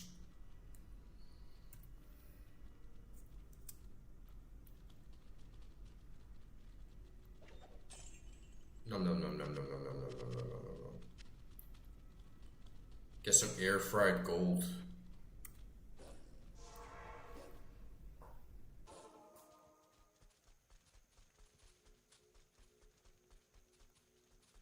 Greetings.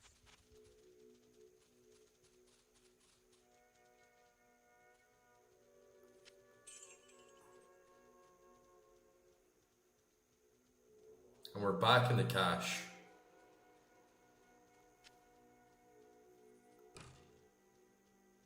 I have plenty of gold again. We need to worry about that.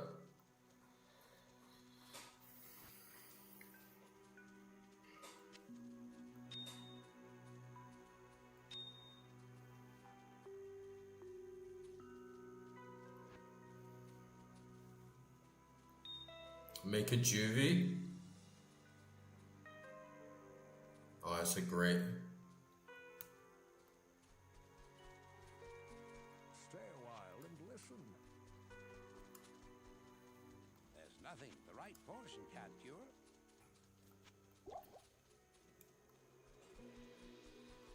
Little juvies.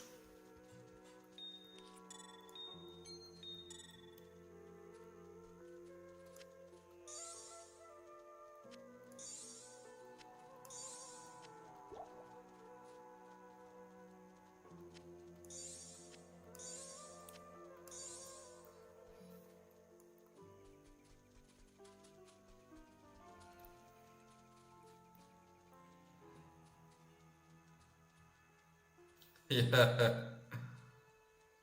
Hopefully. I'm still pretty annoyed about losing that though. I got both of them dropped quite fast, one after the other, so it doesn't seem too rare. What the fuck? Do I keep buying? I thought I'm buying supers. Yeah. Super healing potion, super healing potion. Just putting them in my belt. It's not really worth the cost of a chipped jewel. Even though chipped jewels are kind of worthless, they're kind of rare. Compared to just the amount of rejuvenation potions that you find on the ground.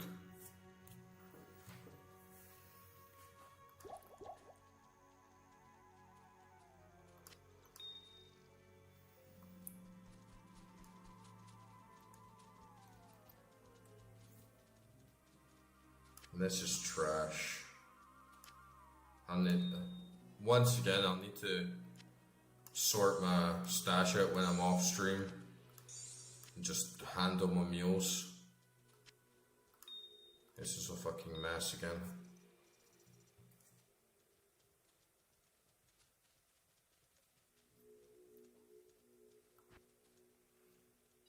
Okay, so I need 3 of those to make a big one.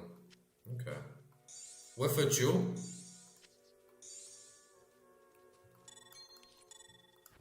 Oh, nice. I just need the 3. Nice.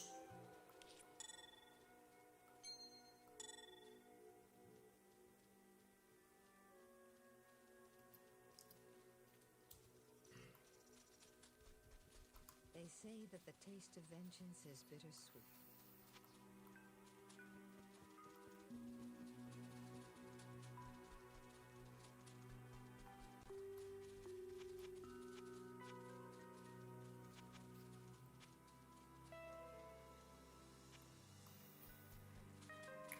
Good knowledge to have for sure. There's a bunch of shit down here as well, so I might as well just pick it up and sell it.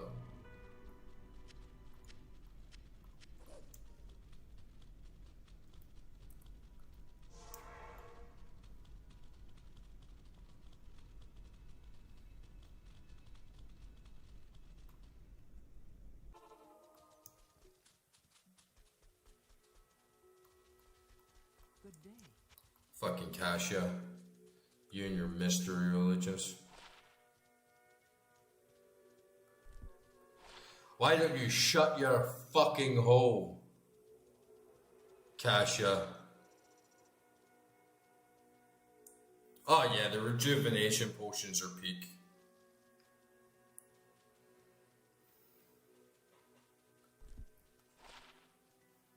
I was completely overlooking how good they were for their first 2 difficulties of the game. I was just leaving them on the ground. Because I was just already too busy managing between health and the mana potions that it didn't even really occur to me that I can get a lot from those. Even just picking the ones up off the ground on the floor.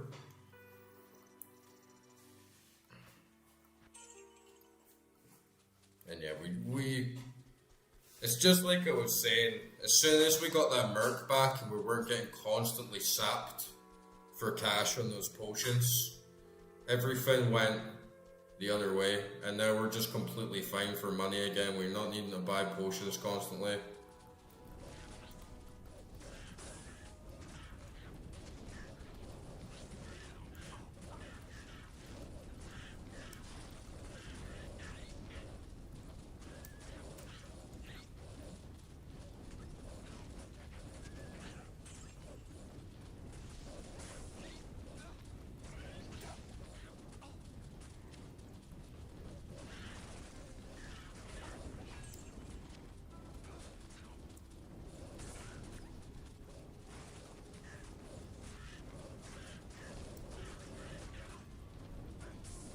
Yeah, I wish I had. That's why I want to play Project Diablo, so I can still keep OG legacy graphics and get stackable runes, stackable gems, bigger inventory.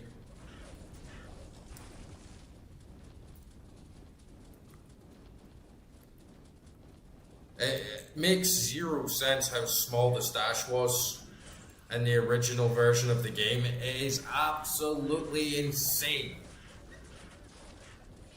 It's like 6x4. What the fuck were they thinking? Are they trolling? 6x4 stash? With, I think inventory was even smaller as well, or it was just the same size. Absolutely insane, man. I could not live like that at all.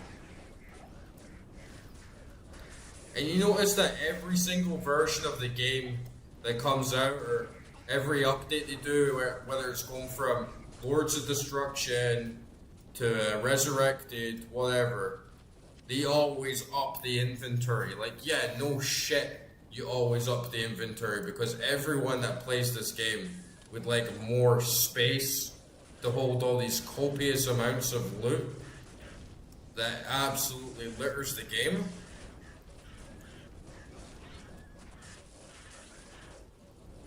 Yeah, I have no idea what Diablo 1 is going to be like.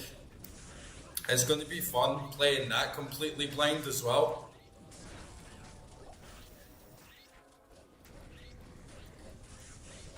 But I'm guessing it's not going to be anywhere near as deep because you just don't really see anyone playing it or talking about it as much.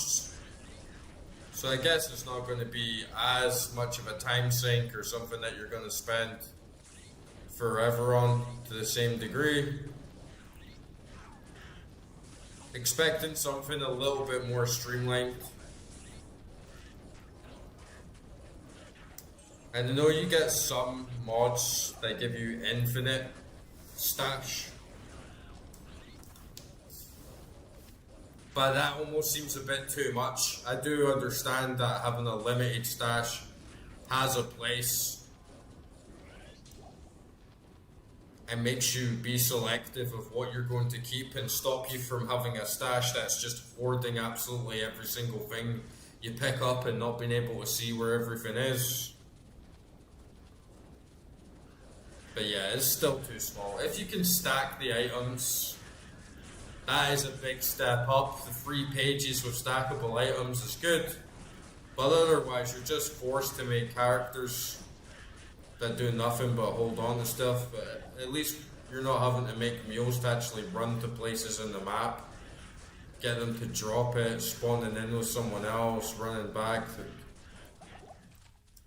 They shouldn't have created such large inconveniences for the players, especially when they clearly put in so much effort in the small little details.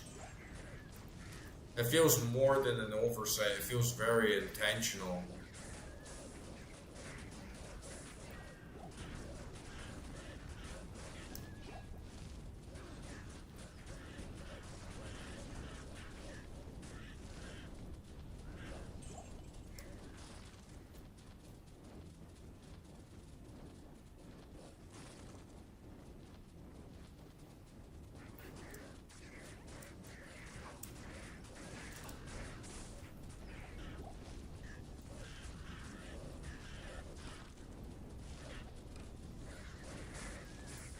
feel like the age aspect of it doesn't really make sense, because obviously people went to even larger degrees to hold their stuff back then, because the stash was even more limited. So could be RAM, could be memory, something like that. Limitations.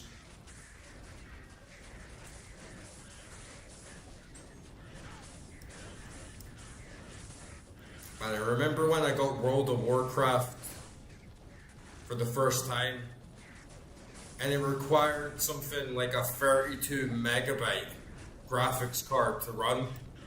That's so fucking crazy to think about, right? And that was a really good card at the time. And World of Warcraft was a good looking game. And it required 32 megabyte on a GPU.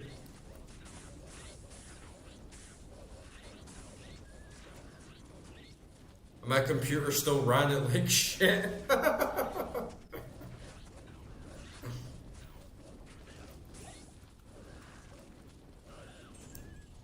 32 megabyte.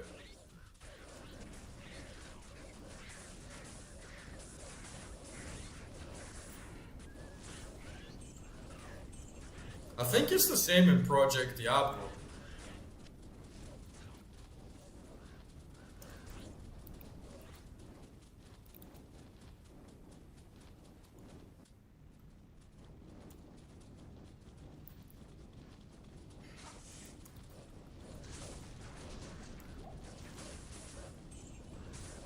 But how the well, yeah, I guess there wasn't runes in the game yet, so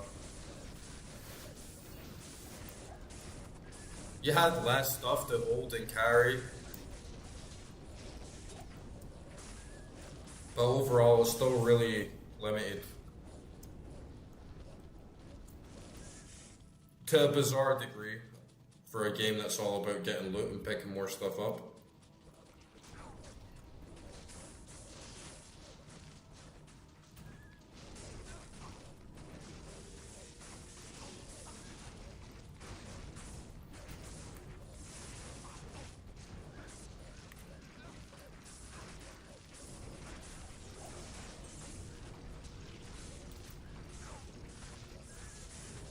Fucking Merc just died, man. What a loser.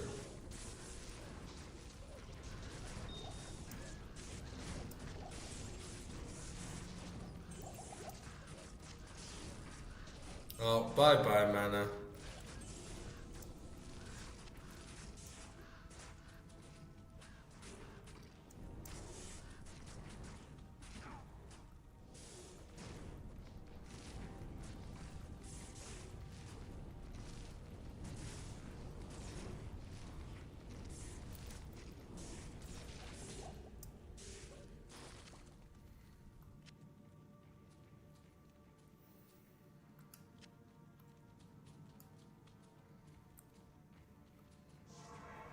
Yeah, a bit too careful, right? Especially when you're a noob and you don't even know what's valuable or not. And you don't know what's going to scale the best, and you have very little capacity to experiment or do different things, so you really have to be committed. If you only have a 6x8 stash, and the game's constantly dropping gear, and you don't even have the opportunity to kind of take the stuff off in your inventory and even try it on and see what difference it makes, it's kind of crazy. Need some help? Oops, need to go get my gold.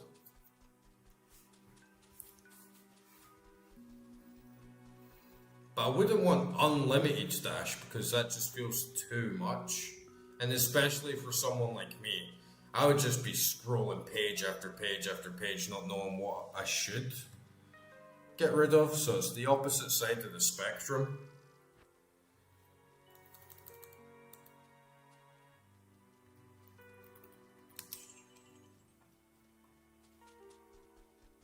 Need to have a balance. I feel what they have now is pretty fair. Has economic impact as well, right? Like if you can't hold all the items, then it encourages you to trade or boost the value of different items up, because you don't necessarily have the capacity to hold everything that you want, or it's a pain in the ass trying to actually haul it.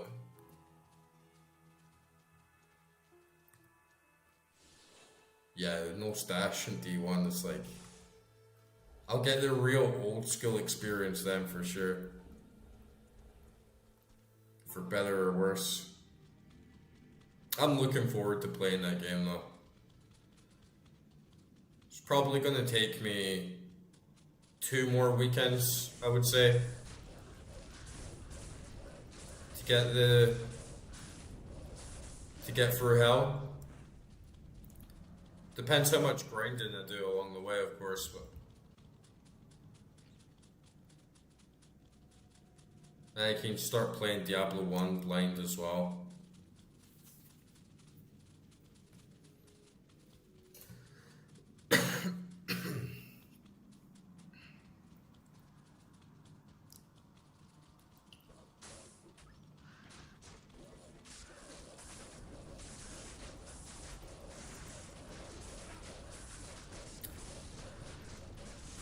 And I might play Grim Dawn again.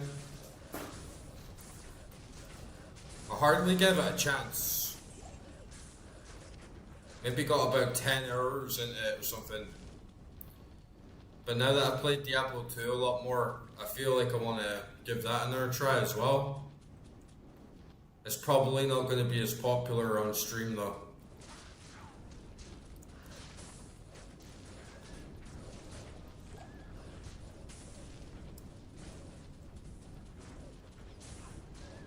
Ain't no stash.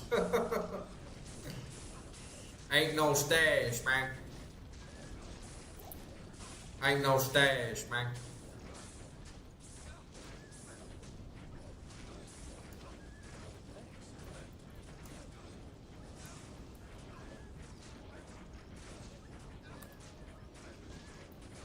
Look at this merc. He's gonna die on me already.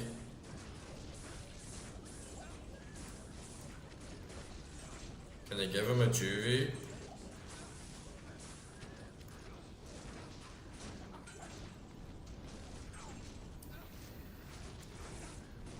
Take the juve.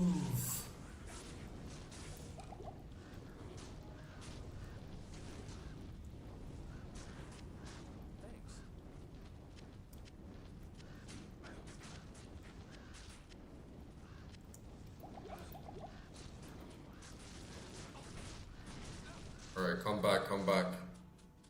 Before you get yourself killed. I went back up in a recession.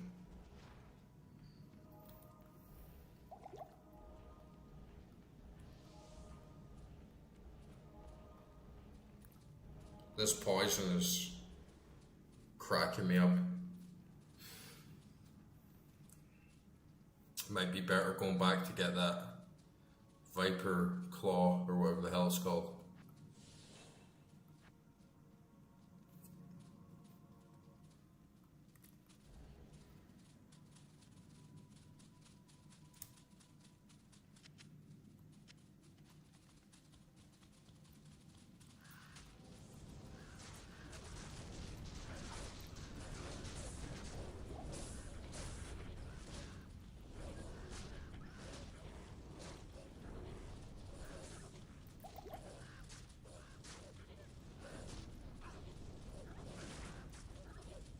Yeah, when you see how much the fucking poison is time emitter, kinda seems like a no-brainer.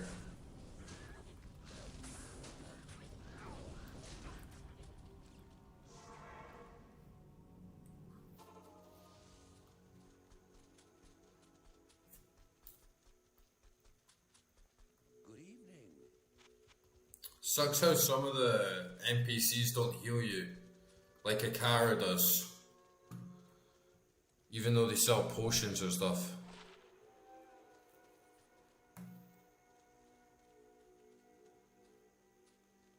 This is version 1.16. It's basically just the expansion on Diablo Resurrected.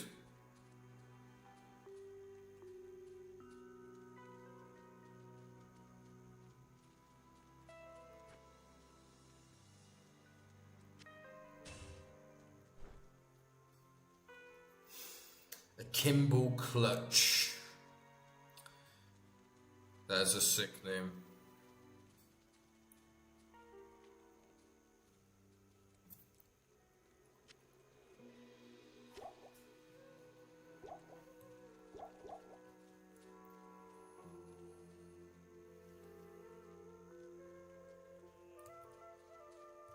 Poison resist has gone way up, so.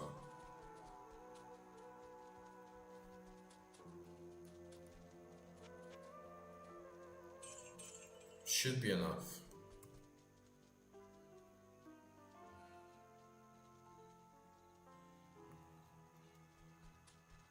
Isn't Deckard Cain heal you, right?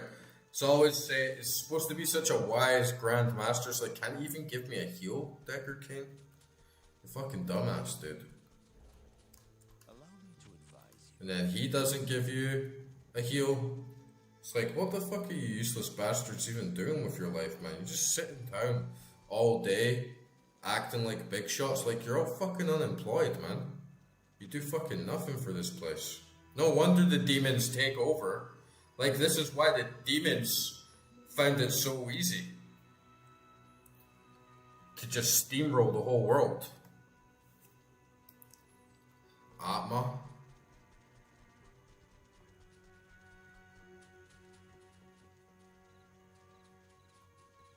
Oh, nice. There we go. Someone actually does something around here.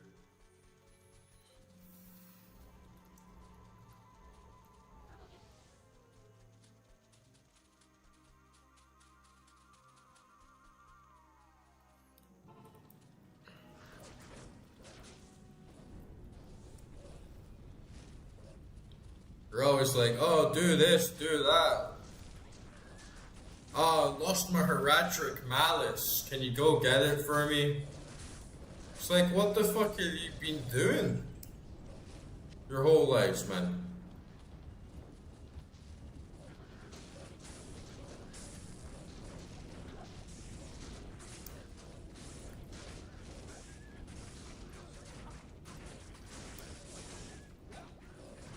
Get a fucking job, NPCs. Level the fuck up. Yeah, I got the Venom armor.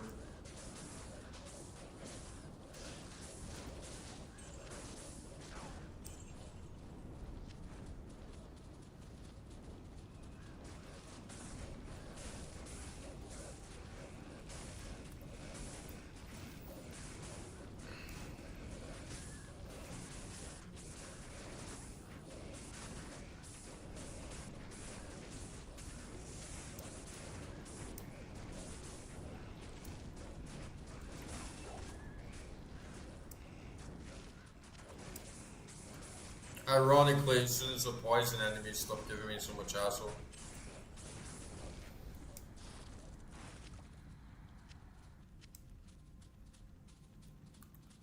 Jimmy, Timmy, Steve, Oswald, attack!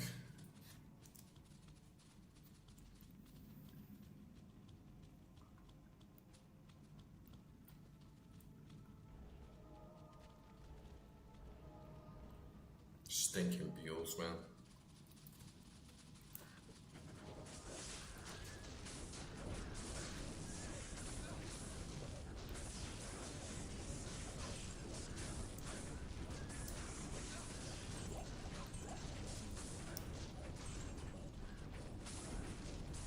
It was only that poison damage that was really giving me any hassle.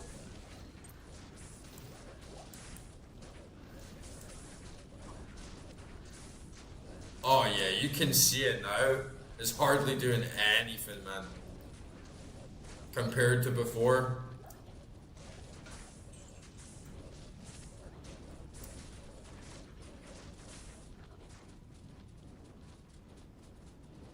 And we're getting a lot of juice.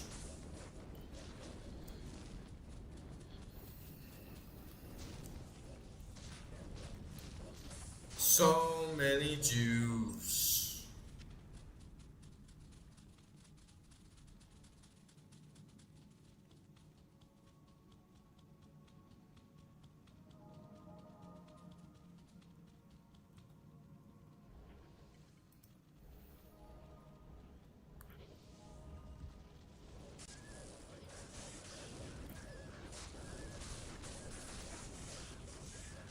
It's funny that the summons open doors by themselves. Sometimes you just get a little battle hungry, you know. Didn't even have Billy out there.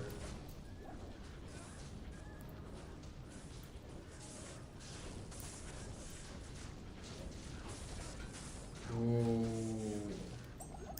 Throwing a juve.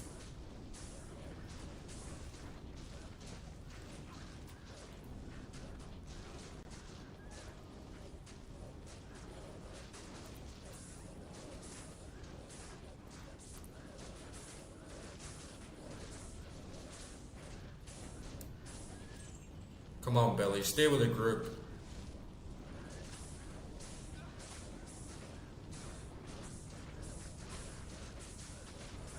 It's much easier not dealing with all that fire immunity shit. Plus all the missiles, all the archers in Act 1. Let's see. Nom nom nom nom nom nom nom nom nom.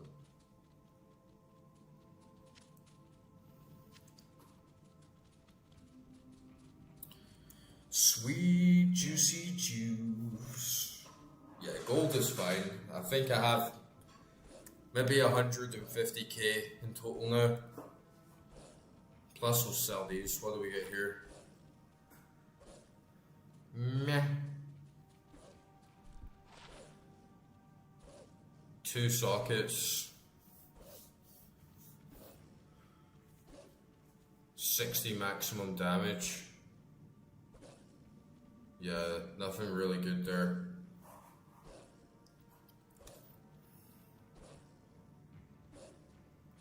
If you were my bitches feeding on their flesh.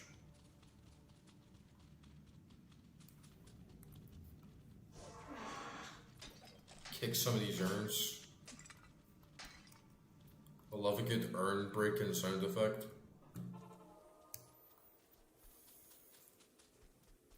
Save this.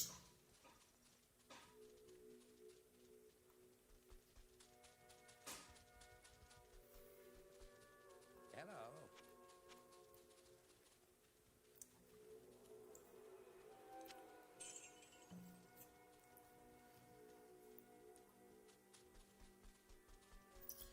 Could be good, but the stash is like, yeah, that's like the last thing we're gonna fit in. And I don't know what character I'm actually gonna use pole arms for. I already have insight on the Merc, which feels pretty indispensable. I don't know who I'm gonna use pole arms on.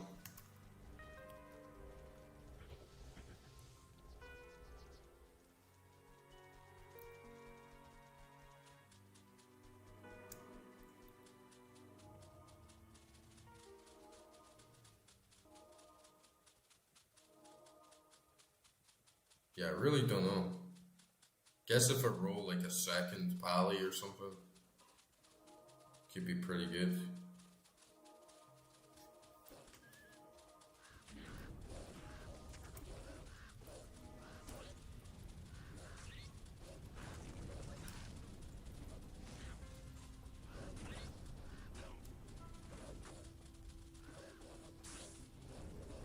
That's true. Yeah, for the other mercs.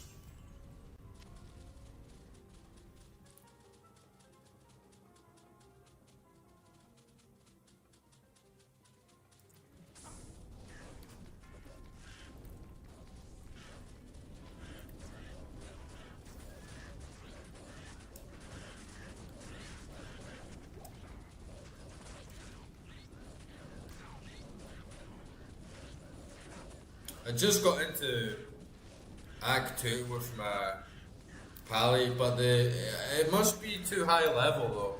I'll need to wait until I get into hell until I can actually use it.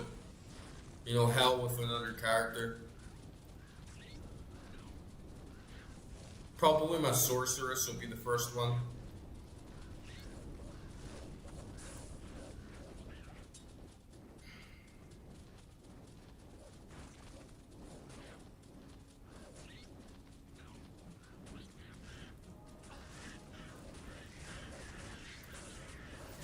All fucking kinds of shit, man. Poison damage, attack speed. All kinds of shit, man.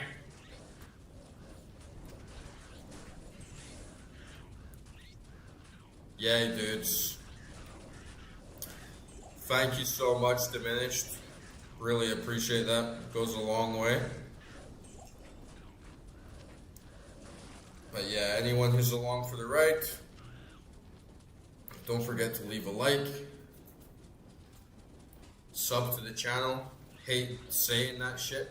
Hate being that bullshit YouTuber. But it does make a tremendous difference.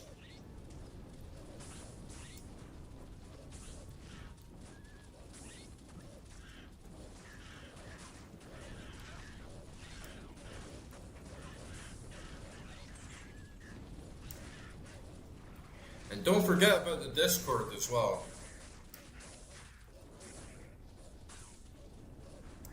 We can get that Discord hot. And start having mad chats about all sorts of fucking shit.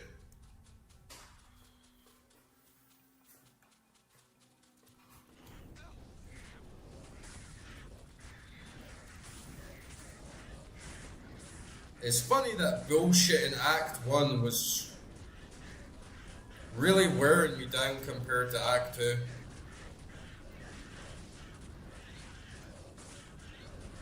We're kind of back in our element here.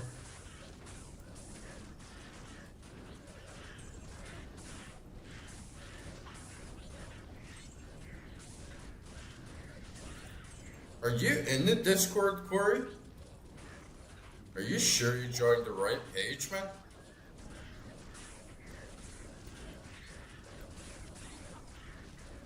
But yeah, we have fun in the chat as well. It's always a good chat. And when it's not, I'm pretty good at talking to myself, so.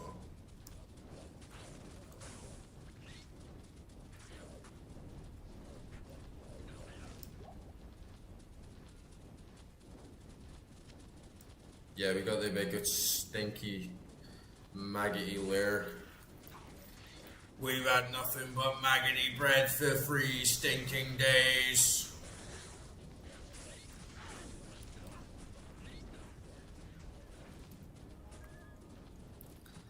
I think maggot lair will be fine. You have lots of those very tight, close corridors. And when you've got Billy the Bear and the minions funneling everyone in, it's very hard to take significant damage.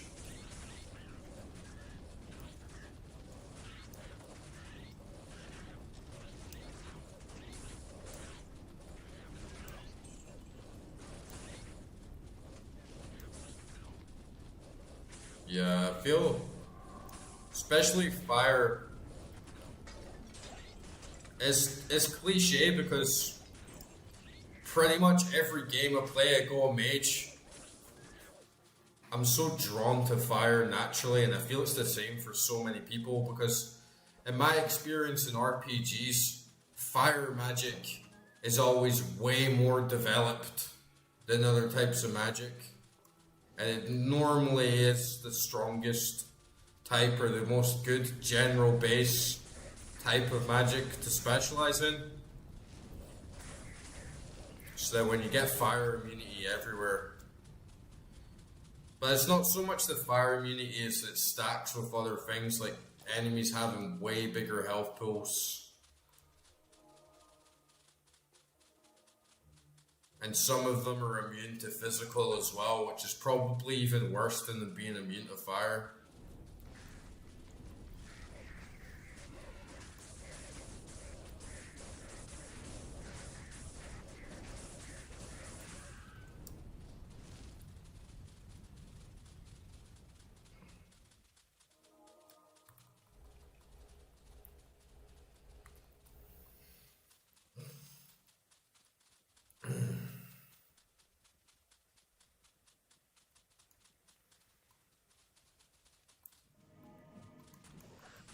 We'll do Maggot Lair, and then we'll call it a night.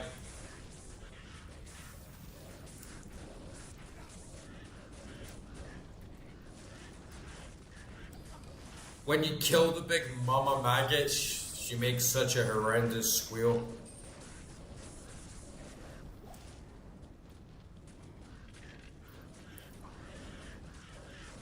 I don't know if she's watching,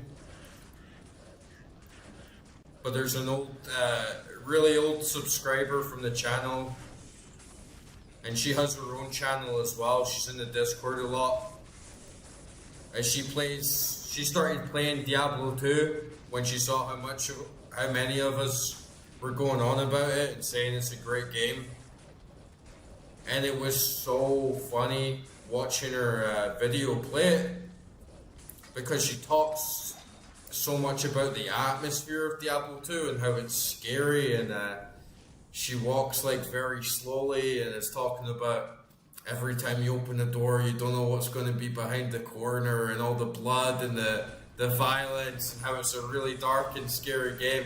It was so refreshing seeing someone playing like that, being really reprehensive, going around every corner and feeling the fear. Because I feel you play so many games, especially ARPGs, and you just go into full murder mode and you don't give a shit, right? But Maggot Lair for me was one of those areas where I actually was a little bit on edge the first time I was playing it.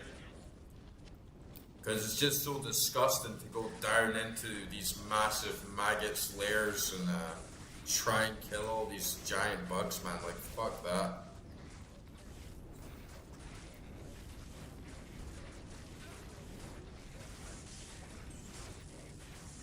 But it's not the sort of game I was ever scared of.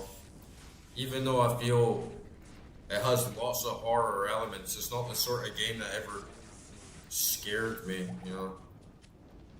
Like a horror game, or like survival horror vibes.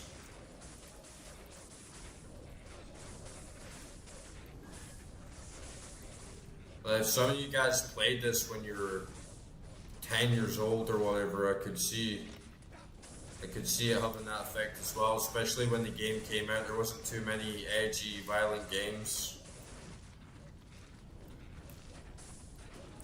Getting a bit sidetracked here.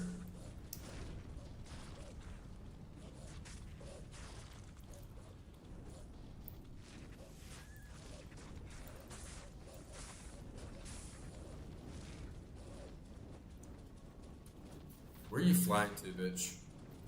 What's this, monster shrine? Death's Advocate approaches. Yeah, I never understood what the hell that even does.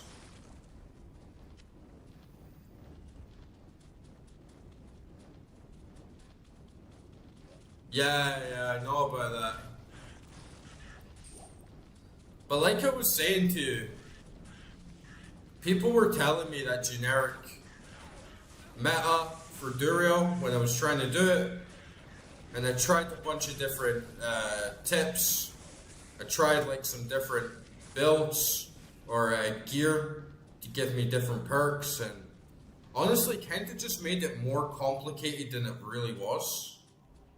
Because at the end of the day, I just ended up spawning all my minions and then hitting her from the flank, and she didn't even do one hit on me. But when I went into the game, when I went into the boss and I was thinking that this was going to be a really hard fight and I really needed to go up there and hit her, and wasn't prepared for the slowdown and the poison, it just kind of caught me off guard. I just needed to come back down to earth for a second and say, hey, like, just do the same thing and let your minions tank. And yeah, I didn't even need the potions. Didn't need the Foz or the antidote. Man, those juvies just saved my ass. Is that what this monster shrine did? It just made everyone way more powerful or something? Right. So that's what's going on.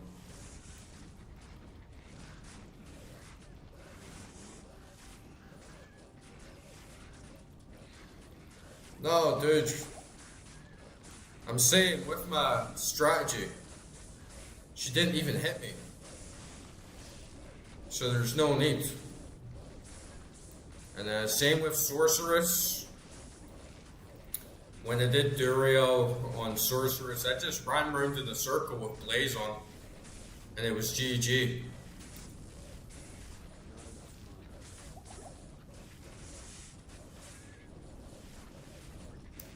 But it was still very good to know that the potions stack and things like that.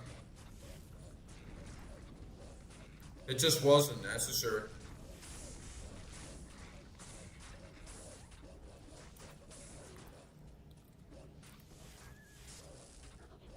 Not enough mana.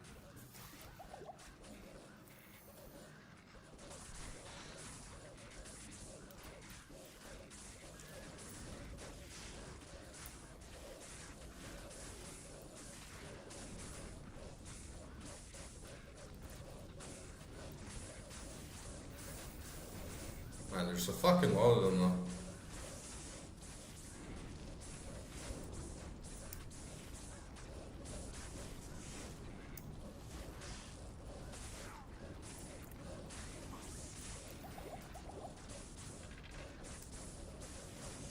My juice!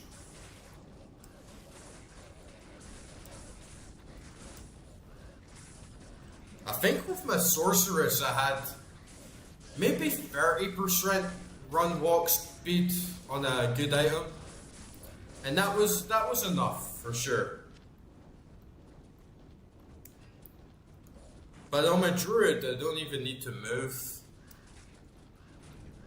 Can just stand still pretty much and let your minions take all the damage and tank for you.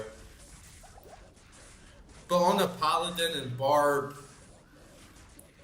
I definitely will be stocking up a big amount of potions on those characters. But especially on Hell, I just don't even want to get hit by her. I feel like if I take 2 hits from Duriel, regardless of the amount of potions that I have, it's going to hit really hard and nasty, so I'd rather just keep on the side and not let her touch me. She was very, very difficult the first time I tried her, just because she wasn't a straight up stat check. You had to be a little bit more creative in how you're going to take her on. But since then, like every other time I've done her, she hasn't been too difficult.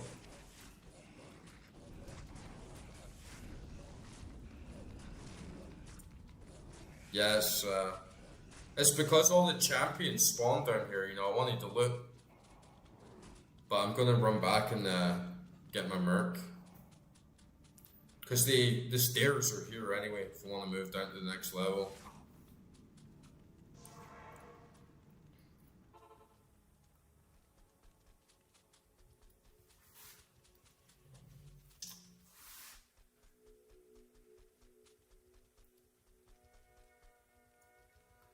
Yeah, I totally don't understand how Duriel is a guy. Like everyone says it's a he. And I always thought it's a she because it's like, you see it in the cutscene that it's like Tal Rasha. She gets like taken over by it. And I always thought it was Tal Rasha.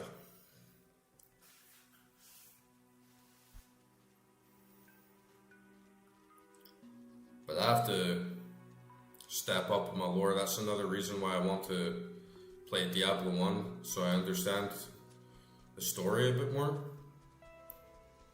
Greetings.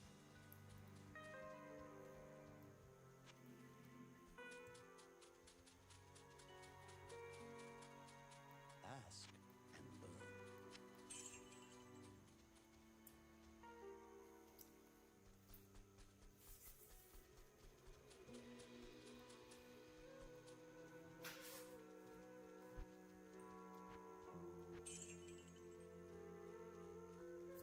I see.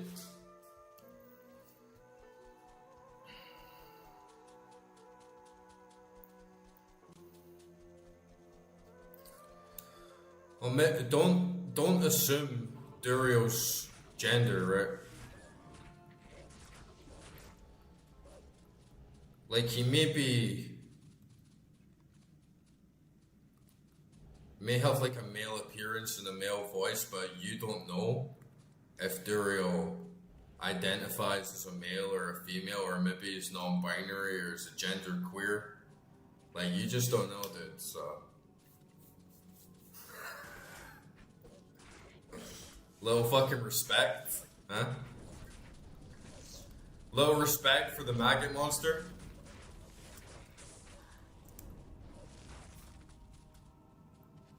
I mean, I feel like Duriel's got a big set of maggoty tits.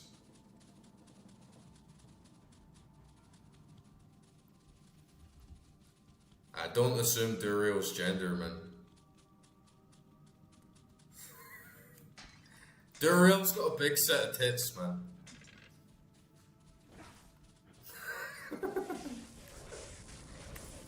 I don't know.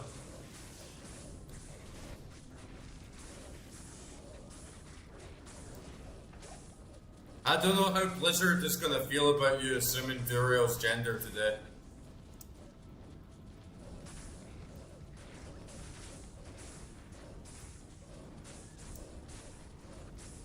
Andy? Andy's a boy's name, and Dariel's a girl, dude. I mean, you got like gender confusion here.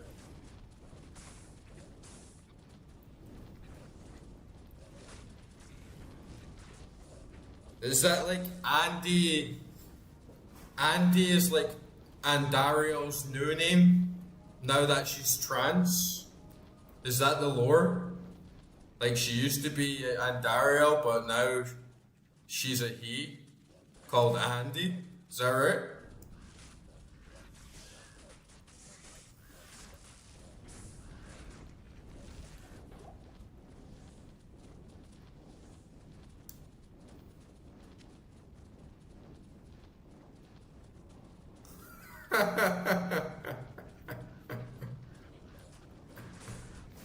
I don't know, dude.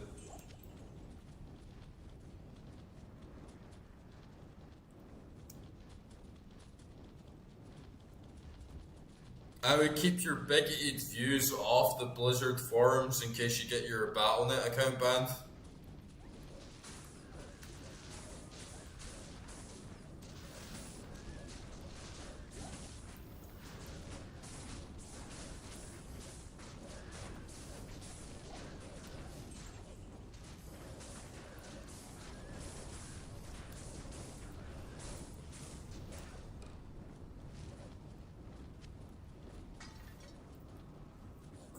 So what does Duriel get called for short?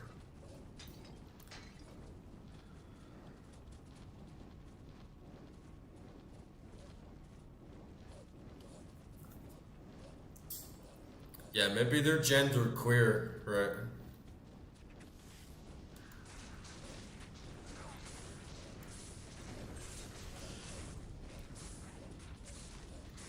Yeah, Bayless good representation of the gender queer community, I feel.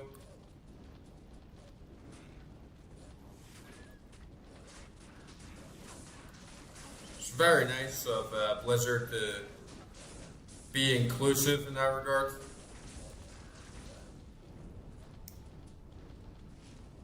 Especially in the 90s, right? It's really progressive.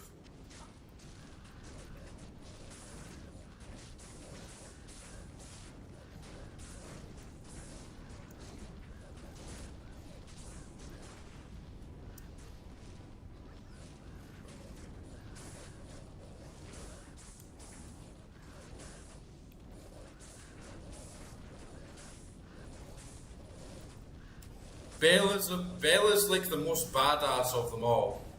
Diablo is like, this is another reason I have to play Diablo 1, because I'm like, oh, Diablo is just like a big devil dude, and you hardly even, like, he's the Wanderer, sure, but you don't really understand his final form too well just from playing Diablo 2.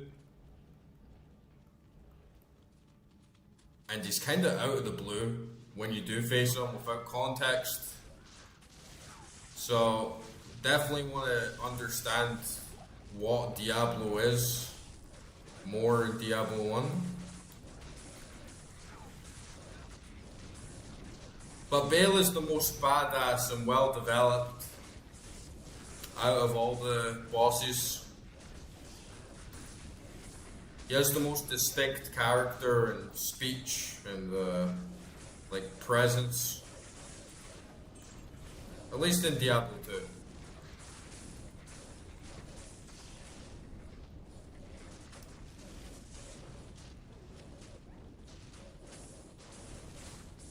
And he's quite a badass. He's one of those villains I liked from the start. You know when he pops that guy, he just makes that guy explode at the front of the Act 5 gate. So it's like, that's badass.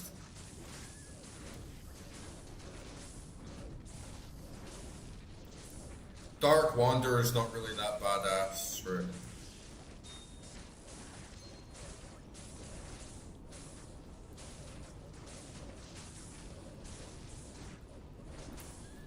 Oh, okay. Yeah, I kind of gathered as much from the dialogues in Act 1 that the hero from Diablo 1 was now possessed by Diablo.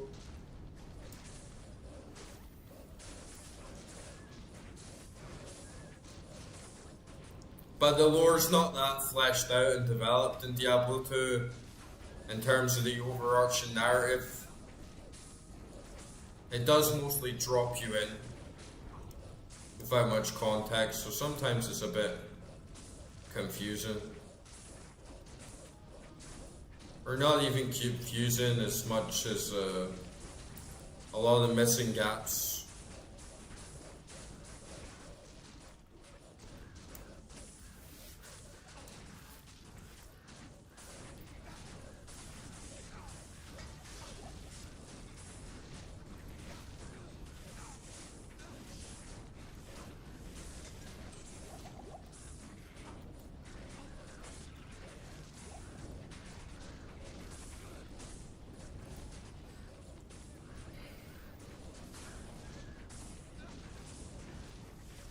Ah, right, yeah. I did pick up on a few things like that as well, because I'm sure in Tristram there are some enemies that are NPCs. You know Rich Leg? He's the merchant from Diablo 1, right? And then you have that unique in Tristram, can't remember his name, he has like a really generic, like European sounding name. But I guess like he's a character in the original game as well.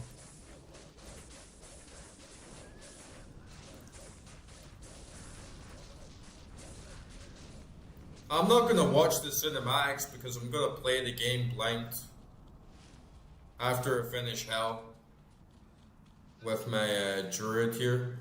And then I'm just gonna play it blind on stream. So I don't want any spoilers, but yeah, there's some stuff.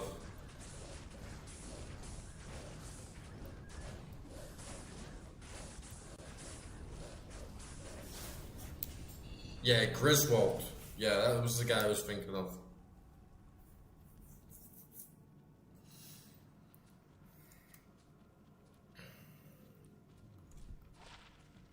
I'll be fine with the graphics. I play retro games all the fucking time. I even like old graphics quite a lot. I already had a little look at some screenshots of Diablo, and yeah, it looks pretty nice, honestly.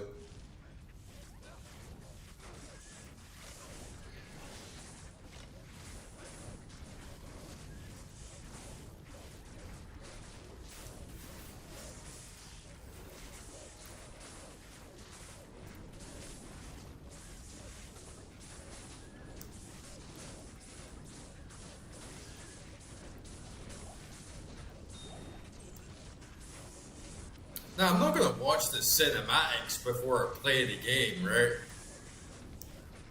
Like, who the fuck does that? watching the cinematics is your reward for beating the boss or whatever and getting to progress in the story in the game.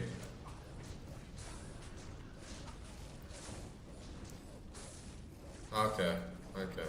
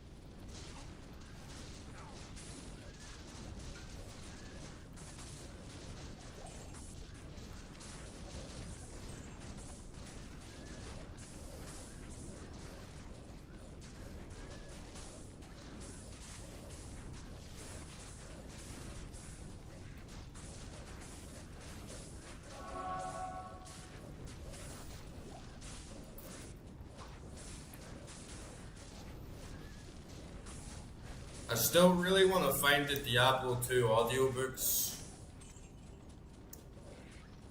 I believe there's like 6 or 7 of them. There's the novels, but I can't find them anywhere. It's not the sort of thing that I'd actually read the physicals of, but I like pulpy, cheesy fantasy, especially from that era to fall asleep to on audiobook. And they do exist, but I think you can only get them in America because they should be on Audible, but I believe they're only licensed to be listened to in the audiobook format in America. And then I tried looking online on YouTube or different websites if I could maybe find them there to stream it, but yeah, I couldn't find them. I can find like parts of them, or I can find like one book, but it's maybe the third in the chronological order, or the order it was released, and I kind of just wanted to start it from the start. I can't imagine they're good books on their own right, but you know, sometimes with series like that, if you're really into it, it can offer something. I read some of the D&D books, and I'm a big Trekkie. I really, really love Star Trek, and I read some of the Star Trek books, and they're not good. They're not like, oh wow, you should totally read this. It's more just a little bit of fun on the side, turn your mind off. But yeah, I can't find them. Yeah, I don't want the novels though. I don't want to read the books. I want to have the audiobook.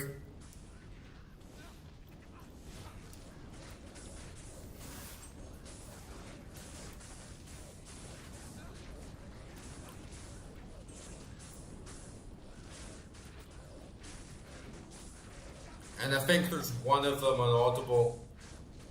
But my Audible's like a UK account. Maybe I can actually look on Amazon.com and see if they're on Audible in the US. Because I do have a US Amazon account as well.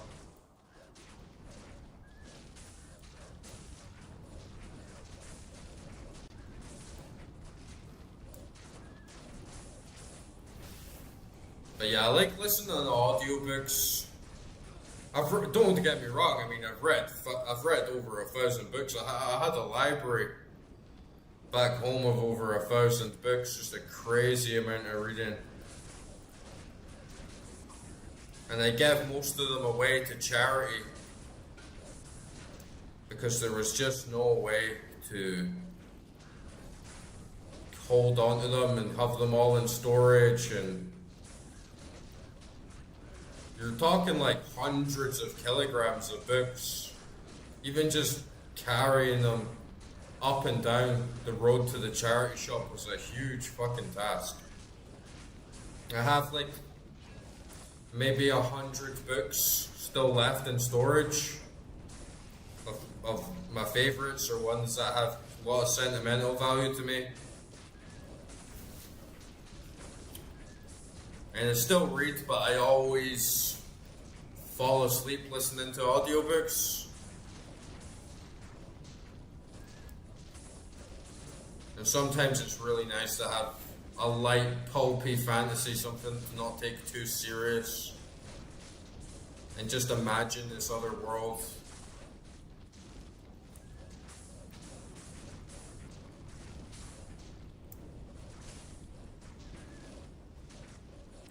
Hopefully I'll find them.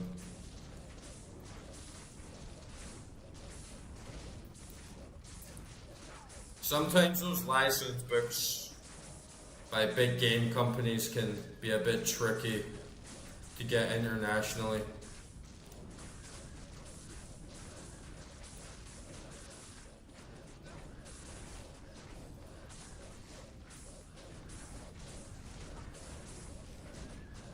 Man, we're kind of going slow right now again, right?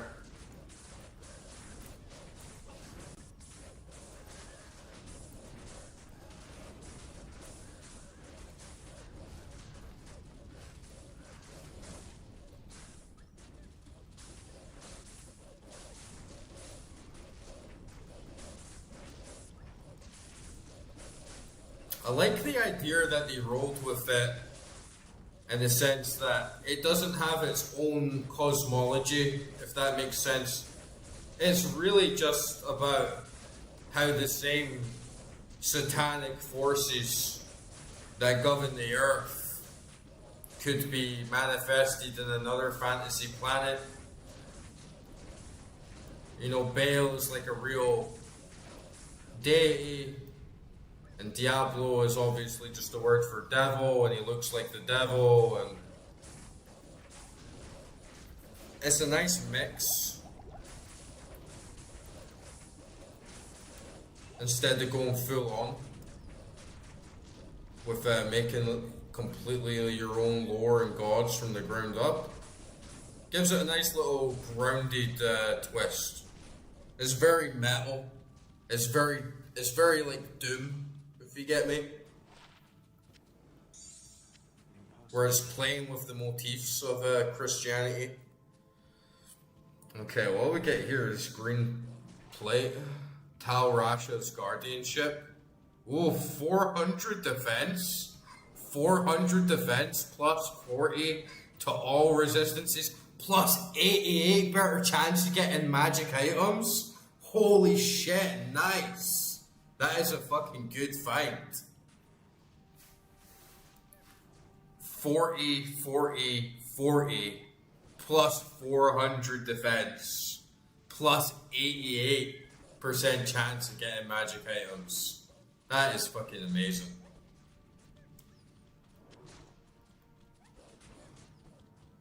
Yeah. I'm gonna lose a lot of poison. Like, see, my poison is tanked like shit.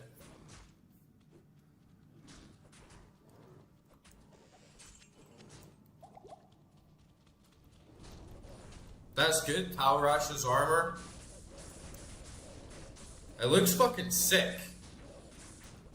Purple druid.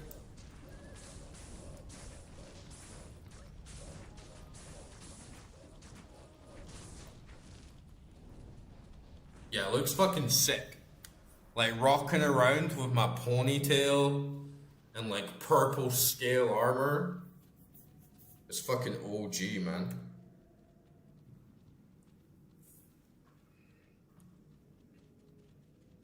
%88 chance to get magic items. That is sick. Plus 400 defense. 863 defense in total.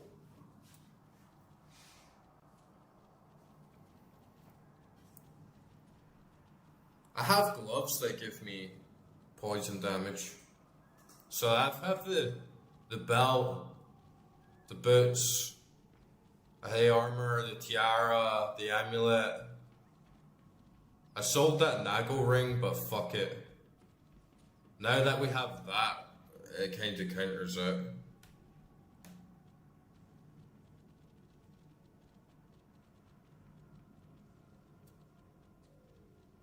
Oh, I can socket it? How many sockets can I get on it? Just one? Tal Rash's armor.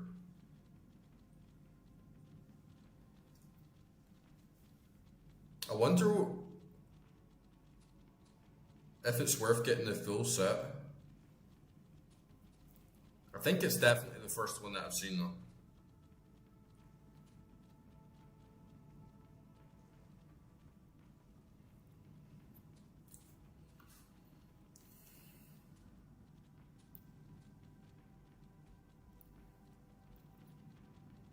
Nice.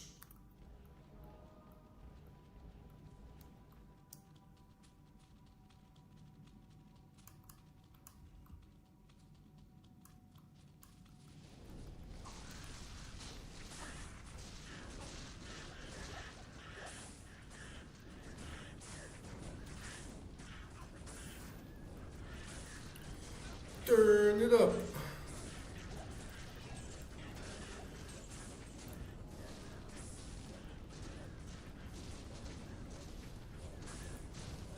The poison does hit you bad here though. That's why I went back to town and picked it up. Because some poison was really tanking me fast.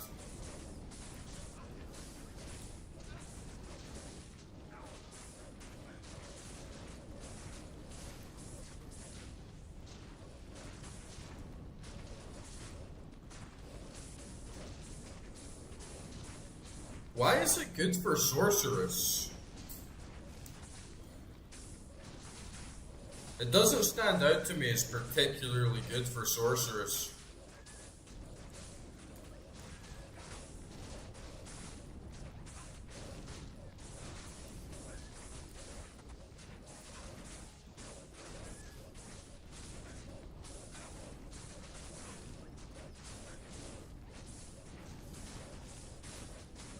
Yeah, I only get 3 quests per character, but I can always just put in the stash and then give it to someone else. So I'm not too stressed out about the sockets. Can always get more.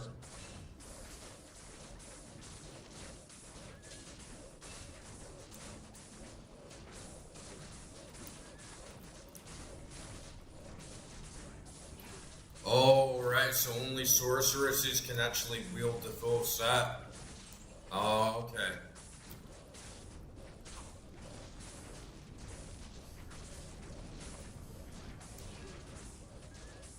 What does it look like in remastered?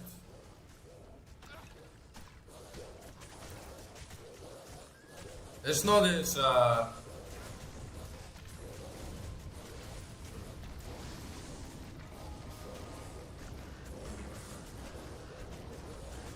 don't know, it looks a little more gay. Not as like flickering, not as like scaly, it's more full on plate.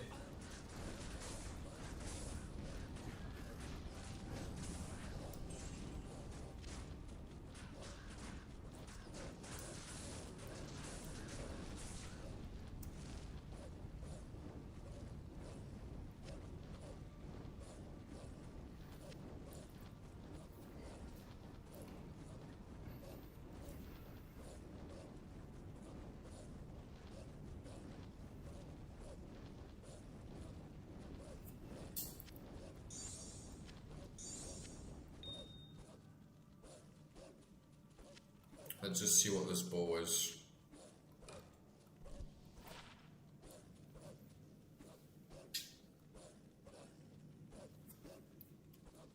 Shut up, bitches.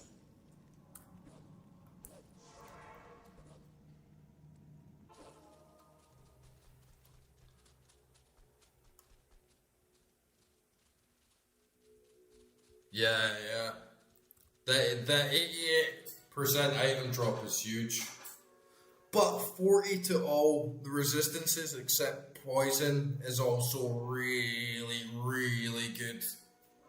It's exactly the sort of drop that I need, honestly, especially compared to having Venom Ward or the other thing that I was using, which did give me good poison. It did give me good defense boost, but that was it.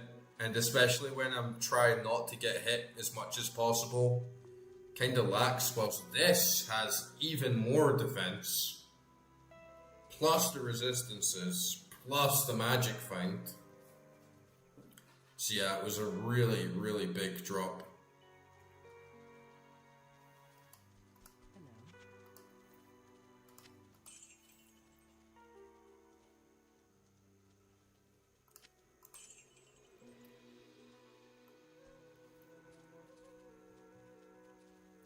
Hello. Right now, let's see. I have 42% on that, right? So that's like 130%. And then I have 26 on that, so 155% I have overall. And it could get it higher.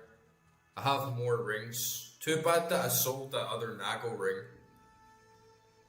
because I could have put 2 Nagel rings on. I have other rings that I could use to get up maybe another 25% and get it close to 200. And I do have some gloves that I could use that would give me maybe 15. So overall, I think that'll be all that we need to max out Magic Find to a realistic degree. And yeah, if I put a topaz on it as well.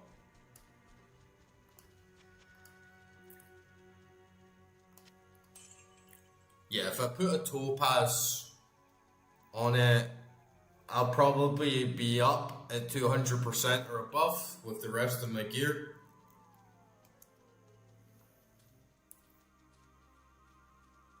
So 200% Magic Find us. Juicy. Juicy. This is what I had on before. No, was it? No. It was the unique. It was this.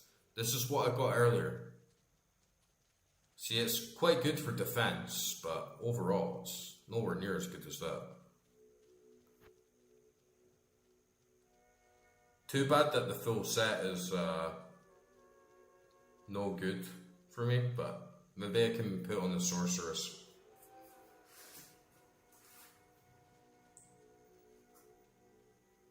And honestly, it's such a good piece of loot that I'm quite inclined to just sell a lot of this shit, because nothing I have is going to beat that. So there's so much little pieces of gear that I've been holding on to for a little bit of cold resistance, for a little bit of light resistance, just in case. But now that I have this, it's like, fuck it, just gonna sell like so much of the stuff in my stash. If I need anything for poison, I can switch back to Venom Ward. But yeah, like all of this shit is like useless now. So I've just freed myself up quite a lot of space.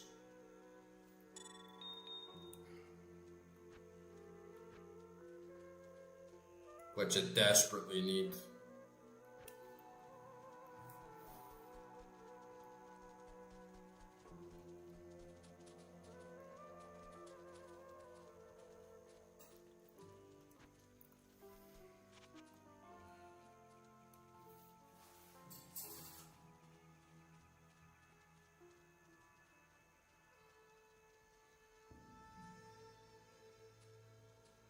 Oh, I got this Tal Rasha. I got Tal Rasha's Guardianship Liqueured Plague Quarry. It's a fucking huge drop. Look at this.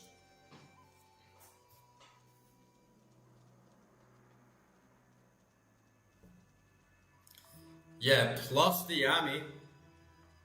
Remember, I got this amulet second try of crafting for the first time ever.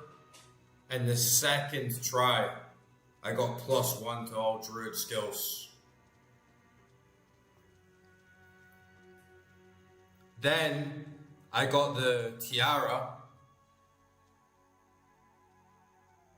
So all we're really missing is a really nice set of gloves to match with the boots. Hopefully find a good unique.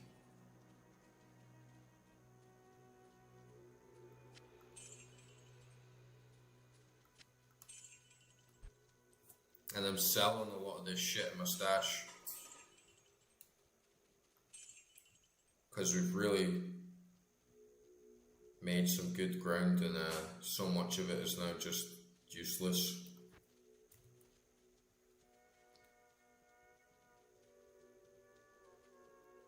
Yeah, the spirit shield is on its way.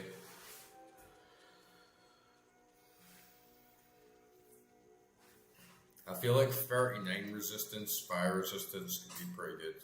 I'm gonna keep this on me. I'll throw something else away though. That huge magic flame though.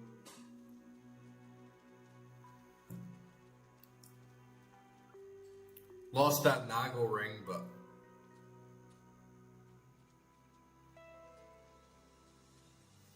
yeah, life leech is another thing though that's not gonna be good for me. Because I don't actually hit with my sword too much. I hold around. Yeah, I don't want caster gloves and I don't want life leech either, so like crafted gloves is not really going to be too beneficial for me. I'm kind of just going to hold out for something that drops. Maybe get like a unique set of gloves or a set item. But it's a really weird build because on the one hand, I'm casting spells, but the cast rate doesn't really work because that gives me either a big boost to mana or mana regeneration or something that gives me like big boost to life. I think just some gloves that give me magic find. Yeah, exactly, Imho. Some gloves that give me magic find and maybe like some life and life regeneration would probably be really good.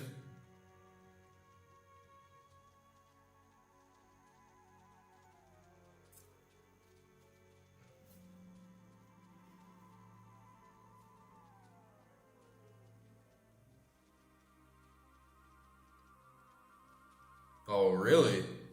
They give me +1 to my fire skills? That would be really good.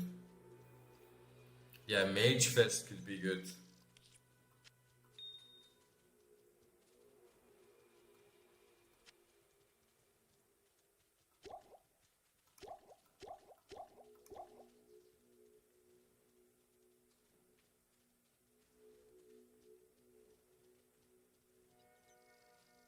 Yeah, block chance is not really that good either.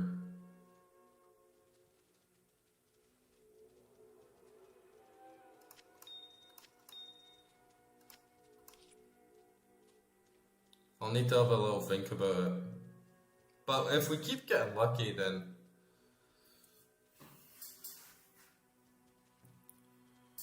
yeah, reduced damage could be good. If we keep getting lucky, we could get something else that drops.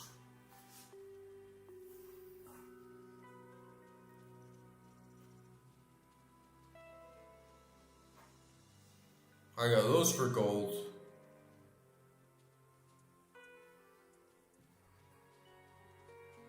I think everything else is looking good. I definitely need to clean this fucking stash up though.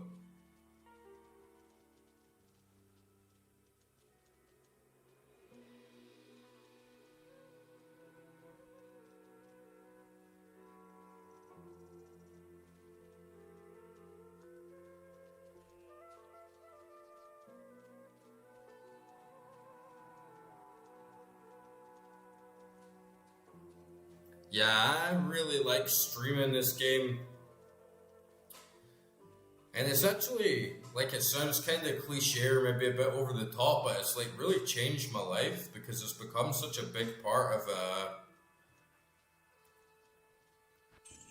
my life, and it changed the course of the channel and got me into streaming. And like very good chats, like connected with a lot of different people.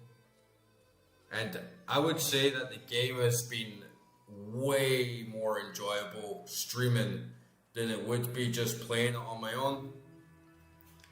And definitely pushed me to get like deep into towards the end game. Definitely pushed me to keep going and find out more about like everything it does. Whilst if I was just playing it with myself, there would probably be more moments where I just wouldn't play it for a few weeks and maybe like fall off.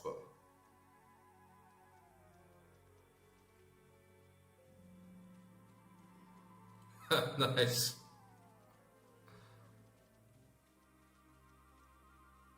Yeah, we're Barb brothers, Corey. We're Barb bros.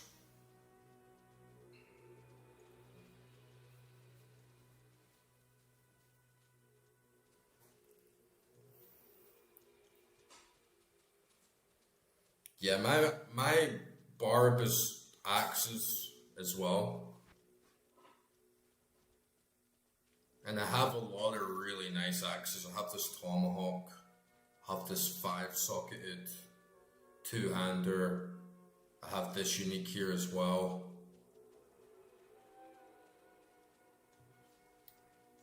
But I'm really not like too understanding of how throwing works. The only class that I've had a good experience of using throwing weapons is Amazon.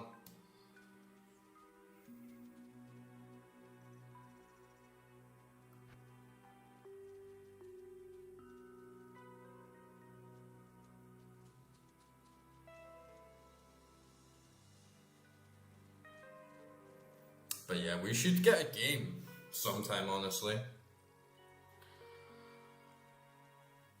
Maybe, Ho, if you've completed the game so many times, maybe you need something like Project Diablo to like freshen up a little bit as well.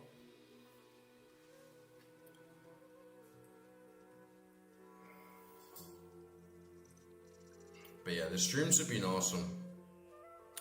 We're getting a little clan together. But I'm gonna call it a night there. It's nearly 4 a.m.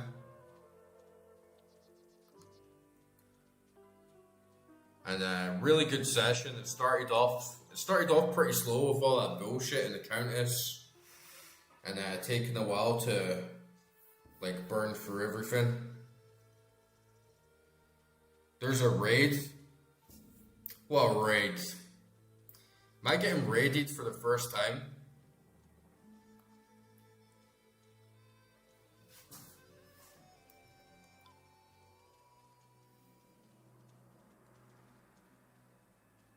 I only have one watcher on Twitch. Oh, 20? Oh, nice, nice. Okay, if we're getting raided, then we have to honor the new squad popping in. Just as everyone else was talking about how they're proud to come in for the journey, we gotta honor these new guests that just popped in. So, just for you guys, I will stay up and I will do Maggot Lair and we'll continue on. And just for the Twitch people that joined in, we've been getting some huge drops. We just got Tal Rash's Guardianship. I have this tiara. I got this Chaos Clasp Amulet on my second attempt ever of trying to craft amulets. We got this epic War Traveler Battle Boots. We got Nagel Ring. We got Menard Heel Ring. We got Verdungo's Hearty Cord. Like, we got that last night. I was drunk as fuck playing this game.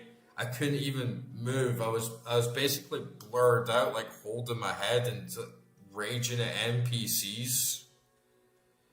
And then I woke up today and checked my inventory. I'm like, oh, what's this? It turns out it's a fucking sick belt, spirit sword, Ancient's Pledge. It's okay, but we want to push for that Monarch Shield.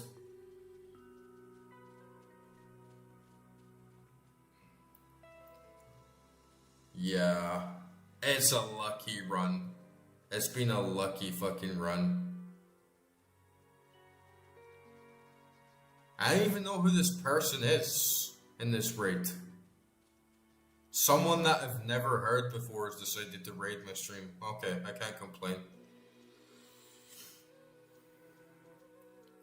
Yeah, I think the shoe's probably the best. Well, no, I think this is probably the best drop. This 88 Magic Find. Like, it's probably only going to get better from here, honestly. Now that we have that huge boost. But yeah, come on, let's push on. My ass can take it.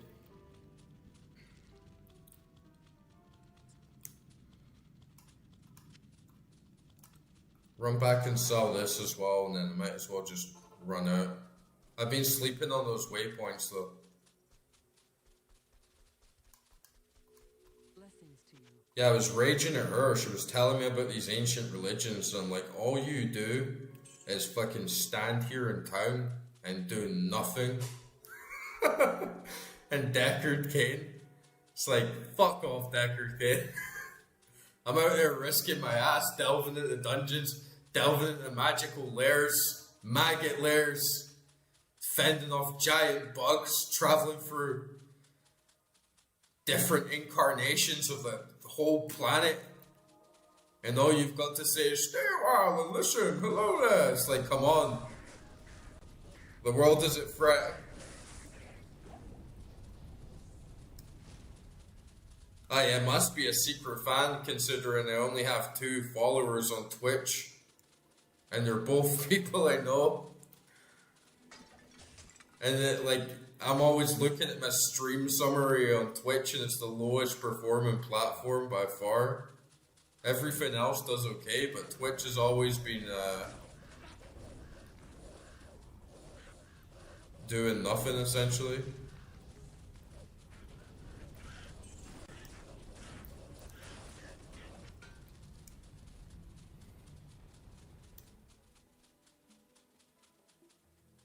Anom free. Is that who I think it is? Huh? Is that who I think it is? Number free.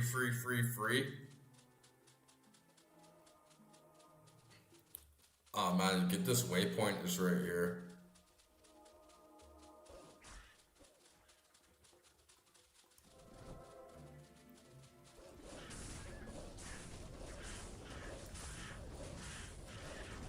I'm seeing that free,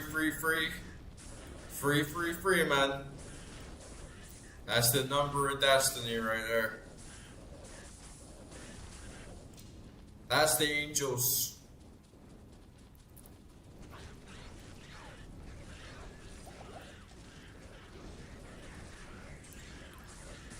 Okay, let's do this.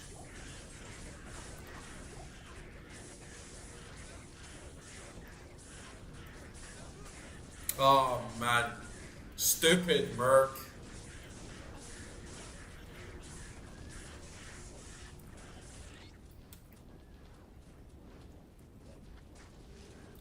I need Belly the Bear.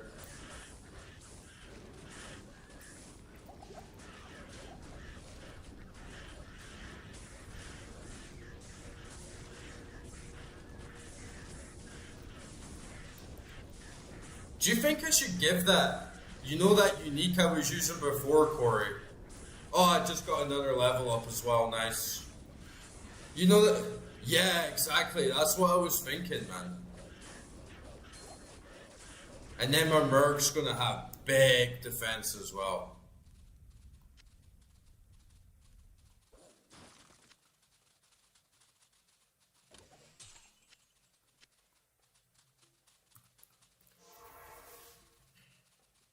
Yeah. Let's get the Merc tanking up.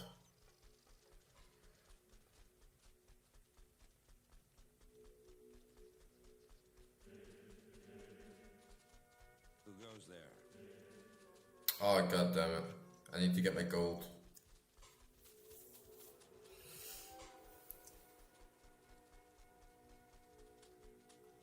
Yeah, 100%. I'll get that item. This stuff, the iron pelt, trellised armor. Yeah, give the merc like 477 defense. That is a shout.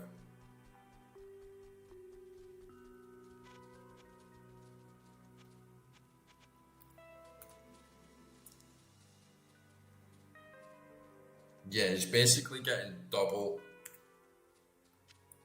I'll put that to good use. I'll put that to good use. I'll put that to good use.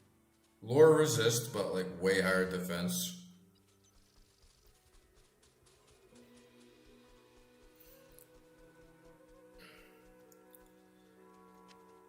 But yeah, Twitch chat. What stream were you guys even watching before?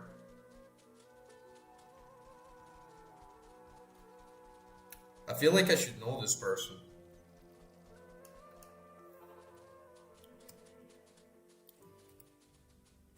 Pick up a couple of potions while I'm here, just in case.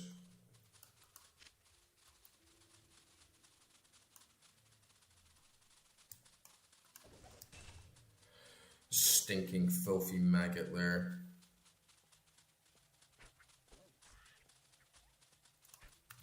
Jimmy, Timmy, Steve, Oswald, attack!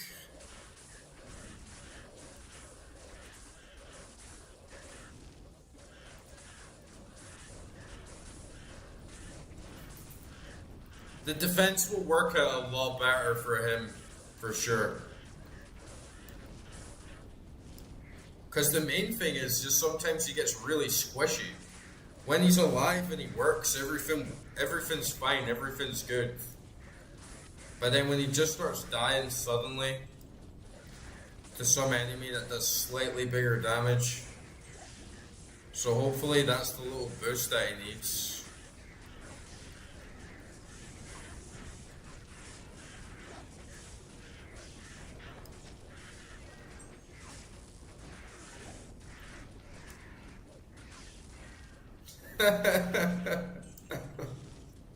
You're a bowling balla. You're a bowling balla, Corey. That little shrine refresh sound, that's what you need right now to match your vibe.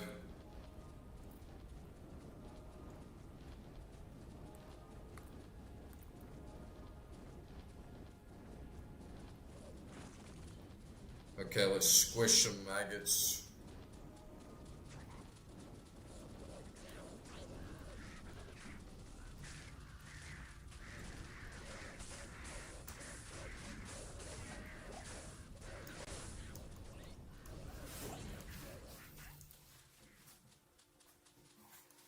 I feel like I might be missing something, right? Like, we got to the end of that dungeon.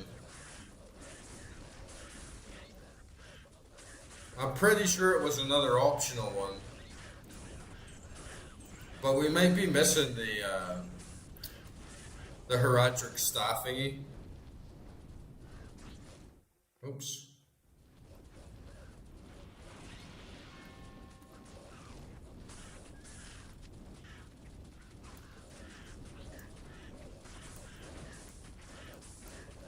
Yeah, in Halls of the Dead.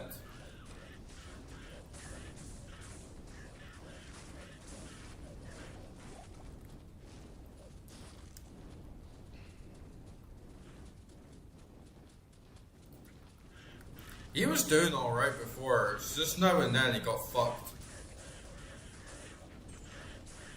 But yeah, it does seem a lot smoother.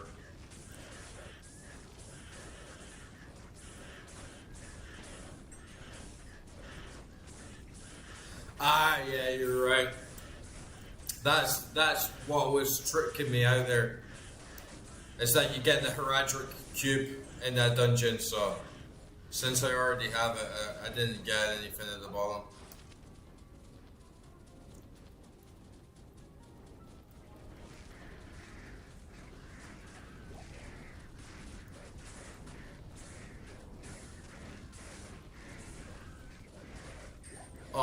we're so back.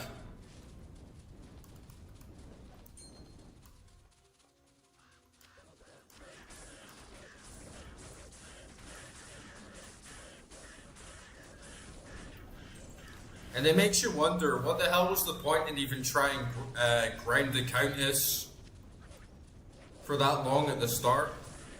And put up with all that sluggishness and just being slowed down? When if we just progressed, we could have got these unique drops that Talrash has set. Yeah, exactly.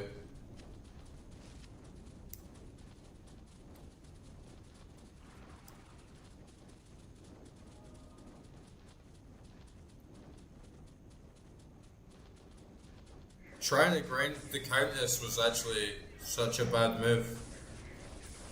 And then the pit as well. Got nothing out of that.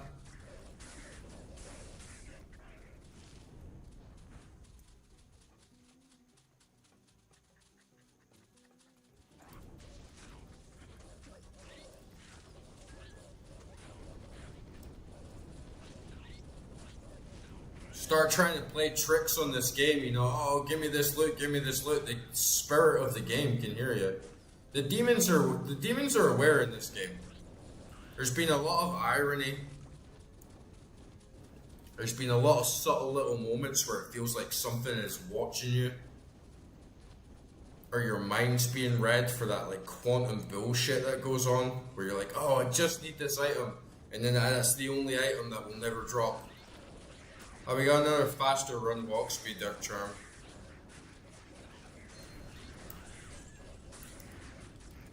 Yeah, it's a game of fate, right? You can't really push it too much.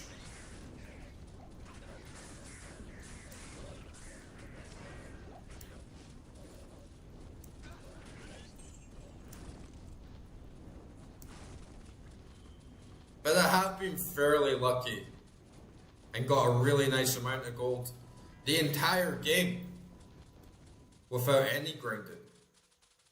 I've never gone to any spot except the Countess.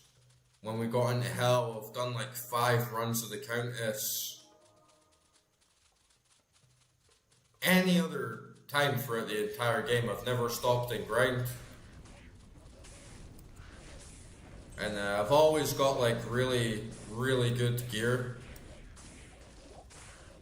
Not even just in Hell, throughout normal, for all a Nightmare, no grinding.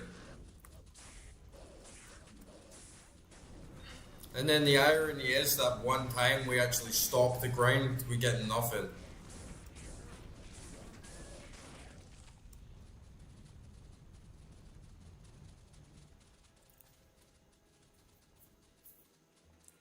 You've never found the belt after 20 years? Wow, I had no idea it could even be that rare.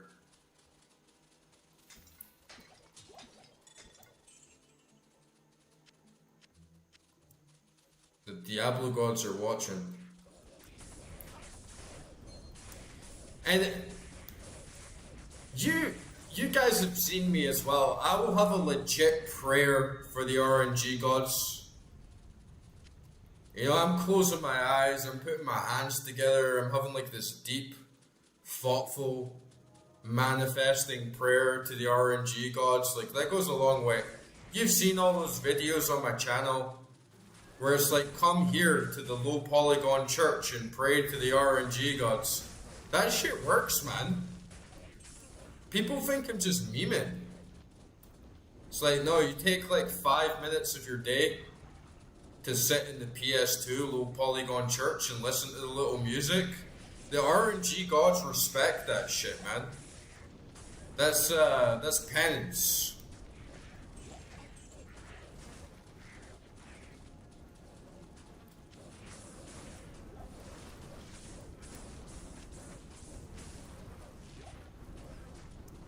Yeah, as soon as I go online, it's probably all gonna fall. I'm not gonna get lucky twice in a row, right? It's like what I was saying to you guys about blackjack. You have to quit when you're ahead. You have to learn to walk away. Don't push your luck. The RNG gods do not like when you push your luck.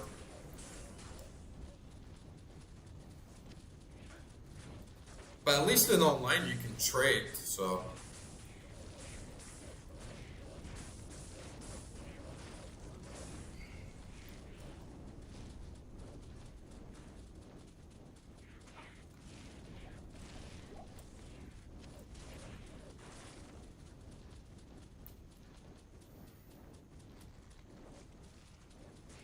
Where's this stinking maggot slayer?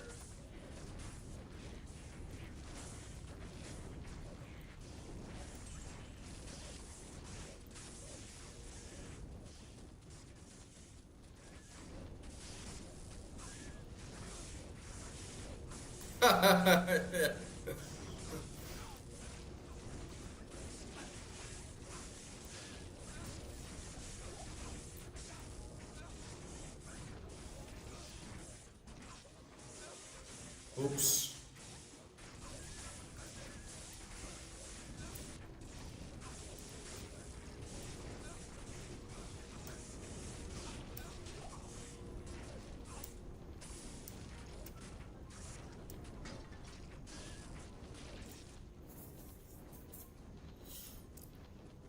No, we're not gambling.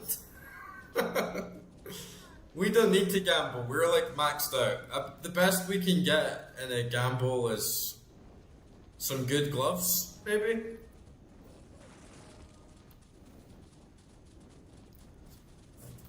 That's the best thing we could get is a really nice set of gloves for gambling. But other than that, I feel like we pretty much have everything we can expect to get.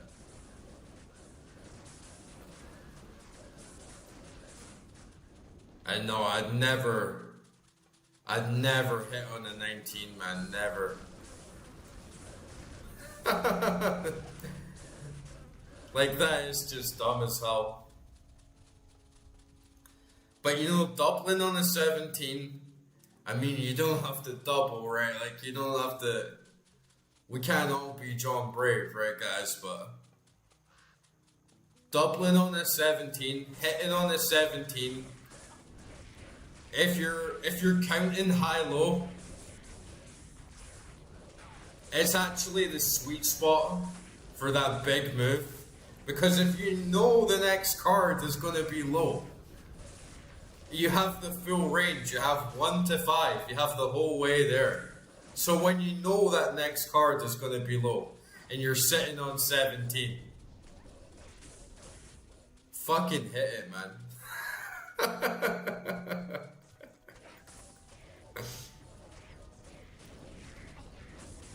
Remember, it depends what the dealer's got, depends what everyone else on the fucking table's got. Depends what the last 5 hands have been, 10 hands, you know.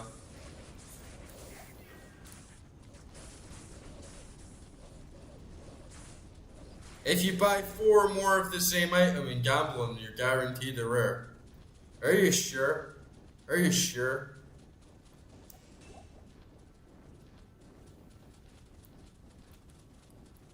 I feel like I bought 4 of the same item last time and we didn't get a rare.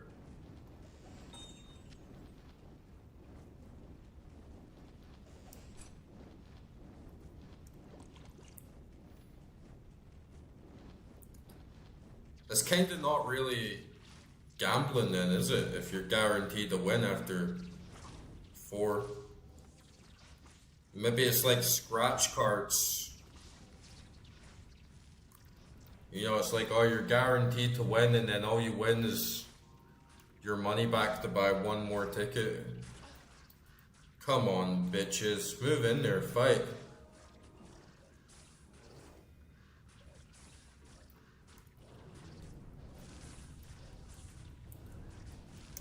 Yeah, man, we're still at it. We got raided on Twitch, apparently, but ain't too chatty.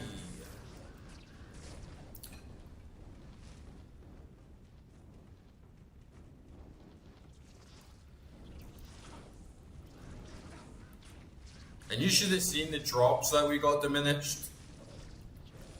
Fucking peak.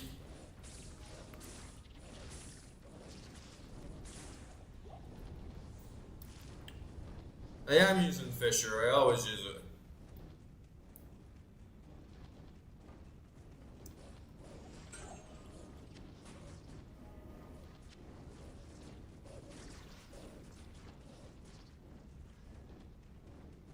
Firestorm's pretty mid. That's like the only spell I don't really use. But Armageddon, Molten Boulder, Volcano, Fisher. Basically just rotate around those.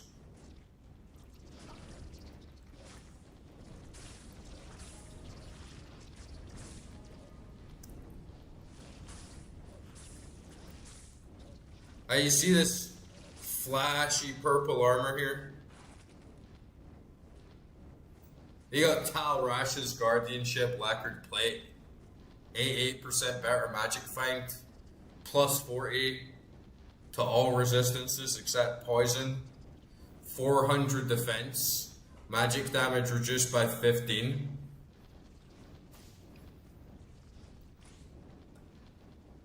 Then we've got the War Traveler boots, we've got the Verdungo's Hearty Cord, the Menard Healing Ring, Hierophant Tiara, Chaos Class Amulet. It's been really good.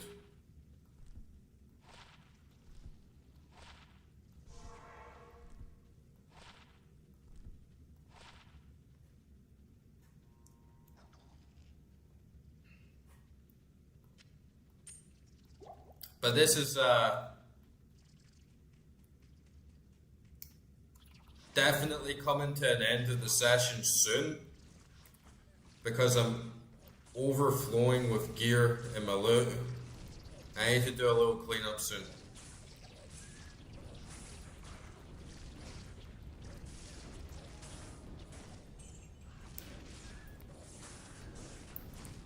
Plus, I always promise myself, oh, I'm not going to stay up too late and play Diablo 2 all night, and then every time it's like, oh yeah, we'll do another hour. And then the next time I look at the clock, 2 hours has gone past, I'm like, fuck it.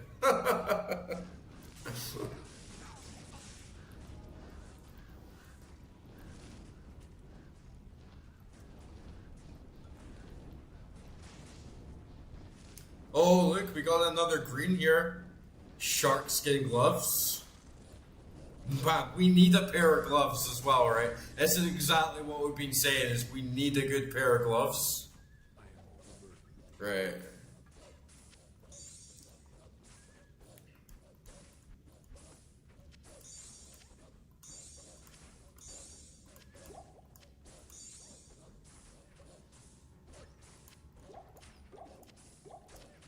Alright, shut up, bitches.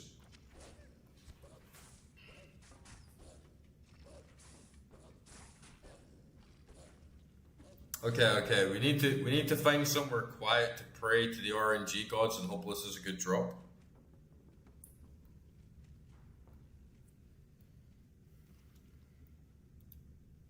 Okay. Guys, gather your collective energy right now and let's pray to the RNG gods. Oh, great RNG gods, your mysteries amaze us. We're ever thankful for your bountiful blessings upon our runs after run from now and to the end of eternity. You're the giver of life and death. You are the Alpha and the Omega. Everything at the forefront and the farthest spaces back into the void and all that comes in between.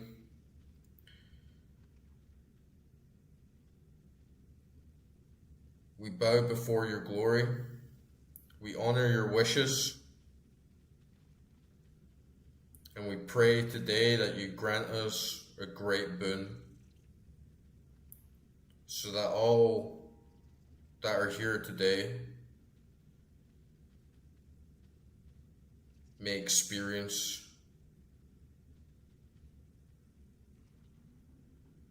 Your boundless limits. Amen. That's Magnus, so you guys already know what it is.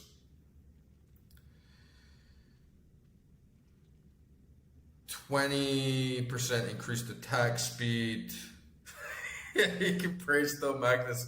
Well, I don't know what it is. 20% increased attack, 100 attack rating, 60% enhanced defense, 16 fire resist.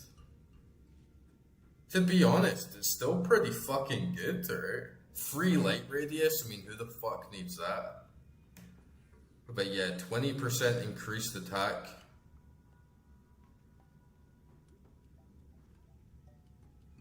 Uh, 100 attack rating, 60% enhanced defense, 60 base defense, fire resistance 16.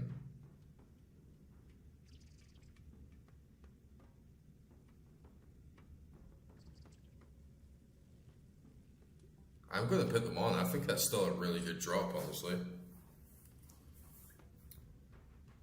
And I have 1,372 defense now. You think so? They give me 16 dex, 16 attack rating, 26 enhanced defense, plus a little bit of lightning resist, but then you have that like half freeze duration. But then this is like 20% increased attack, 100 attack rating, 60% enhanced defense.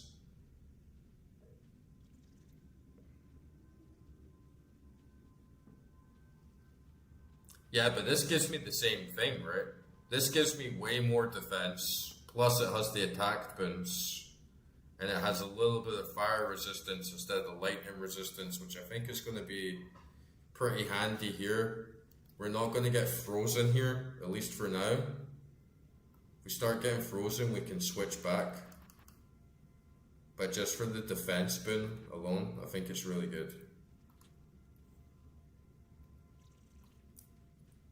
Yeah, Imho was saying we should get Mage Fist as well.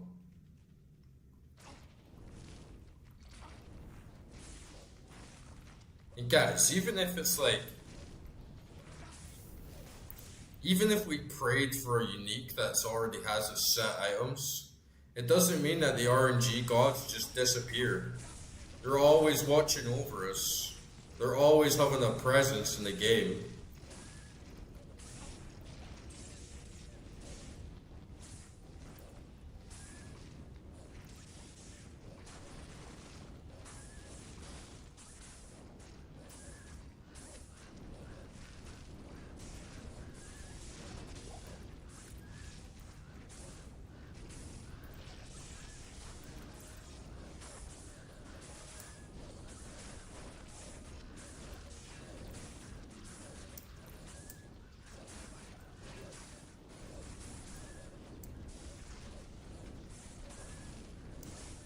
We have that huge magic thing now as well. So.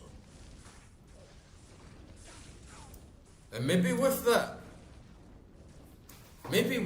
boon, we actually could start attacking a little bit. But right away, I can see we are getting frozen. So maybe these would be better.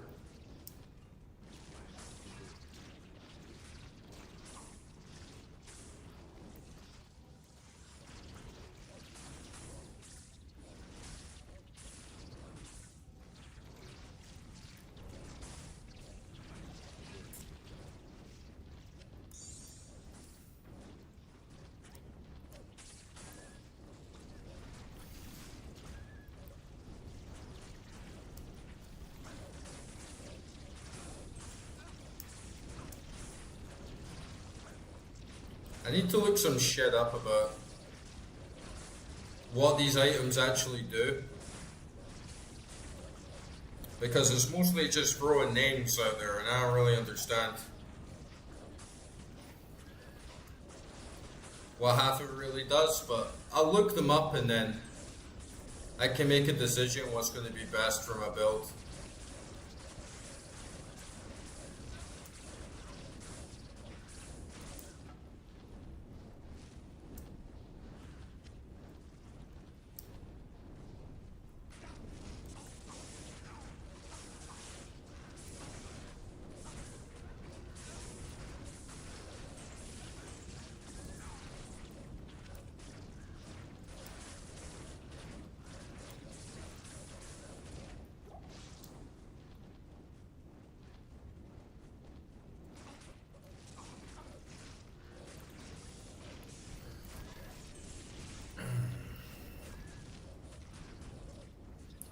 Maggot Lair is always pretty easy.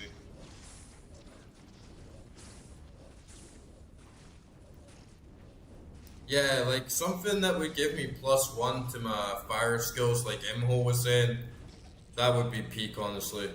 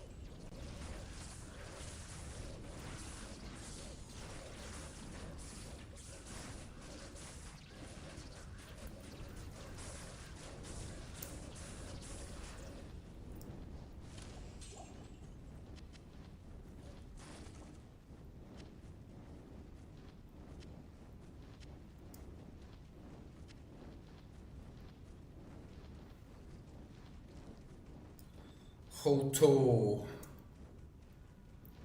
Emperor Hero Hoto. Yeah, Heart of the Oak. There's kind of a bit too many choices.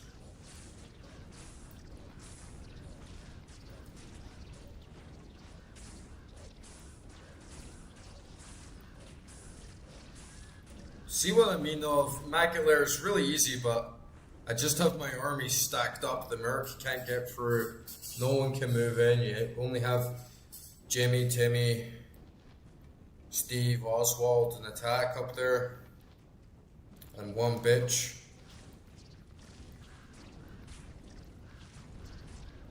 Yeah, but we don't want cast speed. And we don't want cast speed, Corey.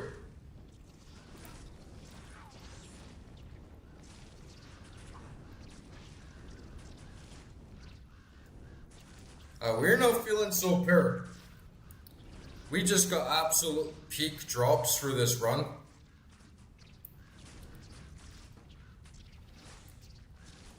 And yeah, the Druid is here to stay.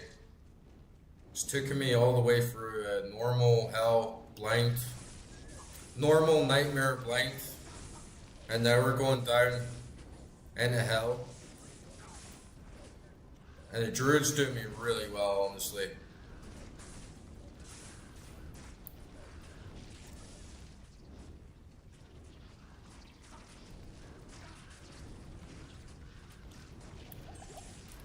And it's actually been really fun to see so many in the chat from the start saying, don't pick Druid, the Druid sucks. And then lots of times people even going so far as you're not going to be able to complete the game. This boss is too hard for you. You need to go back, restart everything, pick another class, and then Druid does it.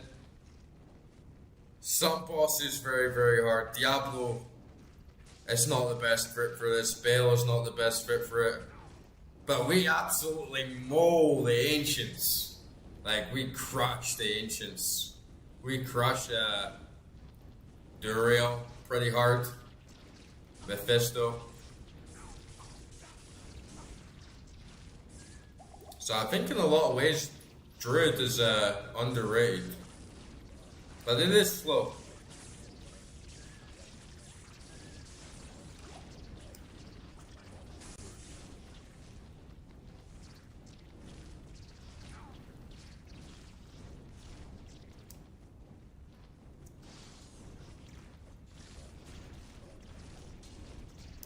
Yeah, that fireball just... It's really good if you can line it up. The Fisher Volcano is pretty good in there as well.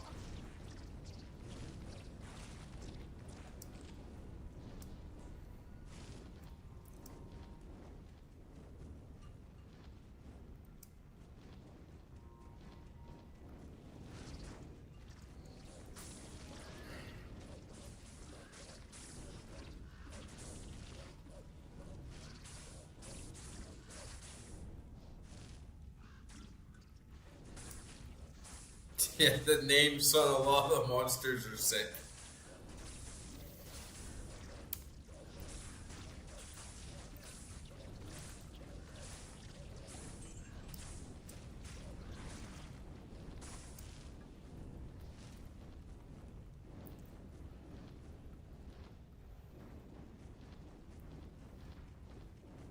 Jimmy, Timmy, Steve, Oswald, Attack is a sick name.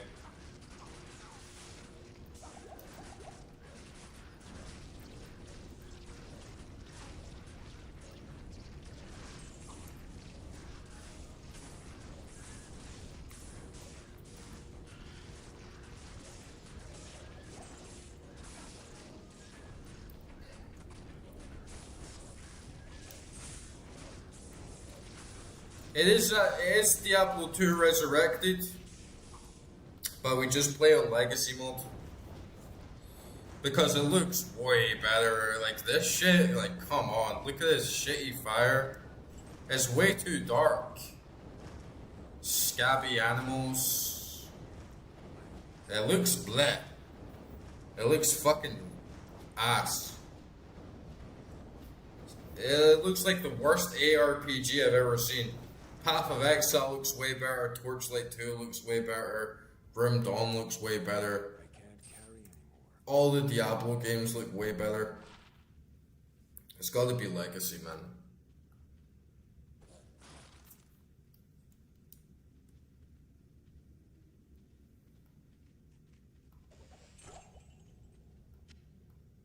Yeah, let's go back and sell some shit.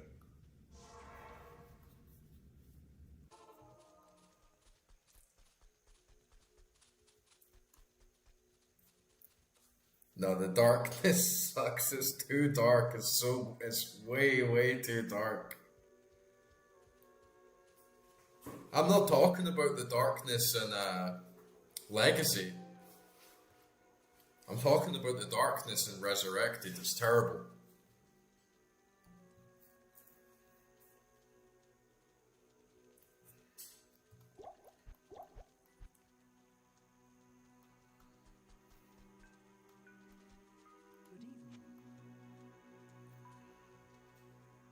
And I guess it actually gives light radius some actual purpose, but why would you want light radius anyway, Rick? It's better light radius doesn't have a purpose, so you just get better use and modifiers out of something else.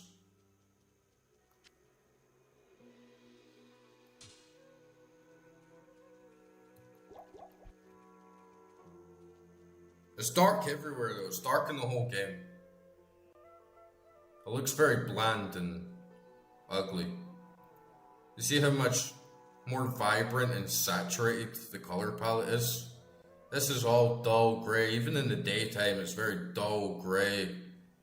Everything toned down. Just more blacks. Makes the fire look shit. This looks way better.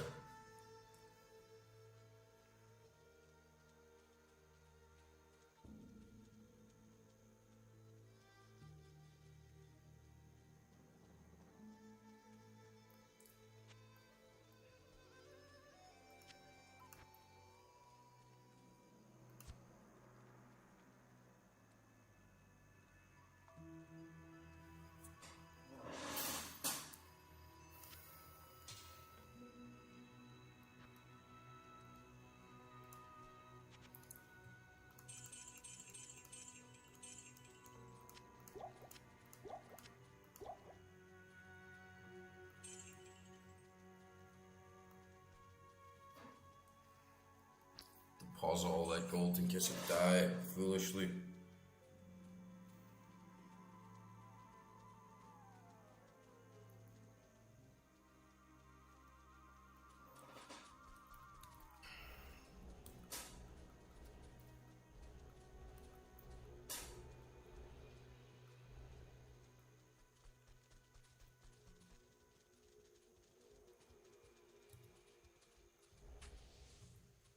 I've never really played many range characters.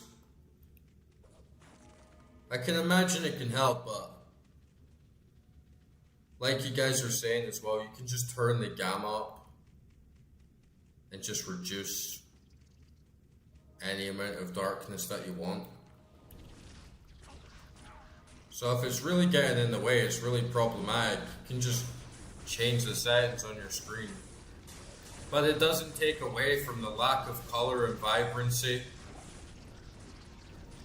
On Resurrected, you can never preserve that original feeling of the textures and the saturation, which in my opinion is way nicer. Like, this is just shit. This is just a dark, bland mess with zero variation. This is actually much clearer and much more colorful, especially on the explosions and the outer rim. Much greater gradients. And those solid colors with a more narrow RGB spectrum, it just looks a lot nicer and a lot more gamey rather than just trying to be 4K enhanced blacks, can't see what the fuck's going on.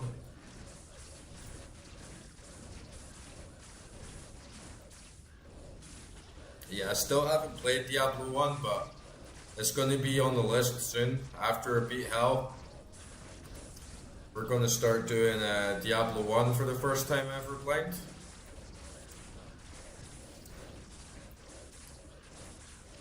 And then we'll see what it's like.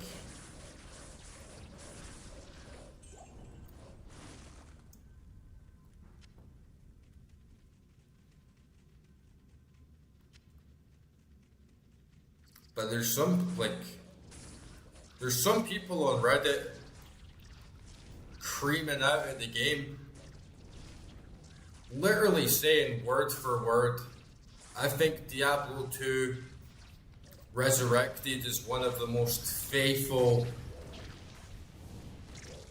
remasters, graphical enhancements ever made. It's like, what the fuck are you smoking, dude?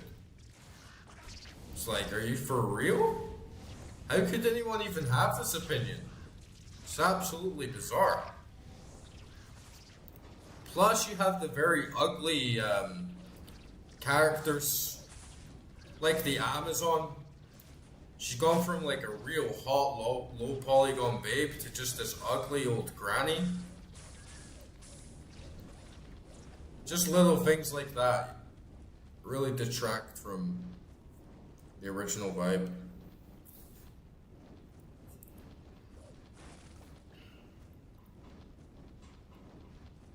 Well, you're among your kin here, Andrew. I think most of the guys are long-time veterans. They've been playing the game for a long time. For me, it's been about a month now, a month and a half, since I first started getting into the game. And I feel like 20 years from now, I'll be popping into someone's stream, seeing them play it for the first time and think, oh wow, this guy's playing it for the first time. I definitely can see myself playing this game forever as well.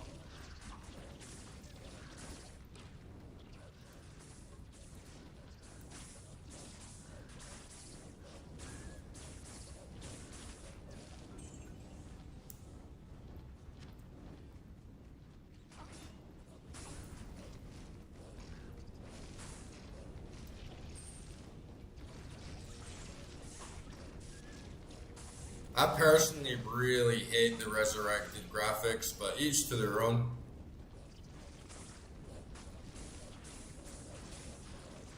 And yeah, the characters got nerfed big time in terms of their aesthetics.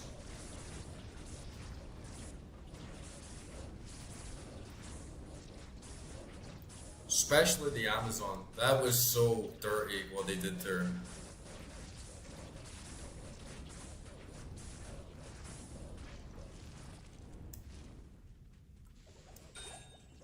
I think in a lot of ways the more modern graphics doesn't really suit the more archaic style. The game feels more at home and more natural in the legacy style graphics, in my opinion. But yeah, I'm gonna do Warlock at some point, and then it will be locked to the resurrected graphics, so it'll give me a chance to actually go through the whole game like that.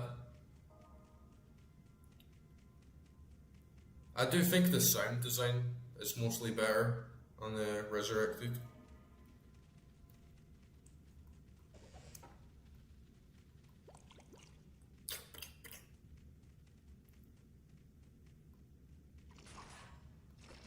You see this green here? There's just something about this like color palette. Those subtle shadings, it's so nostalgic for me.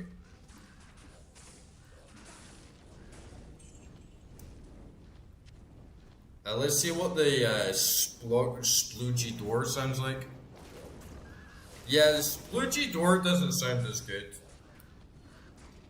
But the audio quality is much higher.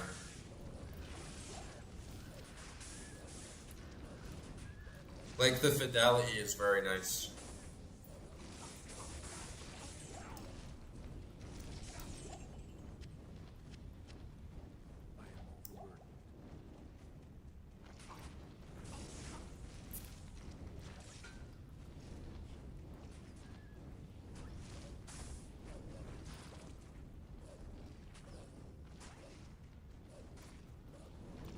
But he didn't simply upscale the game. Like, the game is completely different. It's not simply upscaled. It's completely remodeled, but... You know, it's a shame that Vicarious Visions doesn't get as much of a shout out. Because the great thing about Resurrected is that you have the option to play in legacy graphics, right? So there's no one forcing you to play it the new way. And I think they did a really good job on the game overall. But it's a shame that you don't really see their name anywhere. They have no splash screen. Their logo's not anywhere. It all just gets credited to Blizzard. So I feel like they did them dirty a little bit, and I can imagine that it was probably Blizzard that says, hey, could you make the Amazon ugly, ragged, ghoulish looking granny instead of a hot babe? That probably wasn't Vicarious Visions' decision.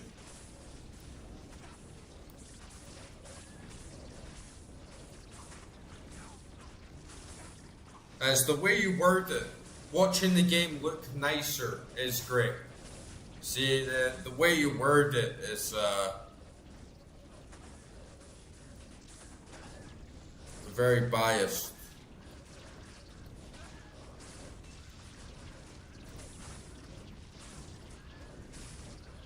But I can understand if you played the same game for so long, having a fresh coat of paint and see it in a new perspective. It's a lot more interesting. But for me personally, I like the old school.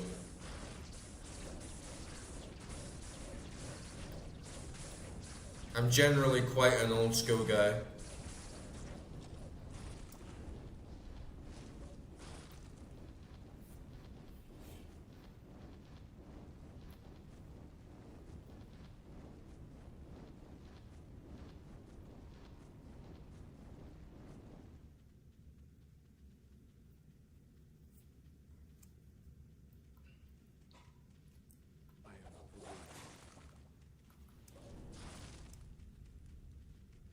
I mean, if you always see things just being in a larger resolution or higher fidelity or more 3D graphics is better, then I guess Diablo Immortal looks better as well, right? But even for a modern game standards, I don't think the graphics are particularly good. I think Path of Exile, for instance, much older game, looks way better.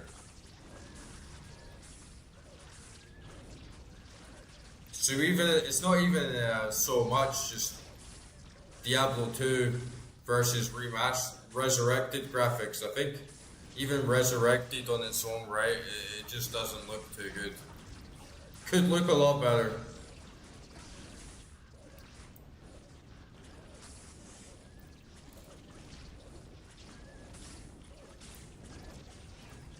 Yeah, and he also changed the assassin to like this sexy hot goth chick. You know, she's very like all 90s goth chick, looks like a nice like hot all babe that liked to watch The Crow. And now she's just like this Asian thing. Kinda looks like she looks a bit mannish, you know, she looks like a lady boy or something. And to be honest, even the druid is quite ugly. The druid is very decrepit, old, weird looking. It's much more natural looking in the original.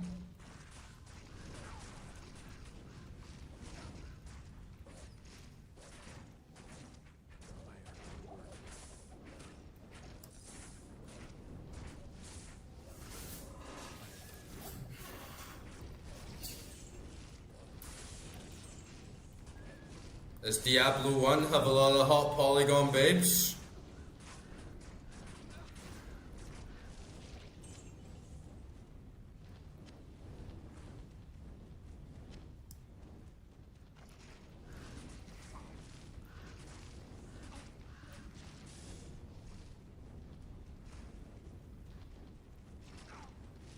I forgot actually, right? Microsoft owns Blizzard Activision there, right? That actually perfectly explains why they made everyone ugly.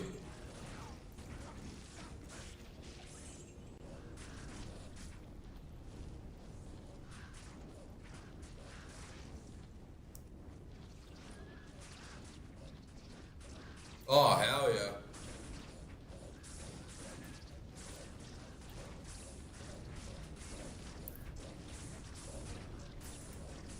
I like me some bad witchy babes.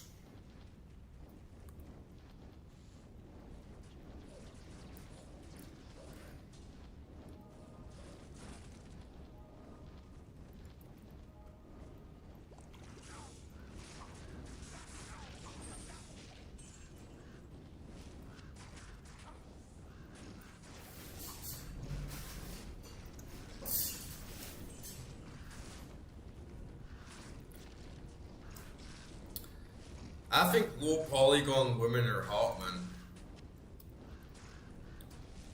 Maybe I'm just too... Maybe I'm old. Maybe I'm weird, but I think low polygon women are hot. Maybe I'm just autistic for old vintage things, but... Yeah, even women IRL, I like MILFs. I like an older woman, you know, I like an older game. Maybe it's just part of my personality, I guess, you know. Oh, there's a gray tiara. No, it's a white one.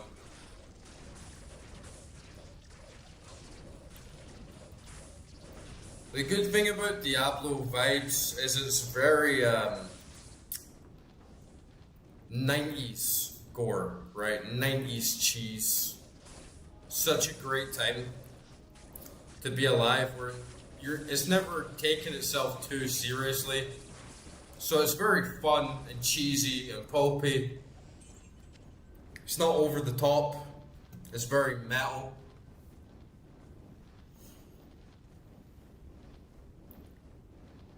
Yeah, we'll definitely be getting this tiara.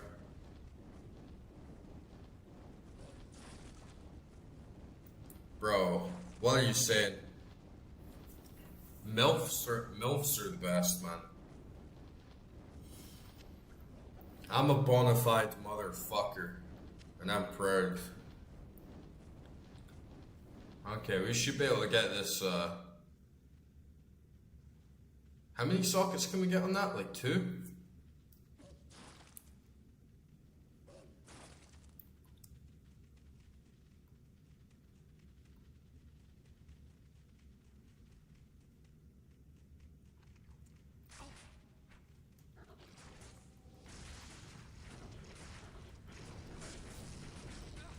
You gotta like MILFs, man. Seriously, you gotta like MILFs.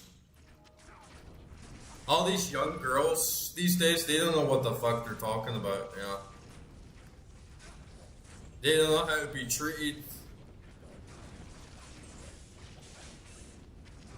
You go for the MILF, way more experience, way more sentimental, way harder. Oh, MILFs are way hotter, man.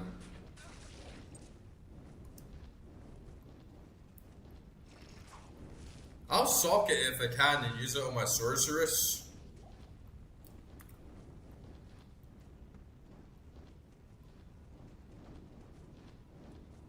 I'd be slave to a MILF. I'd be a slave to a dommy mommy. Oh yeah.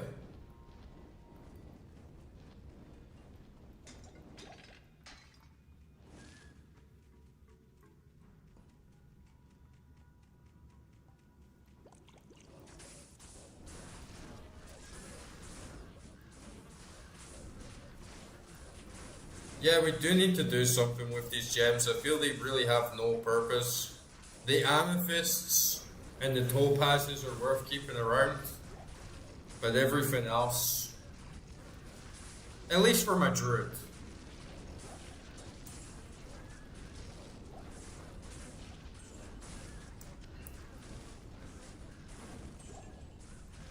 Yeah, I would say it's gotta be white MILFs. Dommy mommies. Doesn't have to be white. Doesn't have to be white, but yeah.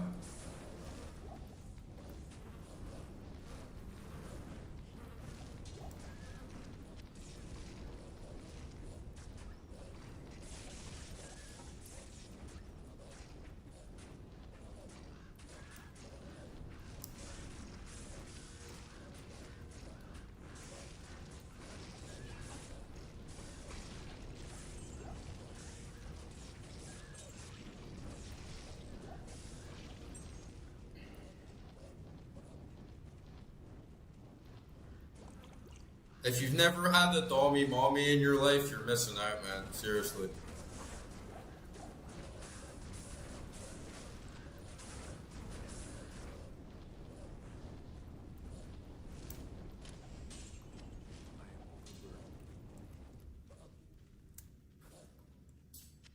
You're missing out, man. You need to broaden your horizons a little bit, yeah?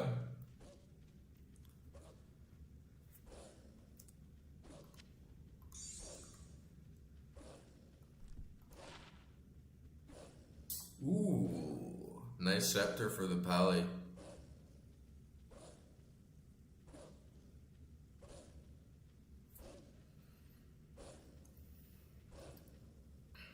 Shut up, bitches.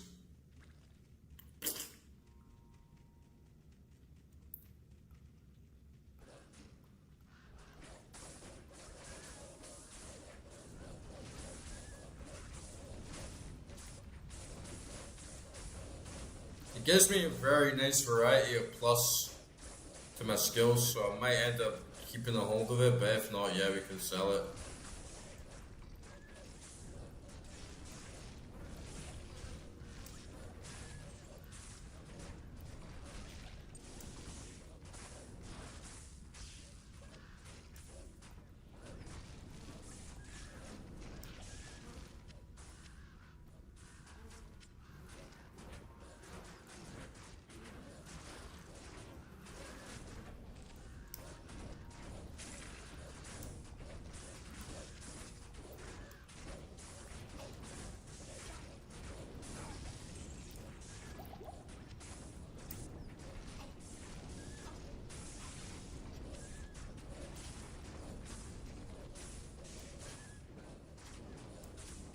Yeah, it's lucky because you can actually stack items. Sometimes the stash drives me crazy, but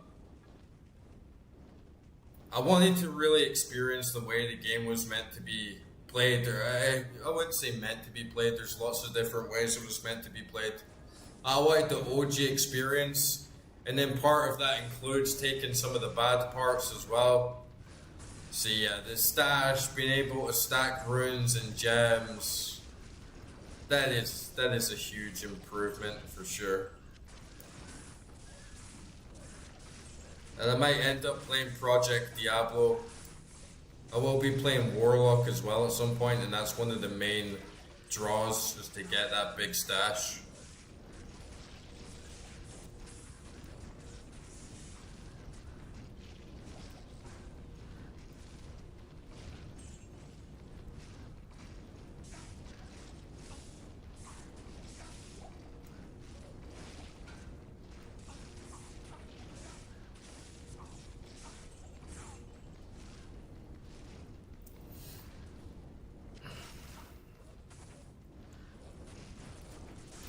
Maggot Lair's always nice and chill. You just molten boulder and steamroll everything basically.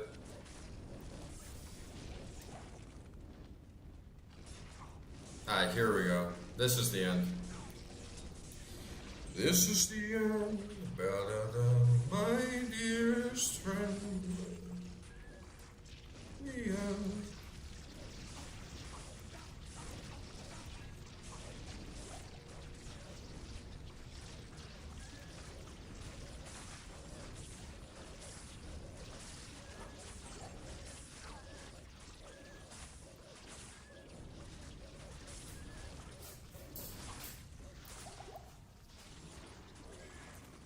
You're gonna get banned, diminished.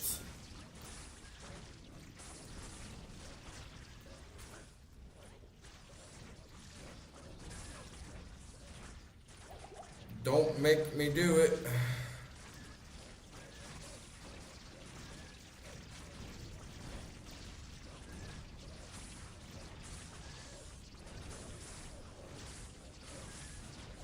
Sure he did, bud. Sure he did.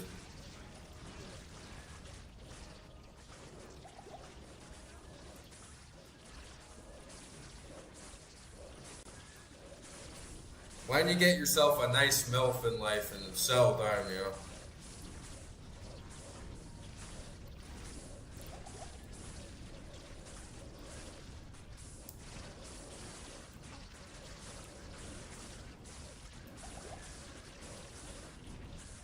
Yeah, no, I already make mules myself. But the real kick in the balls was how back in the day you had to make mules and carry them around the map and drop them, so hopefully your character could pick them up, and taking the risk that it might not always happen.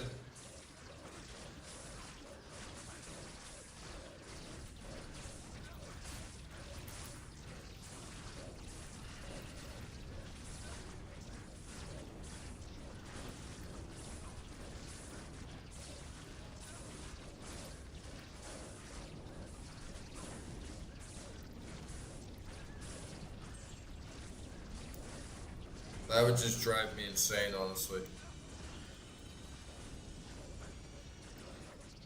Yeah, die, you maggot.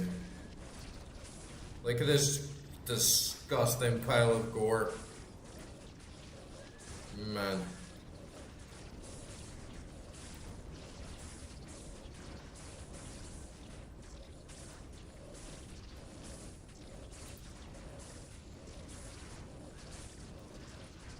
Where the hell did this one even come from?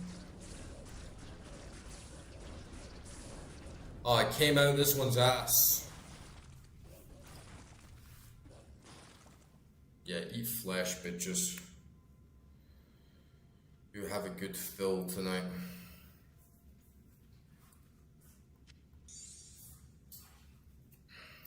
Man, these juice. You're getting a lot of juice tonight.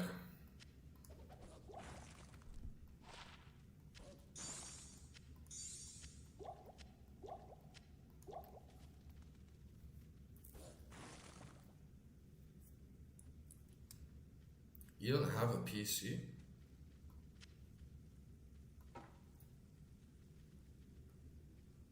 How do you even lift it?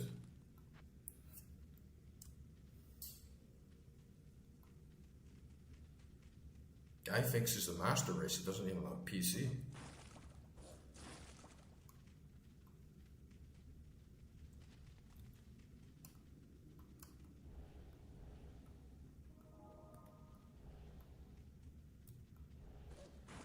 Okay. That is going to wrap it up for tonight.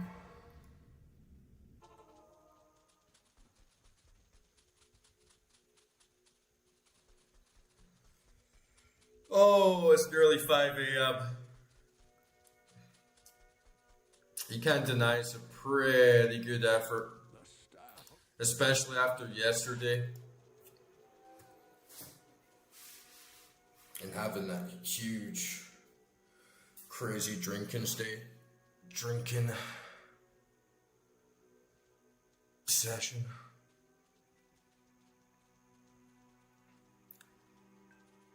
I'm sorry, dude, but if you don't have a PC, you're not a master race. You're a pleb. If you're on your phone, you're on console, you don't have a PC.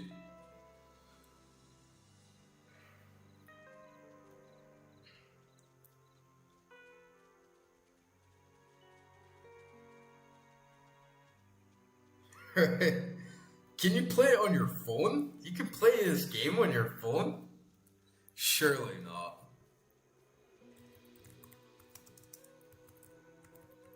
No way. Nah, you can't play it on your phone. You can play it on an emulator or something, but yeah, fuck that. You can always play Diablo Immortal.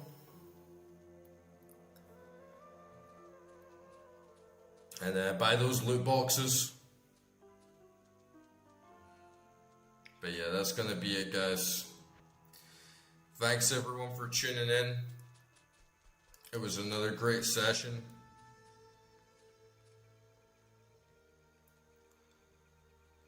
Making pretty good progress. We wasted a lot of time. I feel if we didn't bother with all that bullshit on the Countess and trying to get that grind in, we might even beat Duriel tonight. But definitely next time we'll push through. We only need to get this. We'll need to get the staff head, and then we can pretty much just push into the Harems guilds and straight to Duriel. Not feeling too much of an issue with it. I think everything is going to turn out the same way it did in Nightmare, with the first Act 1 being a bit of a skill check and everything pushing a lot harder and having a bit of shock value. But then once we get some better gear level, everything kind of evens out. I think we're going to cruise through Act 2. And then I think we're going to cruise through most of Act 3 till we get to the end. And then show a bit more signs of resistance. And then probably same thing again. Diablo's going to be a pain in the ass. We'll do okay on Act 5. And then Bale will be a big pain in the ass. But yeah, everything's looking pretty good, honestly. Really nice drops. Really good gear. Really good loot. Built on a perfect trajectory. Oh, but yeah, guys. Hope you all have a good night. Hope to see you again next time. I'll be back on Saturday. I might actually be streaming a couple of other things during the week. So keep an eye out. We'll see how my work goes. See what I've got time for. But yeah, enjoy.